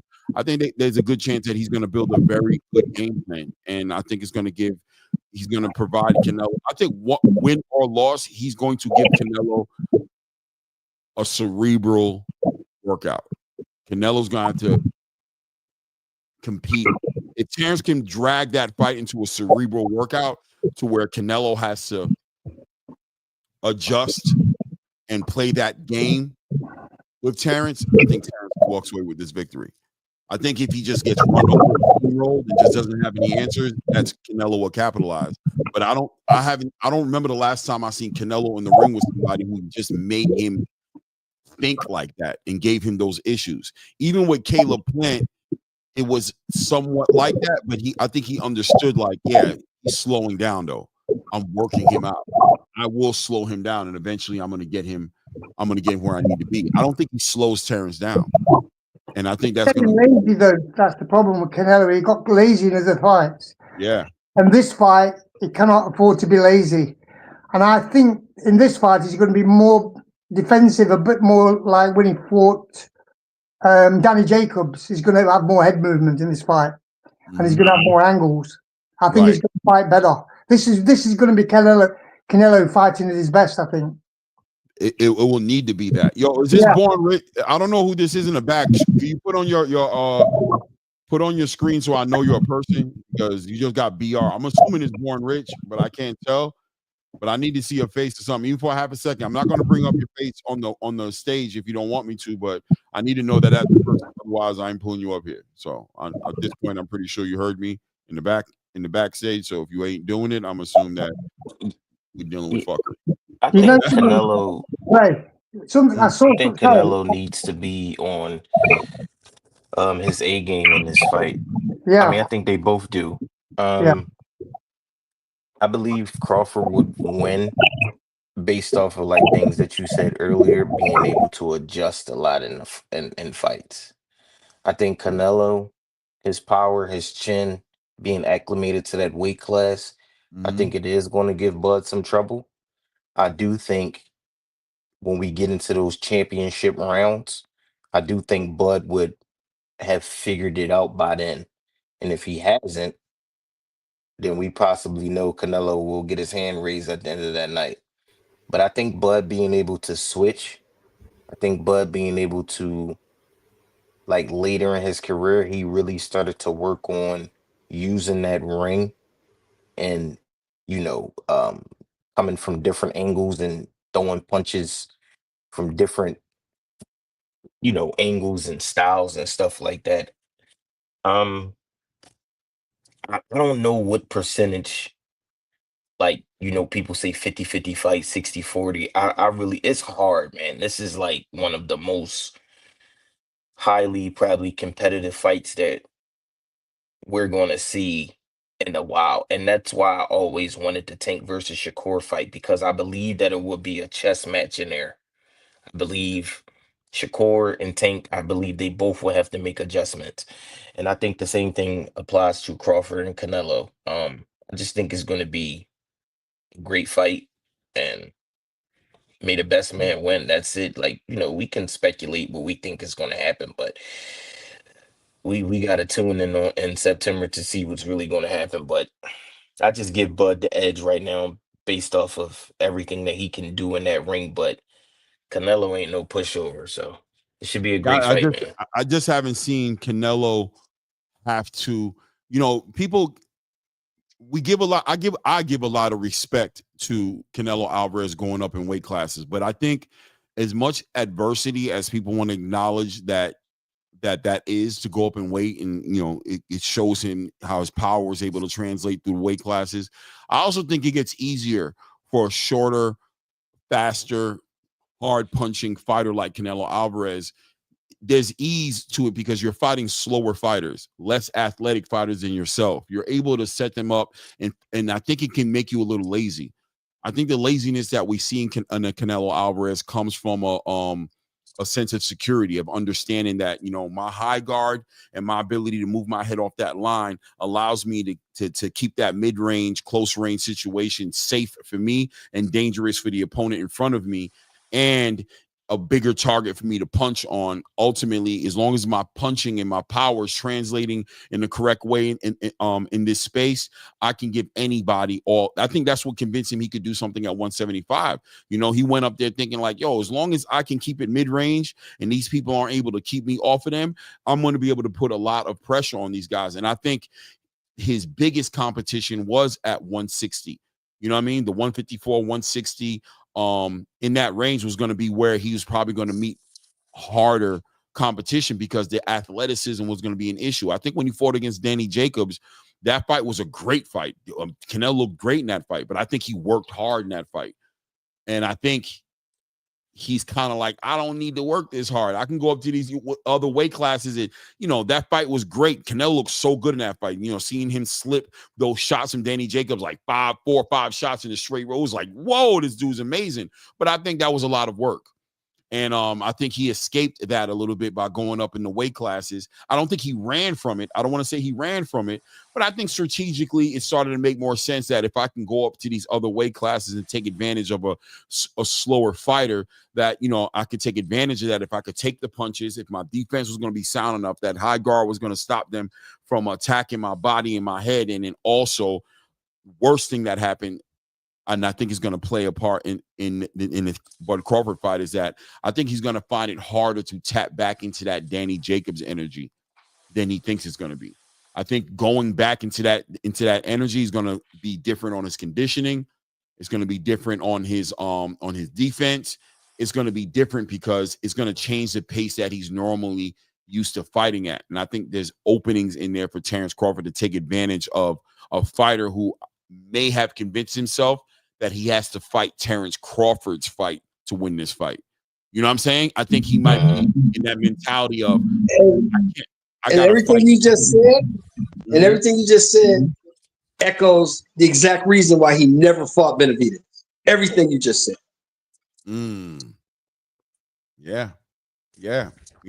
So I think the dynamic is going to be interesting. And if Canelo Alvarez is able to make these adjustments, that just proves how much of a great fighter he is. And one thing's for sure, two things for certain. I know going into this fight in September that we're going to see two great fighters fight each other. So nothing will amaze me. You know what I'm saying? In that fight, I just want to witness it and see it because I think it's going to be an era, potentially an era defining fight. Salute to Born Rich in the building. How you doing, Born? Yeah, man, what's happening? I just wanted to quickly come and address I think it was Anton who was talking about the Boots and Bud fight. I wasn't saying that obviously Bud should move back down to 154. What I was saying is, would he be able to? Because obviously as you get older, trying to make weight and make big jumps and cuts obviously gets more difficult. But then I think someone in the chat said that maybe Boots and Bud could fight at 54.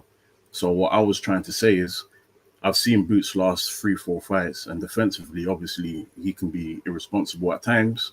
He could look like a defensive wizard, but he could also be irresponsible against someone like Bud, who will capitalize on that.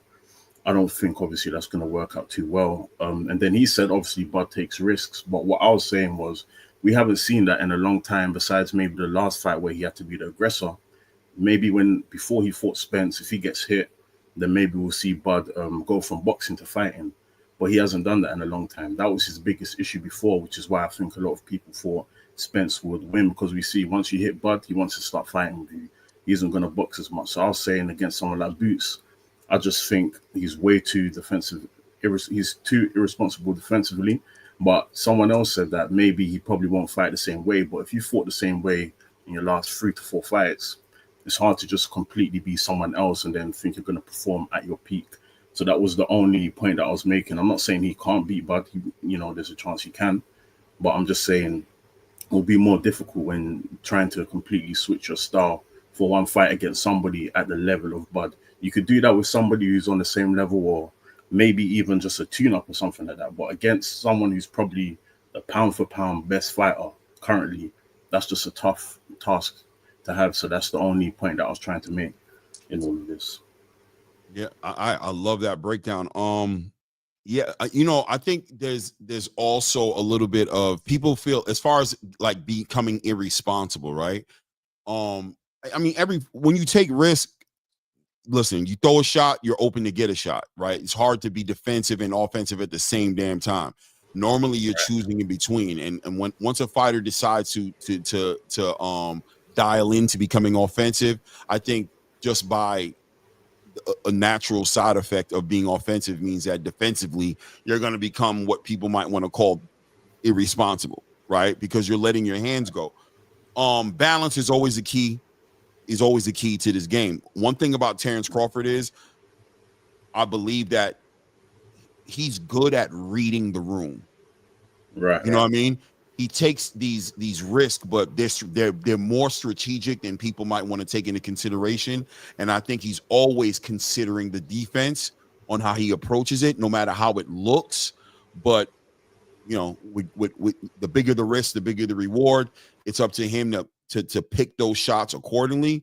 But I think his experience is beyond Boots' experience when it comes to that.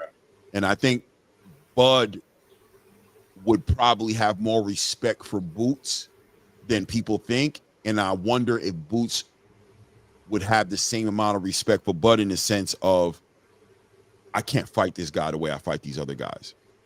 And if you're overconfident with either one of these guys, the consequences can be huge, right? The consequences can be huge. I think it's stylistically an interesting fight, but like I said earlier, I think probability says it's probably not going to happen. I don't see why Bud should put himself in that type of situation. But money make things move in a weird way sometimes that you wouldn't think. Money makes things move, bro. When you're dealing with somebody like a Turkey Al-Sheikh who has a lot of it. Facts. And I agree with Anton anyway. I don't think Bud should have made that jump back to 154 after hitting 168. Like, he's almost hitting 40 anyway, so trying to make those big jumps at that age is just wild in my opinion. So I agree with him on that point as well. Maybe 160 you can go down to, but from 168 to 154, that's just a big jump in my opinion. Or a big cut to make. So especially jumping against a young, motivated bull like Jerome. It's like, you know what I mean? Yeah, I don't think he should make that jump either, but maybe like a catch weight, you know what I mean? Maybe they meet at 160 or like 157 or I don't know, some odd number, but it's still little reward at the end of that, except for money for Bud. And that's what I was saying. If he moved up to 160 and was coming back down, okay, cool. But going up to 68 and coming back down, Yeah, that would I would favor Boots if he was to do something diabolical like that. But I don't know, man. I see a lot of impressive things, and not saying that y'all don't, but I see a lot of impressive things from Jerron in the center ring, and I just well, youth, that's what his makes the fight age. interesting. That's why, Yes, and I tell people when they talk about Bud, I mean Boots ducking people. It's like, come on, man, we gotta. It's not about ducking, right? You're a champion now. You're still a prize fighter, and you know when you hire somebody like Eddie Hearn, bro, you're a fool to hire him and not dial into his expertise, not take his advice, not listen to him. You know what I'm saying? You just why put yourself in that situation and not take advantage of that? So clearly, Eddie Hearn is going to be like, I'm going to respect the talent, but please respect my ability to manage. It's like you said, bro. My If bad. Ennis didn't have a chance, if Boots Ennis didn't have a chance, nobody would want to see the fight. Right. Right. 100%. But you know, timing is everything. And you know, once again, just like at 147, it might just be the wrong time for Boots, and it's just not in the cards for him to fight against the Errol Spences and the Terrence Crawfords. But he has plenty of food at 154 to make his point. You know what I'm saying? So focus on that food for sure. What do you guys think about how do you guys feel about the Xander Zayas Virgil Ortiz thing that seems to be bubbling right now? As far as and I got two UK guys on here. So you know what? I'm gonna dial back. I'm gonna take advantage of this panel I have right now. These two UK guys here. We've got some needle moving fights, I believe, in the UK coming up next week, as far as David Adelaide and Philip Ergovich and Moses Atuma and Dillian White. Definitely interested, and even we can even talk a little bit about our boy Nick Ball as well. But more importantly, as far as the heavyweight division is concerned, and you guys have a nice grip on that division right now. I don't think there's an argument out there to say that the UK is running the heavyweight space right now. But this fight right here, Moses Atuma, up and coming prospect of the year last year, now, you know, number one in the WBO rankings. We know how the politics go with that, but you know, a lot of optimism on the future of this kid. And he's a young guy, you know what I mean? But a kid, is he even 21 yet? I don't even know. And against Dillian White, you know, this one of those old school stylistic veteran experience, new up and coming, new age, the new leader of the pack, and Moses Atuma get to meet up with each other. What do you guys think about that fight? Where you starting at? No, I want Born Rich to tap in, honestly, or Okay. Echo. Any one of those guys. Are you talking about Moses Atuma? Yes, yeah. Atuma and Dillian White. What do you think about Atuma, first of all? Just right, I'm going to tell you. Atuma's got good athleticism.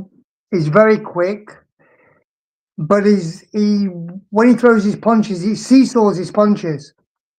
One hand goes up, one hand goes down, or both go down.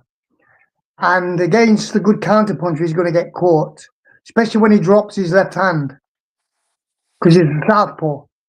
You know, so I can see a lot of problems when he fights better people. That's all I can say. I'm not even sure that he'll beat Dillian White, to be honest. Well, that's the big question right there is, will Dillian, and I agree with you. Listen, at the end, one thing about fighters is whenever I see a fighter with a lot of early knockouts, I always question the development. Like, how much is he benefiting outside of his value, as far as market value is concerned? Outside of that, how much is the fighter benefiting knocking everybody out in the first and second round? And I'll use an Edgar Berlanga, for example. You know what I mean? As an example of somebody who's just knocking, you know, what is it, 16, 17 first round knockouts. But then when he gets in the ring with a Hamza Faraz, it's exposed in a way to where you can clearly see this kid has not been developing through the years. Well, there used to be a fighter, he's retired now, called Frank Buglione. He was a middleweight, and he did the same thing, seesawed his hands. and I was watching him fight, and I told my friend, I said, this guy's going to get knocked out at some point because he's doing this with his hands, he's punching, that hand will go down or whatever. Yeah, either I go up or not. You know what I mean? That's all there is. When one hand's out, one hand must be up. Right. You know, when you're punching with one hand down your waist and the other one's here like this, throwing a left cross, that's not good. Right. And he does that a lot. But he get away with it with other people, you know, with people that cannot capitalize on it. Just like, Sugar Ray Leonard used to telegraph his left hook by pulling it back when he threw his left hook. But he got away with it because he was so fast. That's the only reason he got away with it, because of the speed. Now, Ituama's getting away with it, what he's doing now, but he's doing longer punches. I mean, we're talking about Ray with a short left hook, right? Where you pull it back and make it quite short. But I'm talking about wide shots where your arm is like this. That's not good boxing, you know. You never should be showing. And the slowest part of a punch is your elbow, because your elbow gives away everything. Right. As soon as you lift your elbow up to throw a jab, that's telegraphing. Right. If you throw a right hand, you see guys throw right hands, and the elbow goes up like that. We know what's coming. You know what's coming, and that's the slowest part of the punch. That's why hooks are very difficult to block. Sometimes when they go 45s, you know, like what you call a shovel hook. Right. They go straight up. Don't see the elbow. They don't show the elbow. Right. They like the up jab, you know, like the old time up jab, or you call the blind jab. If I'm punching, see, this is a stick, and I'm punching that, and it's going on a straight line. This is not a straight punch. Right. Because I've already moved this, and this isn't moved forward yet. Right. But if I do this, you don't see the elbow. Right. And it goes in a straight line. So it's basically, it slides up like a stick in a straight line. It doesn't do that. And Moses Ituama throws wide shots. He throws wide shots. You think so? Are you saying basically that bad habits become they become part of you? You know, there's a saying, Clay. First of all, we create our habits, then the habits make us. Once you create a habit, whether it's a good one or a bad one, especially a bad one, you don't get rid of them, you replace them. Right. So a boxing coach will tell a guy, you know, don't drop your guard. You shouldn't be saying that. You should say, keep your hands up. There's a difference in the methodology in which you're using words. Right. Because when you say don't drop your hands, what are you saying? You're saying drop your hands. That's part of the sentence. It's a psychological thing. But keep your hands up is a different matter. Yeah, I love it. Yeah, man. And those little questions I think are going to get answered a little bit better. Some perspective is going to get put on what we should expect from Moses Ituama, because being optimistic about what I'm seeing is one thing, but in all reality, I don't know. I don't know what I'm looking at, and you know, I gotta say the data is limited on Moses Ituama because he's stopping everybody so early. You know, this is one of the things I looked at when I looked at Abdullah Mason. I wanted him to get rounds in when he was stopping everybody. I love watching Abdullah Mason fight, but I'm like, damn, you know, like how's he developing? And then what happened when he got in a ring with the right opponent? He was getting sat on his pocket, getting caught with those shots where he was being irresponsible. He became a creature of habits. He had bad habits that he was accumulating because he was getting away with them and still delivering the performances, still delivering the stoppages, and he got sloppy. But I think one of the biggest pluses is that, you know, one of the biggest gifts he was ever given was the ability to win that fight, stop that opponent, but still walk away with the lessons like, damn, I need to tighten up. And I think we did see him tighten up. But once again, still hungry to see him in more rounds. Going into this fight with Sam Noakes, I think is going to be an interesting fight because I don't know. I think that Giovanni Cabrera fight is a fight that I thought was going to be an integral fight for him. I thought it was going to be a super important fight for him. And I think he missed out on an opportunity to get some real good experience with a real mover and a real boxer like that. And he's going to have to learn it now with Sam Noakes. Sam Noakes is a puncher, you know what I mean? But still, he has the experience. He knows what he's doing in the ring. You know, I still think Abdullah's going to win that fight. But, you know, I think fighters like Moses Atuma, just to bring it full circle, it doesn't benefit them to get all these knockouts the way he does. And then now make a huge leap to boom, Dillian White. And I know Dillian White's been kind of on the other side of the trajectory, but he still competed with the Tyson Furies and the Anthony Joshuas and the Derek Chisoras and the Povetkin. You know what I'm saying? He has that experience that is invaluable.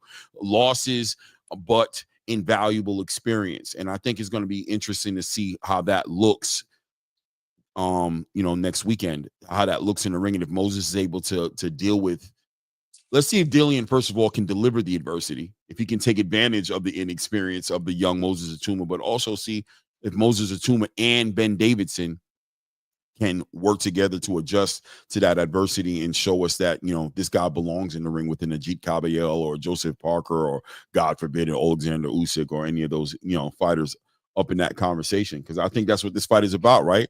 This is about Frank Warren getting an understanding of what he has in the young phenom. Does he have a young phenom, or does he have a good prospect, a great prospect? Right, we got to see, because he's young. What do you think? Well, I was gonna ask Born Rich real quick if Born Rich could tap into this, and then we can move on. Born, are you there? Yeah. I haven't seen much of him. Obviously, he's getting a lot of stoppages. So, but I think it's a huge step up. He's had like 12 fights, most of them first round, second round. So there's not really much to go off of based on that. Dillian White has fought basically everyone, especially on this side of the pond. Very experienced. I mean, we saw Ben Whittaker go through something similar. As soon as he had that little step up in competition and someone took him deep into the waters, it didn't look the same. So then we could be dealing with something similar again. Obviously, we have to see if he can get that win, though. Then he's in the door. If he could beat someone like Dillian White, he's in the door. But that's a huge task. So I actually don't even know. But he does look like he has some speed to him. Obviously, that left hand that he loves to keep up while throwing the right.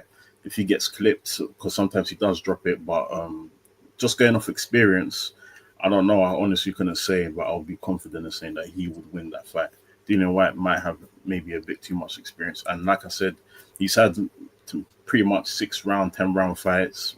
He's in there he has his opponent in the ring for maybe a couple rounds and he gets them out.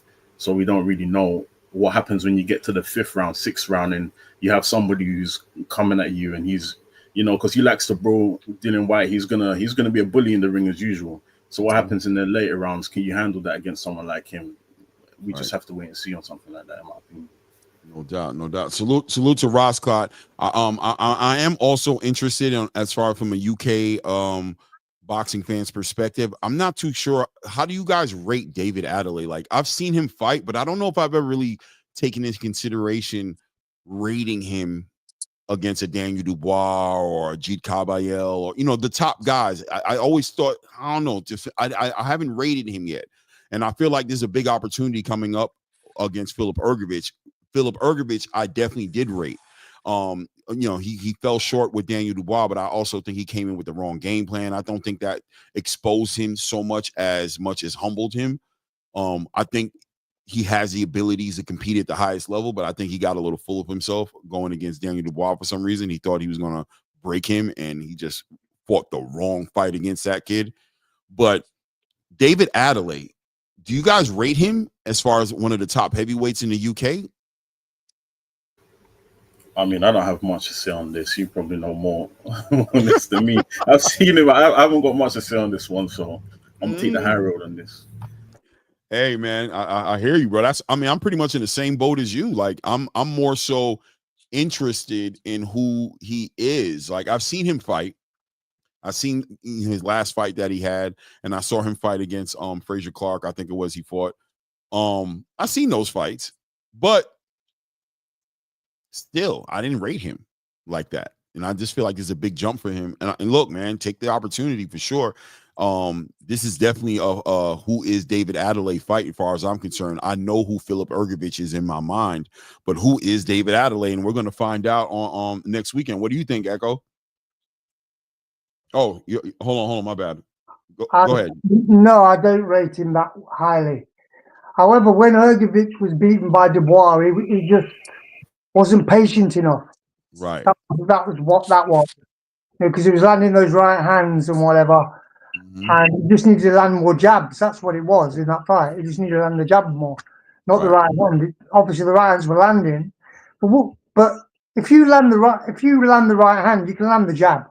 Right. You've got to find the angle, because it comes from, it's nearer anyway. And if you step in with it as well, but the thing is, if you jab somebody too hard, they're not there for the right hand. Right. So sometimes you don't have to hit with the left hand or the jab. You can just blind them with the jab, or just touch them, or just touch the glove just to get a reaction from them. Right. I think. I'm sorry. Yeah, Rob Scott, Fabio, not Frazier. I'm bugging with Fabio Ward. Go ahead. Sorry. Sorry, again? No, because I thought it was Frazier Clark. It was Fabio Wardley. Fabio Wardley, yeah. Right. I made a mistake. Yeah. Yeah, but the thing is, like, it's tactics. A lot of times it loses fights or wins them. I've always said that. It's sometimes the corner. The corner can give you the bad instructions. I've heard a lot of cornermen just say, just hit him, knock him out. Well, that is not good corner work. Right. And I've seen this so many times, even from top trainers. Just knock his ass out. I mean, come on. That's just no, really. You've heard that as well, surely. 100%. What I hear whenever I hear that advice, what I hear is take your puncher's chance, because you're not going to. You know what I'm saying? Take your puncher's chance, bro. Sooner rather than later. Because if you lose this fight and didn't at least take advantage of your puncher's chance, then you went into this with the wrong mindset. That's how I looked at Deontay Wilder. As soon as I saw Deontay Wilder stop taking his puncher's chance, I knew his career was over. Yeah, he just stopped throwing, didn't he? I'm like, that's bro. That's what you bring to the table. If you're trying to tap into your jab now and your footwork, forget it, bro. I don't even want to tap into your fights anymore, because you don't got that. But that being said, though, yeah, that going into that fight, I think, I don't know. I'm more intrigued about David Adelaide. I want to know about you, brother. I think you're gonna have to tap into a bag I've never seen you tap into. I've seen you a couple of your fights, but that's gonna be the interesting part of that fight, man. But we saw Philip Ergovich also fight against what was his last fight against? Joe Joyce. In that fight, Joe Joyce was just a big old punching bag. You know what I mean? Just there to be punched. Yeah. But he did show discipline. He was very disciplined in that fight. Philip Ergovich was. And so we'll see what he does. I know he's trying to make a run back in the heavyweight conversation. He wants to get himself back where he was at, which is Anthony Joshua, Usyk, Daniel Dubois. He wants to get his get back with Daniel. He belongs there. I think that's where Ergovich belongs, and that's probably what he's going to do, is earn his way back into that fight. But Joe Joyce now, the fighter he is now, is no benchmark, or it's no.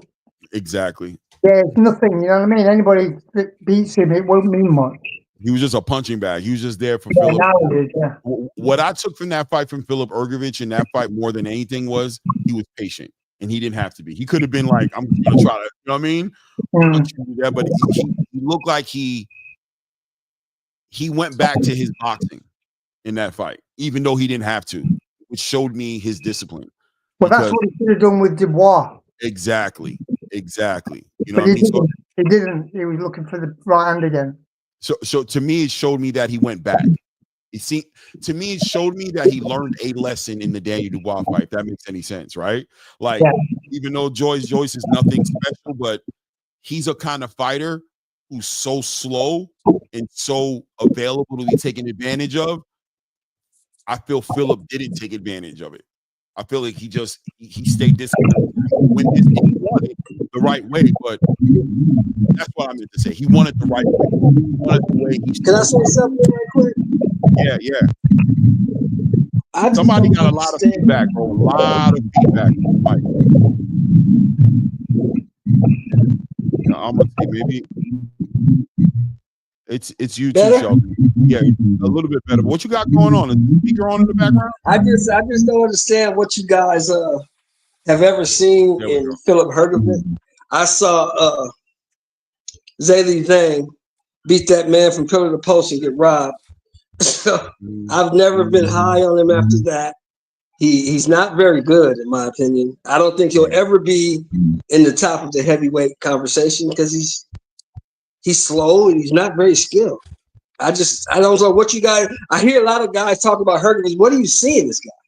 I think he's see a big puncher there. Wait, hold on, Sheldon, your TV or the radio or whatever it is, I can hear myself, and it sounds like heavy bass, and it mutes all of the all of the sound of the people talking. So I don't know if you want to put the volume down, the TV down, whatever it is, but you can hear it heavy. Is that better? Is that better? I still can hear it. Is the sound? Do you have anything playing? Because it's me. I can don't even hear have a TV on.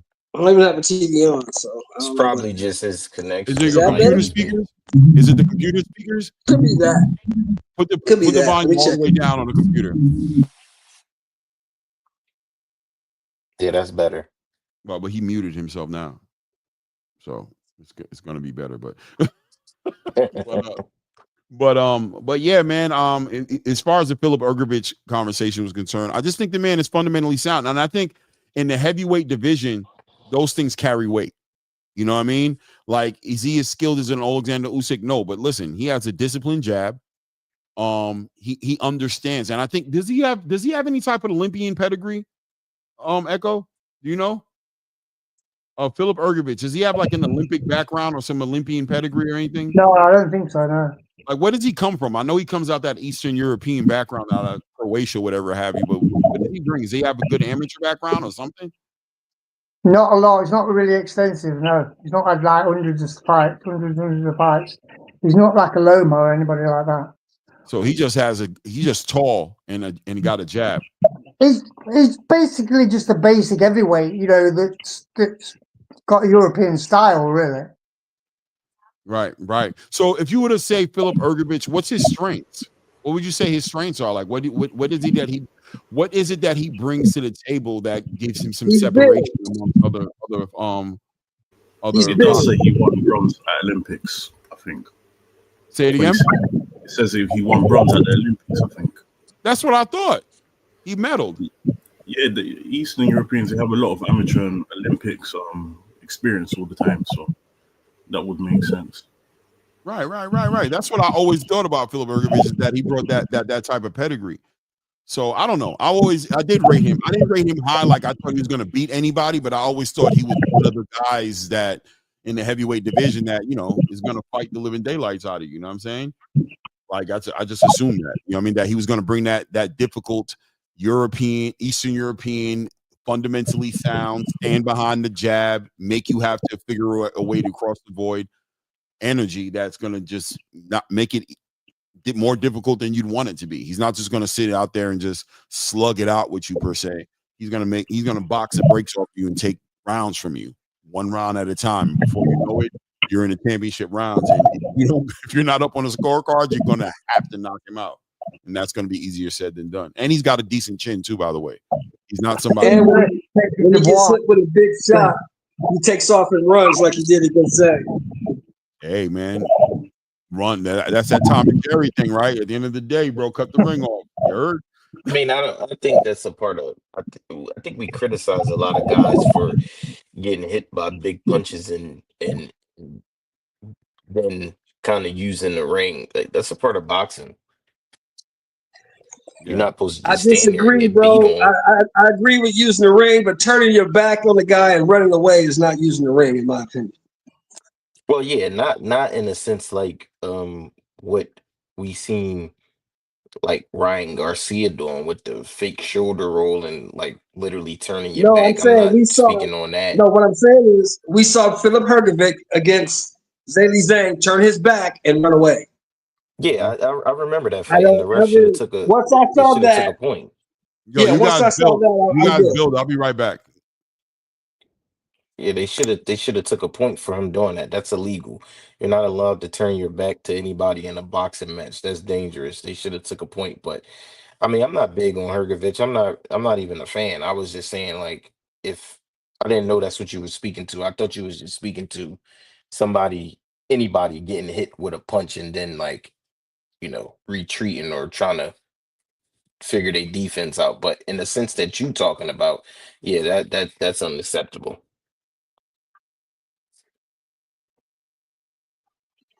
Yeah, once I saw that, bro, I was cool. I'm like, all right, I don't care about you anymore. Yeah, I don't rank him high in the heavyweight division. I'm not high on Philip Hergovich. He put up a good performance against Dubois until it was over. He had the wrong game plan, in my opinion. But Moses Atuma and Dillian White, I'm putting my money. I'm literally betting on Moses to get the knockout. Dillian White is a solid fighter. I just think he's a little past his time. Like he's older now. He's basically, I think that's his last fight.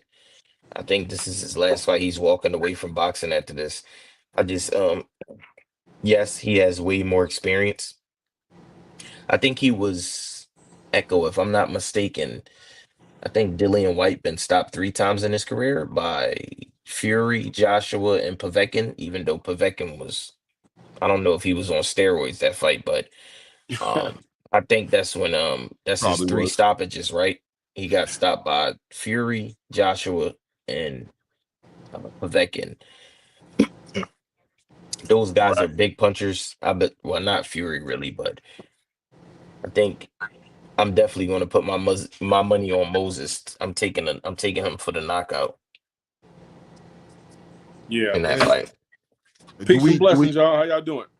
Oh, we doing good, brother. How you doing, Adele? Assalamu alaikum, man. Man, walaikum assalam, alhamdulillah. Yeah, I was going to also comment on Moses. I mean, he's an up and coming, and the UK brother mentioned it, how his elbow flares out. I think watching some training, his camps and things like that, they've been really working on that. But his best punch is that haymaker. You know what I'm saying? Like until he get his legs right, because if you see, he's like wide standing, so he doesn't really get a good jab off. So until he get his legs right, he can't come with that straight line punch to hide and always get in between your gloves. So his legs got to get right first before he can get that punch right, because he has nothing on that jab sometimes until he leans into it, and everybody know you don't want to lean into you don't want to lean into no punch in a heavyweight situation. So I think once his legs get right, then he can definitely get off on that line. But for right now, he got the hangmakers, man, to put anybody out. And I really think that this fight is a builder fight. It's not really a competition fight. It's a builder fight. So we have to understand when we evaluating certain fights, is this a builder fight or is this a who's really more competitive? And like you said already, but that's interesting, right, Adele? Because I believe that to a degree, but at the same time, I believe it's one of those builder fights that could become I think Dillian White has the ability to beat Moses Atuma. And I think depending on where because he looks like he's in great shape. He's slimmed up a lot.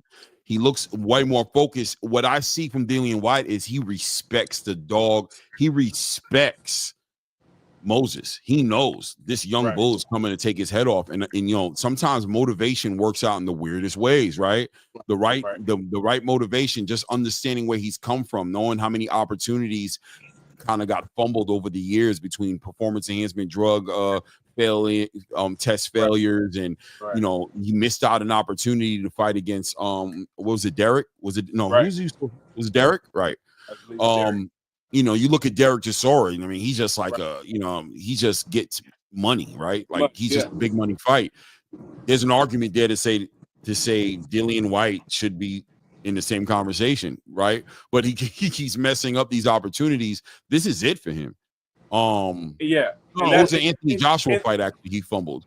But still, you know what I'm saying? Well, I think, okay, before we go there, builder fight to me is anything basically that's not obvious 50-50. Okay?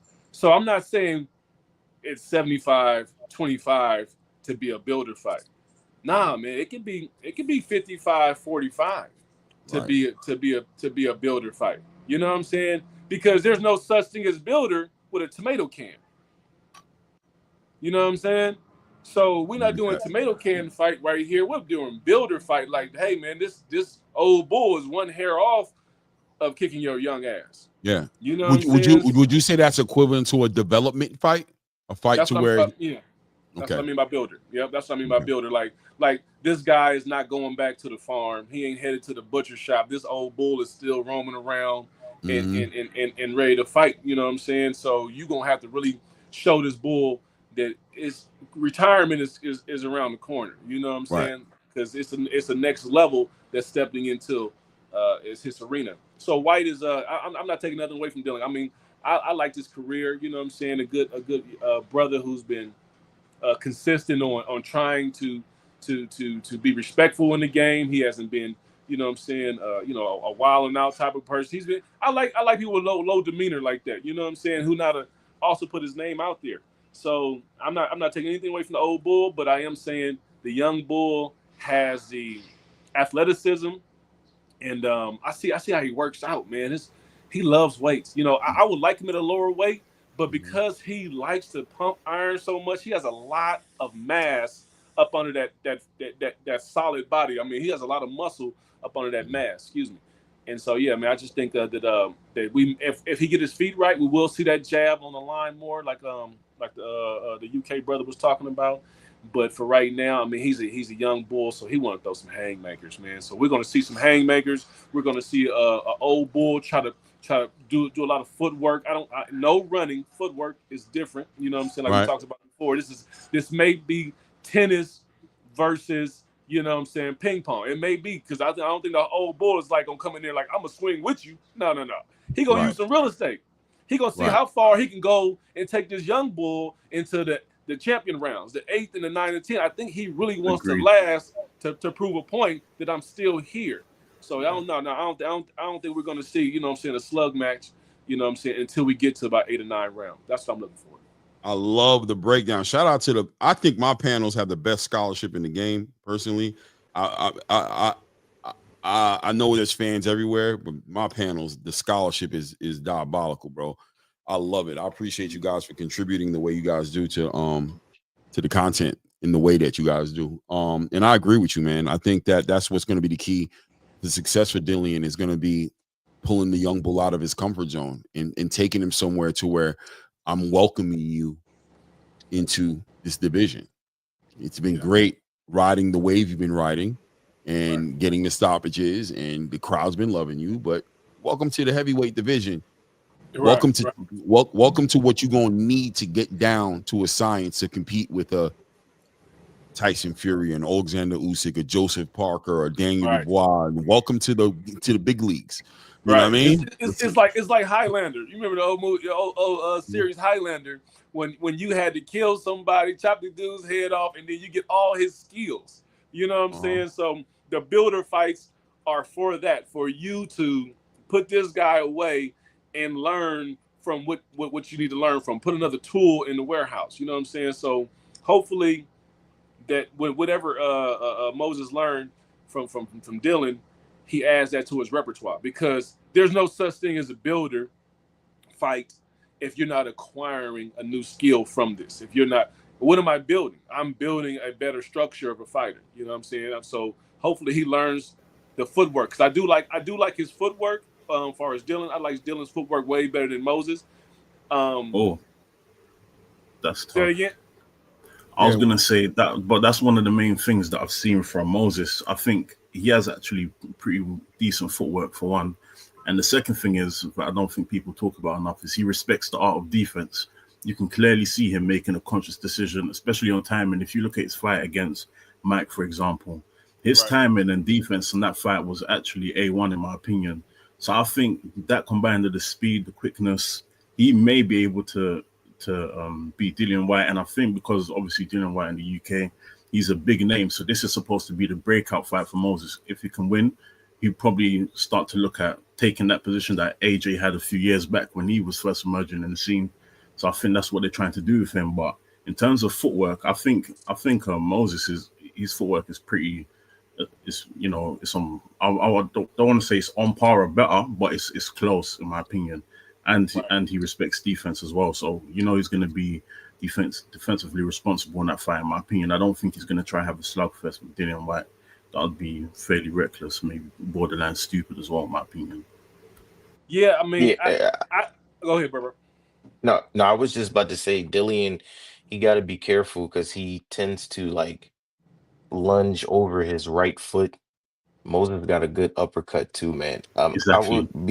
I would be Hey, interested in to see how you guys kind of because look into certain things like far as um Dillian White after I think he had 3 fights since he like lost those Fury, AJ in those fights, and then he fought um what's those 3 guys name? He had 3 fights after that. I think he fought Jermaine Franklin, Christian Hammer, and Esbe- Ebenezer or something like that. I Yeah. never really like heard of those guys. So like I believe Moses Atuma, his last 3 opponents was kind of better, especially Mike Belungin, like his last fight or whatever the case may be. It's kind of like a journeyman. I think it's just like what we're going to see is Moses ready to take that important step in a direction um, by stepping up and knocking his opponent out or beating his opponent the way he looks, or is this beatable but dangerous gatekeeper in Dillian White Mm. too much for him and maybe stunt his development? So he just gotta wait and see what happens. Yeah, I'm going with Moses. I think Moses Atuma wins this fight, and I think he does it. And Same. I think he does a great job doing it. But I think the questions are clearly there to be answered. The boxes are there to be checked, and I think more importantly, this does. And maybe this is a question I should put to the panel. The victory over Dillian White, does this confirm Moses Atuma as the most up and coming, young heavyweight fighter in the game today? I mean, my does quick this answer count? is yes. Yeah. Right. 100%. I love it. I love it. Yo, I salute think to he my gets guy stops early, Angelo. man. Who, Dillian? Yeah, I think he gets stops early. Like he's 37. He's not been in the ring for a while. Mm-hmm. How early is early? I think he gets stops like fairly early. I think the later the fight goes, I would favor Dillian. But I think Moses makes it like a point to come in there and step on him early. Like I really do. Not Tevin Farmer like Floyd Schofield early, but fourth, fifth round, I think Dillian White I, will I'm be I'm out of going to there. tell you something else, right? Another thing I'm going to be looking for in Moses Atuma is his poise and his discipline, Mm, and I want to see Mm-hmm. how much respect he has for the game. I think he has it. I think that man is Same. super stoic. And I think if Dillian serves himself, Dillian gets slept early. But I think we might see a Moses Atuma who's a little bit more open to getting some rounds in, because I think he doesn't need to prove his ability to stop somebody. I think the question is, does he have the pedigree to move through the rounds? I think 3, 4, 5 rounds benefits Moses Atuma's resume right now. And I wouldn't be shocked at all if this fight doesn't go into the 5th, 6th, 7th round. You know what I mean? I wouldn't be surprised if it goes in there, not by design, but by willingness. Like, I'm not scared to be in this space either. This is a space because I think we see Moses Atuma stop Dillian White in, let's say, round 7. I think that's even more of a victory than if he stops him in round 1 or 2. mm. You know He's what a I mean? great counter puncher as well. Or he has the ability to counter punch. That was, I think, maybe his last stoppage, or one of his last stoppages was by counter punching as well. If he catches you, especially someone like Dillian White who loves to swing, he loves to be a ball in the ring. If he catches him, I think by the 6th round he could stop him. But I personally think he's gonna win the fight anyway. That's just my take on it. Yeah, I'm on the same page as you, man. We're looking for salute Angelo. Hold on a second here. I'm trying to do 2 things at the same time. Salute Angelo. You guys know him as Reyes Boxing. Salute to my guy, man. Super scholarship. First of all, shout out to a couple people in the building I saw pop up in here, man. The plug, L-Dub Boxing, the plug, aka the plug, man. That guy right there. So much information, well of information in boxing, man. I love seeing guys like that pop up in my chat, because even if I only got 30 people in the building, I'm happy that guy is in here. I'm happy Echo's in here. I'm happy Bruce Gass is in here. Certain people, Blood Boxing when he shows up, Mark Mazuma, Angelo from Reyes Boxing. Certain people count like 10 people. You know what I'm saying? So he's one of them. Shout out to LW the Boxing Plug. Look like he was dropping some jewels right here. But Atuma wins, he will likely get Caballero in Germany later this year. Boom. See, that's what the fuck he does. No, and I'm glad. And again, you know me, Claymore. I'll catch all of your beginnings later after the live. But everybody's talking about the this Ituama or Moses Ituama. I don't know how you guys pronounce it over there in the UK. I think it's not being spoken enough. First of all, that just yesterday, one of my friends who's more in the casual side, I was telling him, look, man. You've been missing out the last 24 months. You need to get back into boxing because it's better than it's ever been. And what everybody always, or the common phrase in the United States in the 90s and the 80s was, well, the heavyweight division is what moves boxing. Okay, well, then if you're going to believe in that statement, that the heavyweight division is what moves boxing, we probably had the best looking group of heavyweights over the last, in terms of talent. And up and comers over the last few years, and now we're seeing this. So it's not being given enough credit that Moses, who's only going into his 13th fight, guys. I mean, I'm trying to remember when Mike Tyson was challenged and what fight that was, but I'm pretty fucking sure it was way past 13. Excuse my French. I'm just saying, like, you guys, some people are being the fact that he's fighting Dillian White, who has only lost to 3 former world champions. And when he lost to Povetkin, again, he came back and knocked Povetkin out too. So what are we talking about here? So he's only really lost to what? Tyson Fury, right? He lost to Tyson Fury, who knocked him out, I think, in the 7th, and Anthony Joshua, who knocked him out in the 6th. So if Moses sparks him anytime before that, we should already be sitting there going, damn, this guy really did that? Like, wow. Because the one thing about Dillian White, and the UK fans, I'm sure, could speak to this more because they've gotten a chance to see him live, is he's no punk bitch. He's not going to go in there just to get a payday and then get knocked out. That's not him.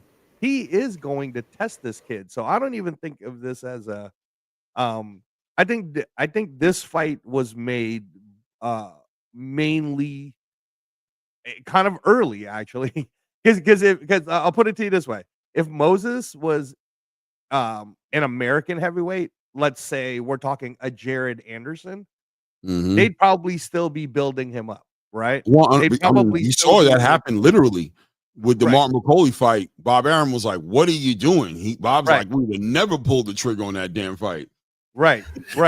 So this is what I'm saying is right now, Moses is ranked number 1 by the WBO. I like the WBO. I like Gustavo and everything that he's doing now.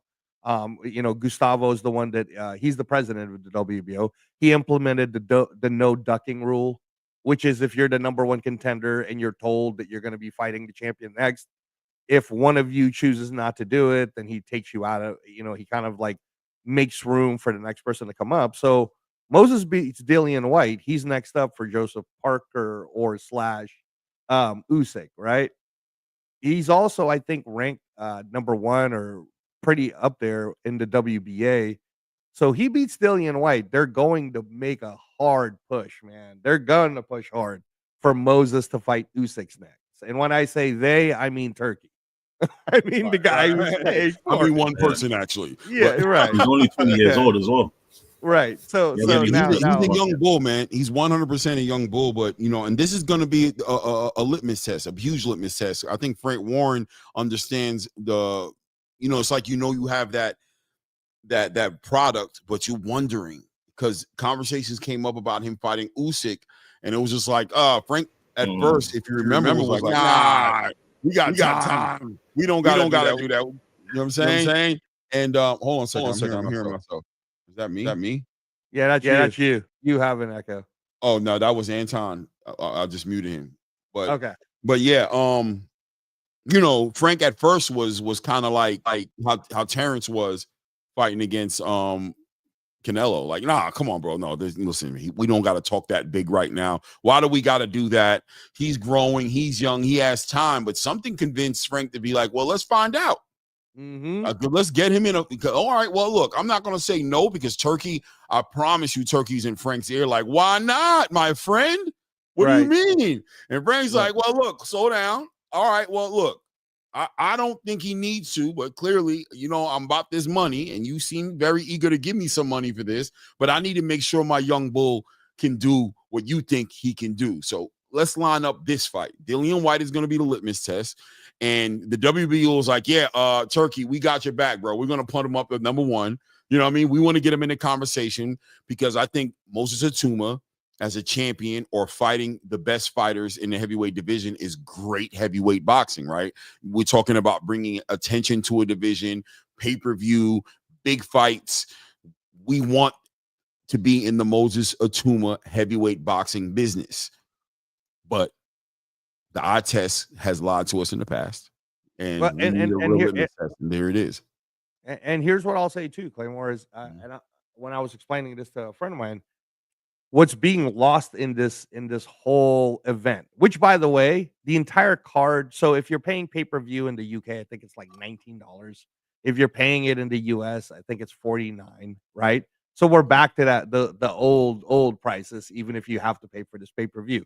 But having said that, if you look at the entire undercard, if your starting opening fight is David Adelaide versus Philip Hergovich, and then you're going into Raymond Ford, who I tell you this, Claymore, I hate it when they don't talk about these great American young talents, man. Yep. I love Raymond Ford. And Raymond Ford is in a hell of a fight with Abraham Nova. So that's not going to be easy, but I expect Raymond Ford to come up from that. And then Nick Ball, man. Nick Ball is the little wrecking ball of the UK. And you guys aren't talking about the fact that Nick Ball is also going to be I'm expecting it to be a really good action fight with Sam Goodman. That's a good card. And that's a good card for $49 or $19 or whatever it is that you're paying for it. It's certainly not the PBC prices. That's ridiculous. Which, hopefully Amazon will figure that out one way or another. So having said that, this Moses versus Dillian White fight, it's in the halftime show type banner of esports. Now I get it. Me and Claymore are well Claymore's not quite in the 50 mark yet, but we're in the second half of our I'm almost there. I'm right there. Yeah, he's almost there. But I say that to say that if you guys understand esports like my son does, it's a huge market. There are a ton of people that are paying attention to this, like in the gaming world. Yes. And Turkey Al-Sheikh, who's smart enough to also buy that and give that, it's like, hey, we're going to bring esports to Riyadh. You know how many eyes are going to be on this young 20-year-old? You know how many, of these esports kids are going to be looking at Moses and making Moses, little characters and memes. If this fight is super exciting, and I expect Dillian White to make it that way, because Dillian White's not going to try to move around and box. And B, Moses, who has already shown us in every fight, and especially now that he's been with Ben Davidson, he's showing us like footwork, right? Step back, check left hook, right? Like he's starting to show us everything. I think, man, if this kid does something meme exciting, that whole esports kids are gonna you know what I'm saying? Like they're all gonna be like Moses, and Moses is their age, dude. Moses is 20. Moses is one of them. Yeah, no, I could definitely see, and I believe that's what Turkey sees. I believe that's what the WBO president sees.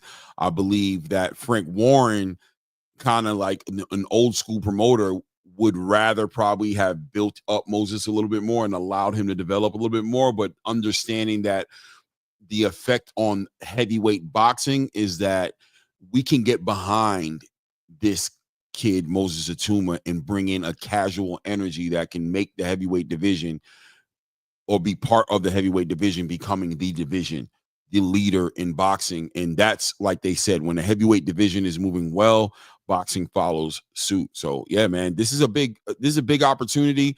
Right timing for a talent like Moses Atuma to get into heavyweight boxing. Right timing, perfect timing. Heavyweight boxing is looking for that face, because right now the face is an old Alexander Usyk who's on his way out the door. An old, nobody cares about what he's doing, awkward, tall Tyson Fury. Done Anthony Joshua, who seems like he's looking for his last payday before he leaves out, and a Daniel Dubois who doesn't necessarily seem. I don't want to. The fortitude is not 100% there with him and all the way. Dull. Yeah, and he's dull. He doesn't have a personality. Yeah, and when he does show the personality, it's kind of cringe at times, where it's like, I see you kind of forcing it. We appreciate it, but it is what it is. So Moses, it's perfect timing. Let me throw one more at you, and you know how I like to throw these little things, Claymore. Let's say Moses sparks him in 7 rounds, 8 rounds, but Moses comes out of it clean. So it's July right now, or I'm sorry, it's already August, right? But this is the heavyweight division. I wouldn't be surprised if depending on how Moses comes out of it, and when you're in the heavyweight division, it's not like you have to cut weight. I wouldn't be surprised if part of the reason why Turkey has not announced undercards yet is with esports seeing it with all of those kids, he might be like, and now we will make Moses versus Baby Miller in the undercard of Canelo Crawford. You know what I'm saying? You know what I'm saying? Because his whole goal, it's 3 months away. Depending on no, but that's what I mean. So we're in it's August right now, early August. September 13th is around the corner. He hasn't made the announcements of the undercard. Wait a minute. I think the undercard is out for Crawford. And I don't believe any of it until Ring Magazine. No, this ain't gonna happen. He ain't gonna be on that Crawford card. I'm bugging. No. Who is on the undercard? I saw Martinez. I saw Martinez versus Billy. Yeah, right. That's a rumor. I saw the little guys. No, there's a list of fights that they're saying. They're all rumors. Liam Walsh is supposed to be fighting somebody on the undercard, some little guy. Yeah, that's a rumor. None of it is official. What's his name? Vargas, Fernando Vargas Jr. Rumor. Yeah, Fernando Vargas Jr. and somebody. Yeah, right. And then they're talking about the battle of the big babies, Miller. Miller and Anderson. Yeah, Miller and Anderson. No, but these guys again, man. None of this is official until we see like Ring Magazine say, "Hey, this is breaking news." And I'm sure breaking news is going to be popping off. But what I'm saying, Claymore, is what is the goal? What is Turkey trying to do for the event? Like I was just asked this on a panel the other day. Hey, do you think that the Canelo Crawford card will match or beat Tyson Jake Paul? And everybody gave their answers. You got a ton of no's, and I was the only one that said, yeah, actually I do. And then everybody started chiming at it, because everybody in our boxing community's mentality is they're saying in their heads, they think, well, Canelo and Crawford isn't as big as a name, so they're not going to match Mike Tyson versus Jake Paul. And that wasn't the question. You didn't ask me whether I thought Canelo versus Crawford as a name was more popular than Jake Paul versus Mike Tyson. You asked me, do I believe the September 13th Netflix event is going to match or surpass that fight? And my answer to it is yes, because now the group that's promoting this is in the New York Stock Exchange, man. TKO Boxing is WWE, who just made a deal with ESPN. All right. TKO Boxing is the UFC, which is Dana White, and they're promoting the hell out of this. Right. I live in Vegas, and I'm seeing what they're trying to do. And I'm like, okay, man, I think they're going to pack this place. And they haven't even made any announcements yet. And one of the rumors is there's going to be a concert type performance. It's going to be 3 days of undercard. I heard about that too. It's going to be insane with the concerts.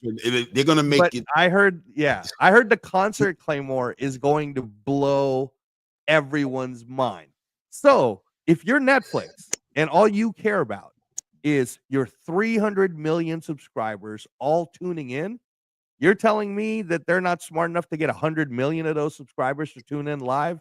Come on, y'all. Come on. What are we talking about here? All right. No, this This is event. an event. Here's the This is thing, an right? event, which is why Here's the thing with the concert, because I went to the Crawford Nagimov fight here in LA. Right, And exactly. the concert thing, it was cool, but it really didn't go over too well because the event wound up ending like about midnight. But So- Shelton, right? They crammed that into an event. Turkey Right. learned from that, and you see what he's approaching it with this 3-day, like, you know what I'm saying, thing Yes. that Gotcha, he's approaching gotcha, it with. gotcha. He's opening it up a lot more. I'm excited. I want to see what it's going to look like. Look, it could flop. And I think, and I also think that, like my man was saying, being that it's in Vegas, it may go over better.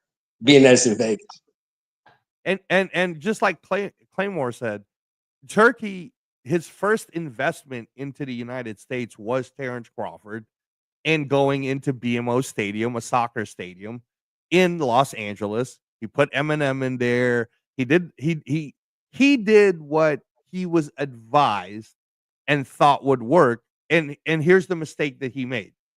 It's not he miscalculated the fact that boxing has been so much of a gutter sport, in the sense of it's not in the mainstream all the time. They don't talk about it in regular local news all the time. For so long here in the US, Turkey was still thinking, oh, the US is still in the 80s and in the 90s when it comes to boxing. And we're far removed from that, y'all. We're nowhere near that. Florida has Pro Box coming up next week, and I will guarantee you that there is no local news talking about Pro Box. And that's a good card. And that's happening in over there. So Turkey miscalculated Terrence Crawford's popularity. He miscalculated boxing's popularity into that first event. So what did he do? He learned from it. He figured it all out. Oh, and by the way, he ended up hiring the company that does do live events, that does understand. I mean, we're talking about the same company that just did WrestleMania here at Allegiant. Same company that just did the Spear last year, which has never been done before. A fight in the Spear. The UFC just did that and sold that. And that was beautiful, by the way. If you guys and they won Emmys for it. It was beautiful, right? So you're talking. It was like the most gorgeous event I've ever seen in sports. Exactly. I'm dead ass. And one more thing, he also overestimated the popularity of Eminem, because in LA, Eminem doesn't mean that much. Exactly. Right. Now let me tell you this, and y'all are gonna laugh at this. But what if Turkey goes, oh, we're gonna, just like Claymore saying, if you buy a ticket to this, you're gonna get to go to all 3 events, walk in and out of it, no problem. Thursday, we're gonna do a bunch of, the youngsters, amateurs, whatever, Olympians. The meet and right? Okay. Crazy. And then Friday, we're going to do this, right? Because I've seen those, like we have events here called like Life is Beautiful, where they do it for 3 days, and you can walk around. They close the entire downtown block, and you walk around the block like it's a mini city from concert to concert. So one side's going to have like Snoop Dogg and Kendrick, and then the other side's going to. So it's pretty cool. So let's say he makes Allegiant like that, right? And then for the main opener, there's an 8 minutes, 9 minutes performance by, I don't know, Taylor Swift, let's say. Let's just throw it out there. Right, Taylor Swift. Right, you don't think all them little girls who don't care about boxing all of a sudden turns on to Netflix? Of course they're going to match Jake Paul versus Tyson. That's in fact, that's their goal. That's their minimum. Their floor is we have to at least get to as many subscribers watching it live as Tyson Paul. That's their floor. Their ceiling is whatever, but their floor is Tyson Paul. Trust that. Yeah, I agree with you 100%, man. I think expect anything, because I think you're dealing with era defining technology, ambition. You're going to see things probably for the first time at this event. There's going to be a lot of first time, like what they're going to pull out all the stops, because Turkey is not taking no shorts on this one. He understands. He's put too much into it. He's giving Canelo Alvarez way too much money. He's giving Terrence Crawford way too much money. He has the pressure of the crown prince of Saudi Arabia and the king of Saudi Arabia on his neck. He cannot fail at this one. Forget what you thought. This man has pressure on him. And I don't want to go deep into it, but this is a different culture. The expectations are huge. The consequences for failure, I don't even know what they might be, right? He's going to pull out all stops. Dana White is on top of this. Nick Khan with TKO's on top of this. Netflix is on top of this. Everybody has vested interest in this thing being what it needs to be. I'm expecting this thing to deliver crazy. That man said 3 days. I'm buying my ticket next week. I just hope it all comes with all the bells and whistles you guys are talking about. But I'm buying my ticket next week. Yeah, cross our fingers, man. We got to get off of the people. You know, it's those people out there that try to, tear down the events. Turkey's losing this money. Turkey's losing that money. Stuff that we don't even need to be worried about, man. If it's a good event, he's putting on good shows. We getting good fights. I don't care about what Mohammed bin Salam is budget he gave to Turkey. I don't care about none of that money is going into my account. I don't care about none of that money. I want to see a good fight, and I hope for the people that live in Las Vegas and for the people that's traveling to Las Vegas for the fight, I hope you could go out there and have a life-changing experience, see a good fight, go to some good meet and greets, have a good time, man. All that the other meet and greets are going to be stuff, crazy because when Turkey brings them out, absolutely. He's bringing out Roberto Duran, Sugar Ray Mm-hmm. Leonard, he's bringing out the legends all the way down to the most. I mean, it's going to be an experience. It's going to be one of those things where even if the main event for some reason doesn't deliver, the event will be 4 amazing. days. Yeah. It's going to be hard to regret going out there. Like, Yeah. you know what I'm saying? Like Shelton, like it's Hey, going to be and hard. look, I'm not leaving till Tuesday because we got the Chargers on Monday. So I'm not leaving till Tuesday.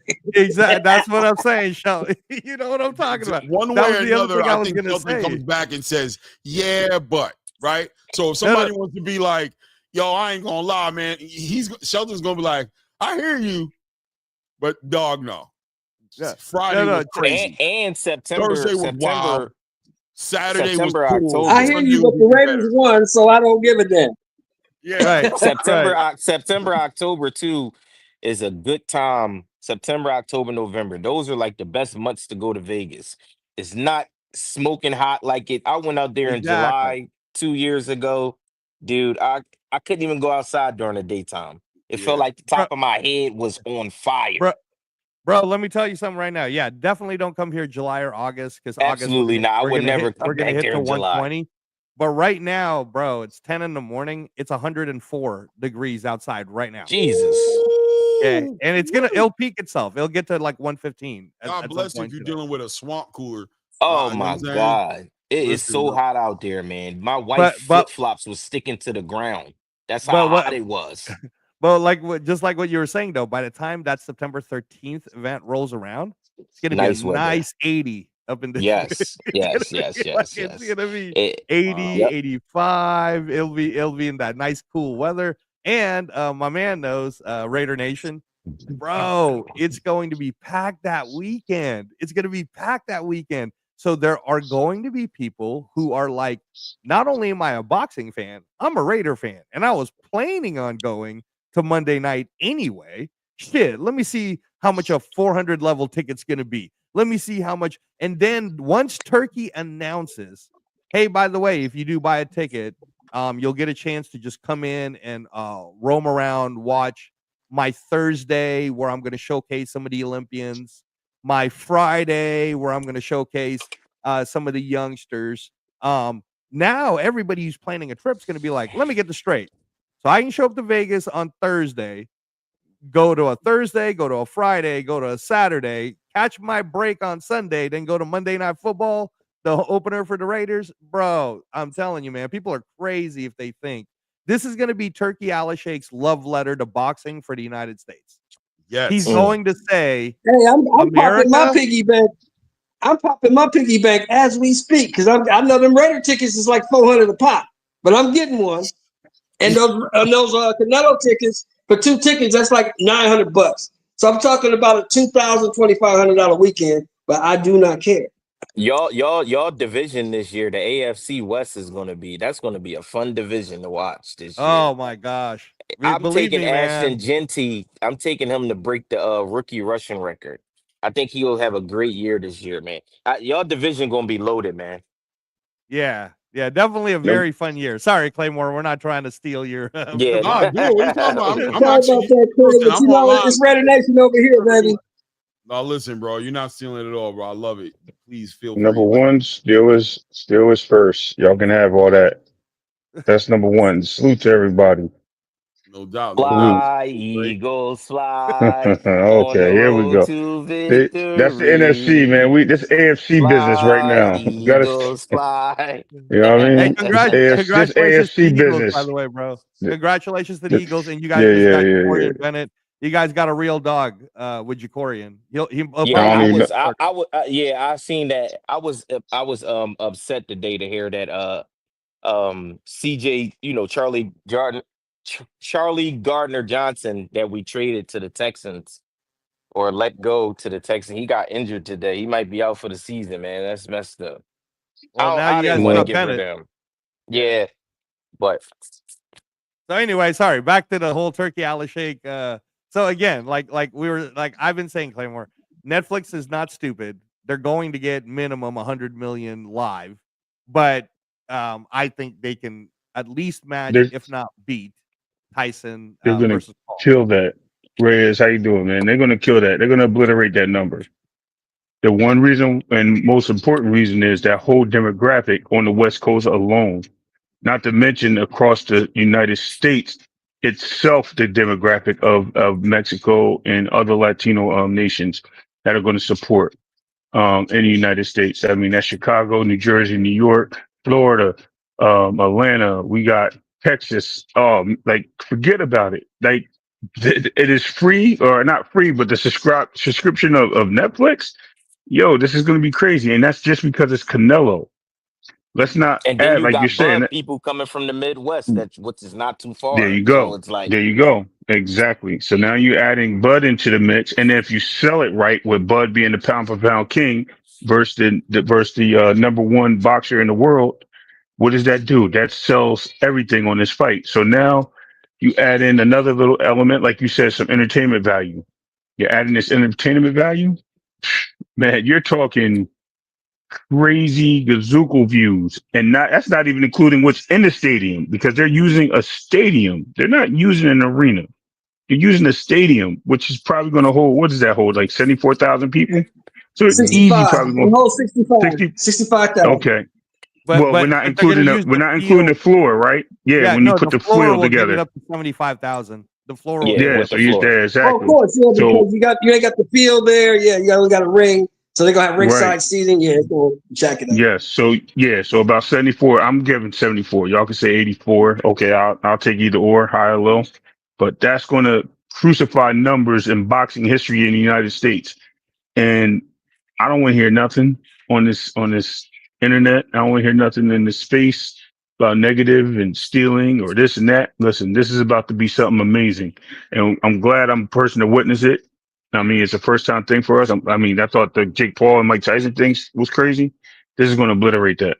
I'm Ray, just I putting got a that out question there. for you. What was the numbers to the do you remember the numbers from the Mike Tyson, Jake Paul? What was No, the numbers like? So It was like I have no. it was they like keep 100 and some million. Yeah, yeah, well, they keep saying that, right? They keep saying it's 100 million. But to be fair, I remember watching it live and it kept freezing. Me too. Absolutely. Okay, It was terrible. right? Yep.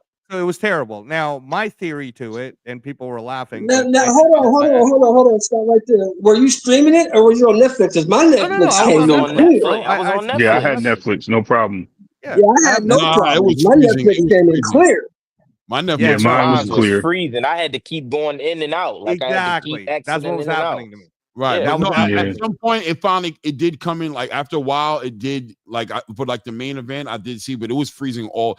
I was calling with Blue Blood, and it was crazy. But you know what ended up working out for me was when I put it on my computer. it started to work well. But when I watched it on my TV, it was giving me hella issues. Netflix even sent out a message. They even sent out a message and said we were experiencing a high number of such and such, and it was crashing. I know. I think I know where Angelo's going with it, though. I think so. He's You going to say think the that server got overloaded? You think? Well, yeah, no, Claymore knows.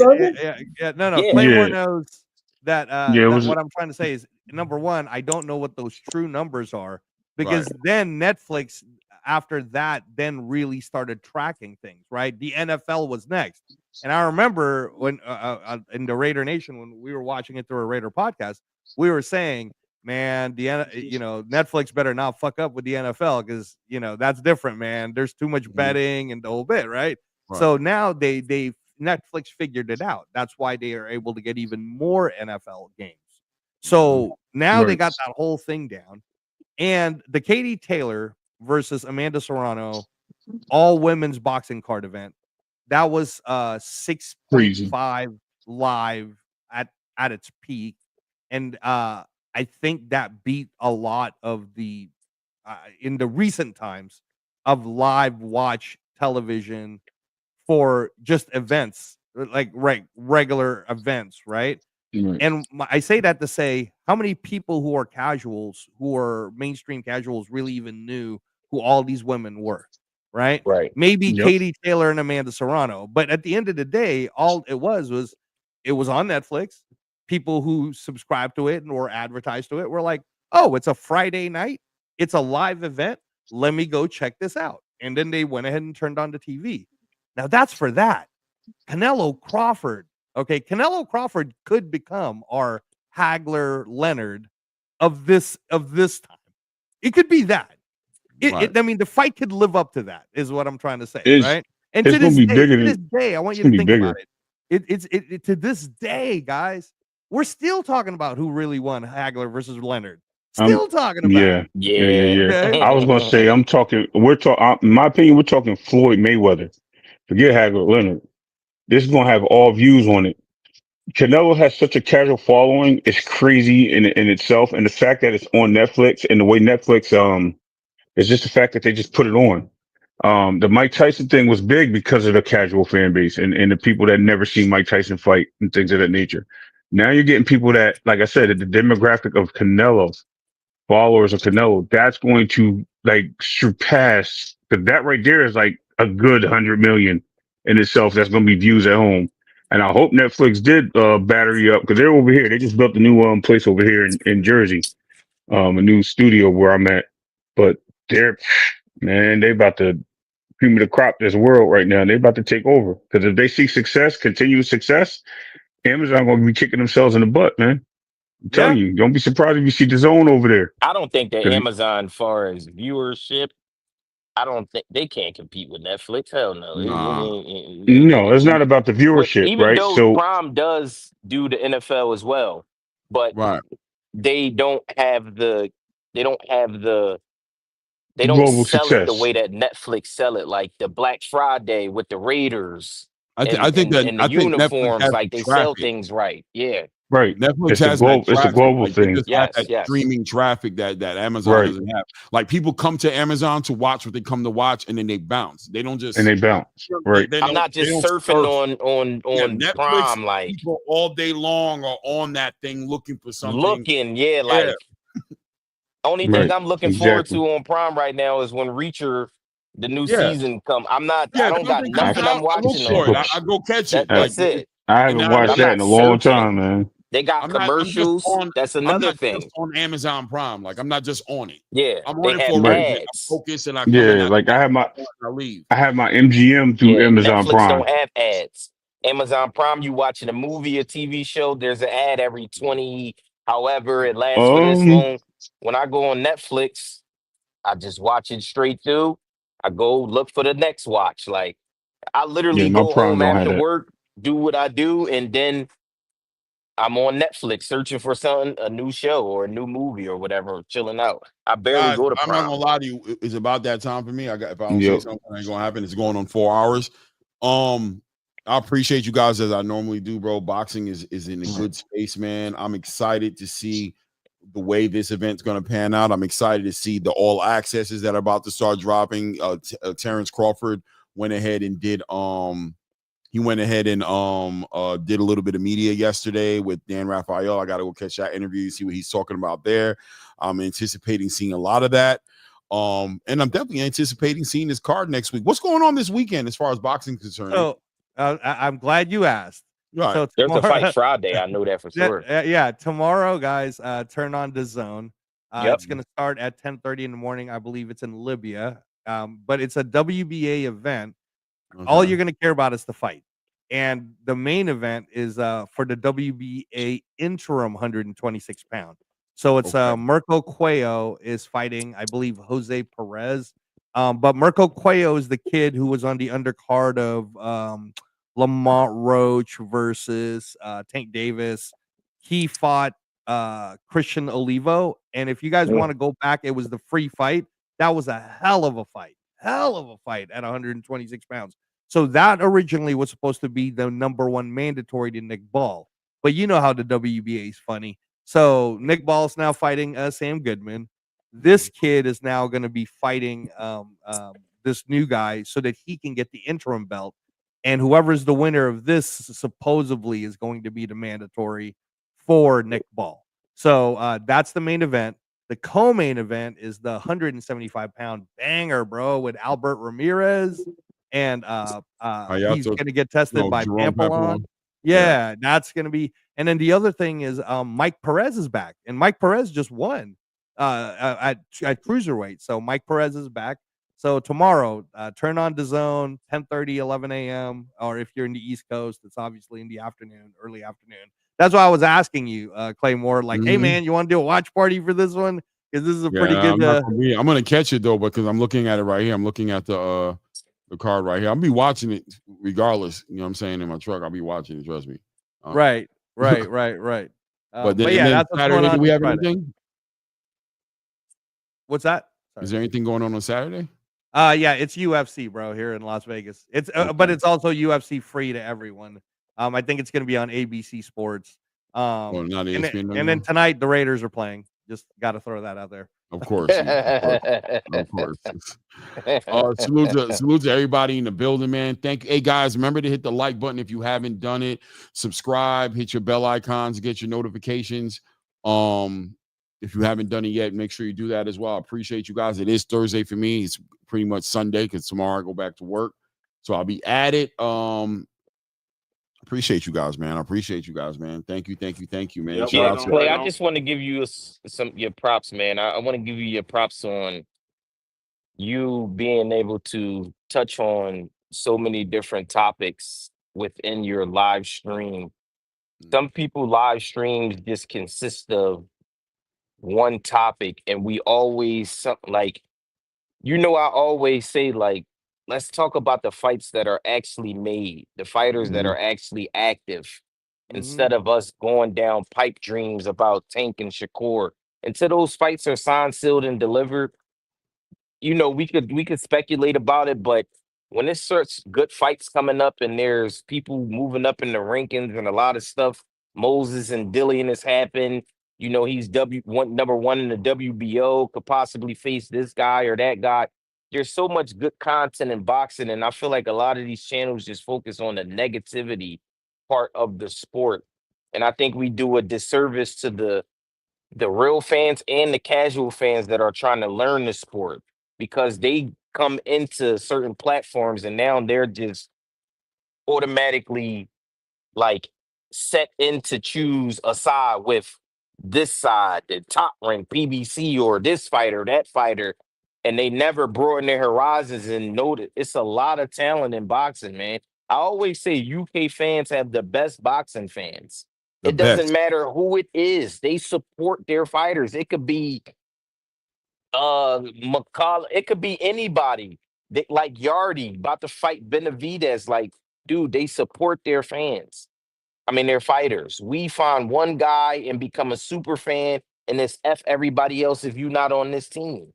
So I want to give you your flowers for being able to sometimes dial back some of the stuff that you see in the chat, some stuff that some people come on the panel and you give your perspective on different topics and being versatile. Basically, you're able to touch on a lot of different things. So I just wanted to give you your flowers on that. Man, I appreciate that, man. And yeah, man, I hope that at the end of the day contribute. You know what I mean? That's what I'm trying to do. Not tear down. He learned that in the core, bro. He learned that in the core. It's called organization. Yeah, I'm trying. And we talked about with Islam, so it comes with the growth, man. It comes with the growth.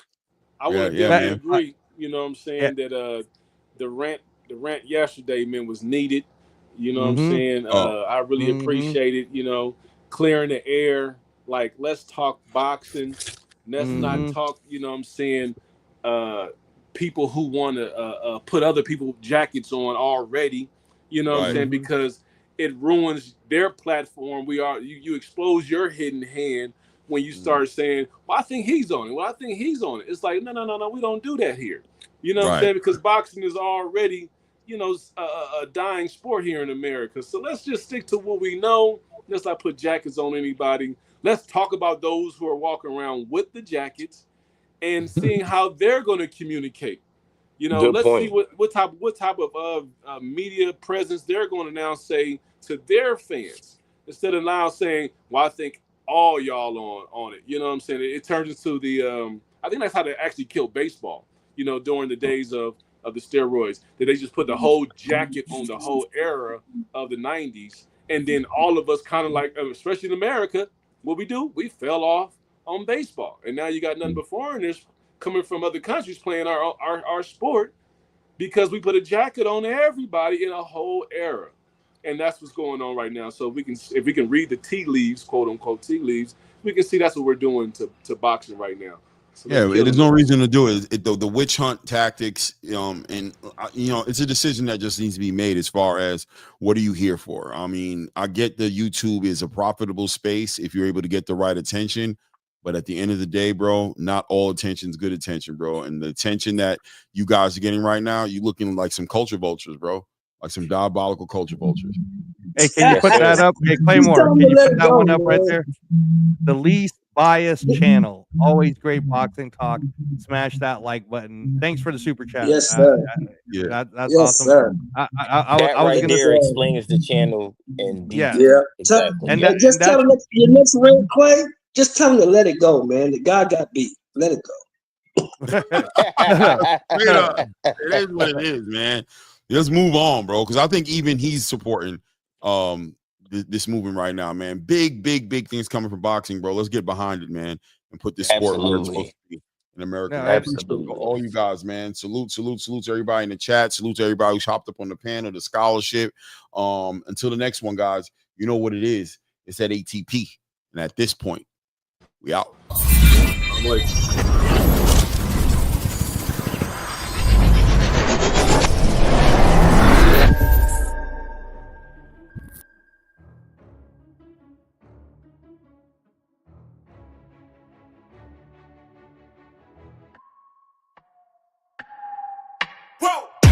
Who knew I would make it this far? They hated, they never believe me.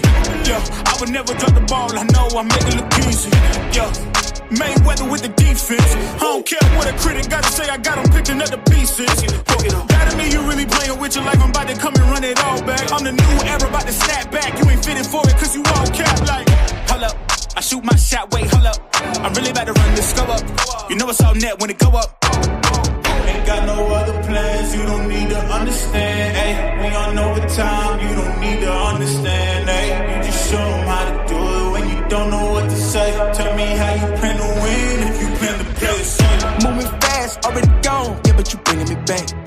Try to double cross me, dog, just let me relax. Stop assuming what we doing.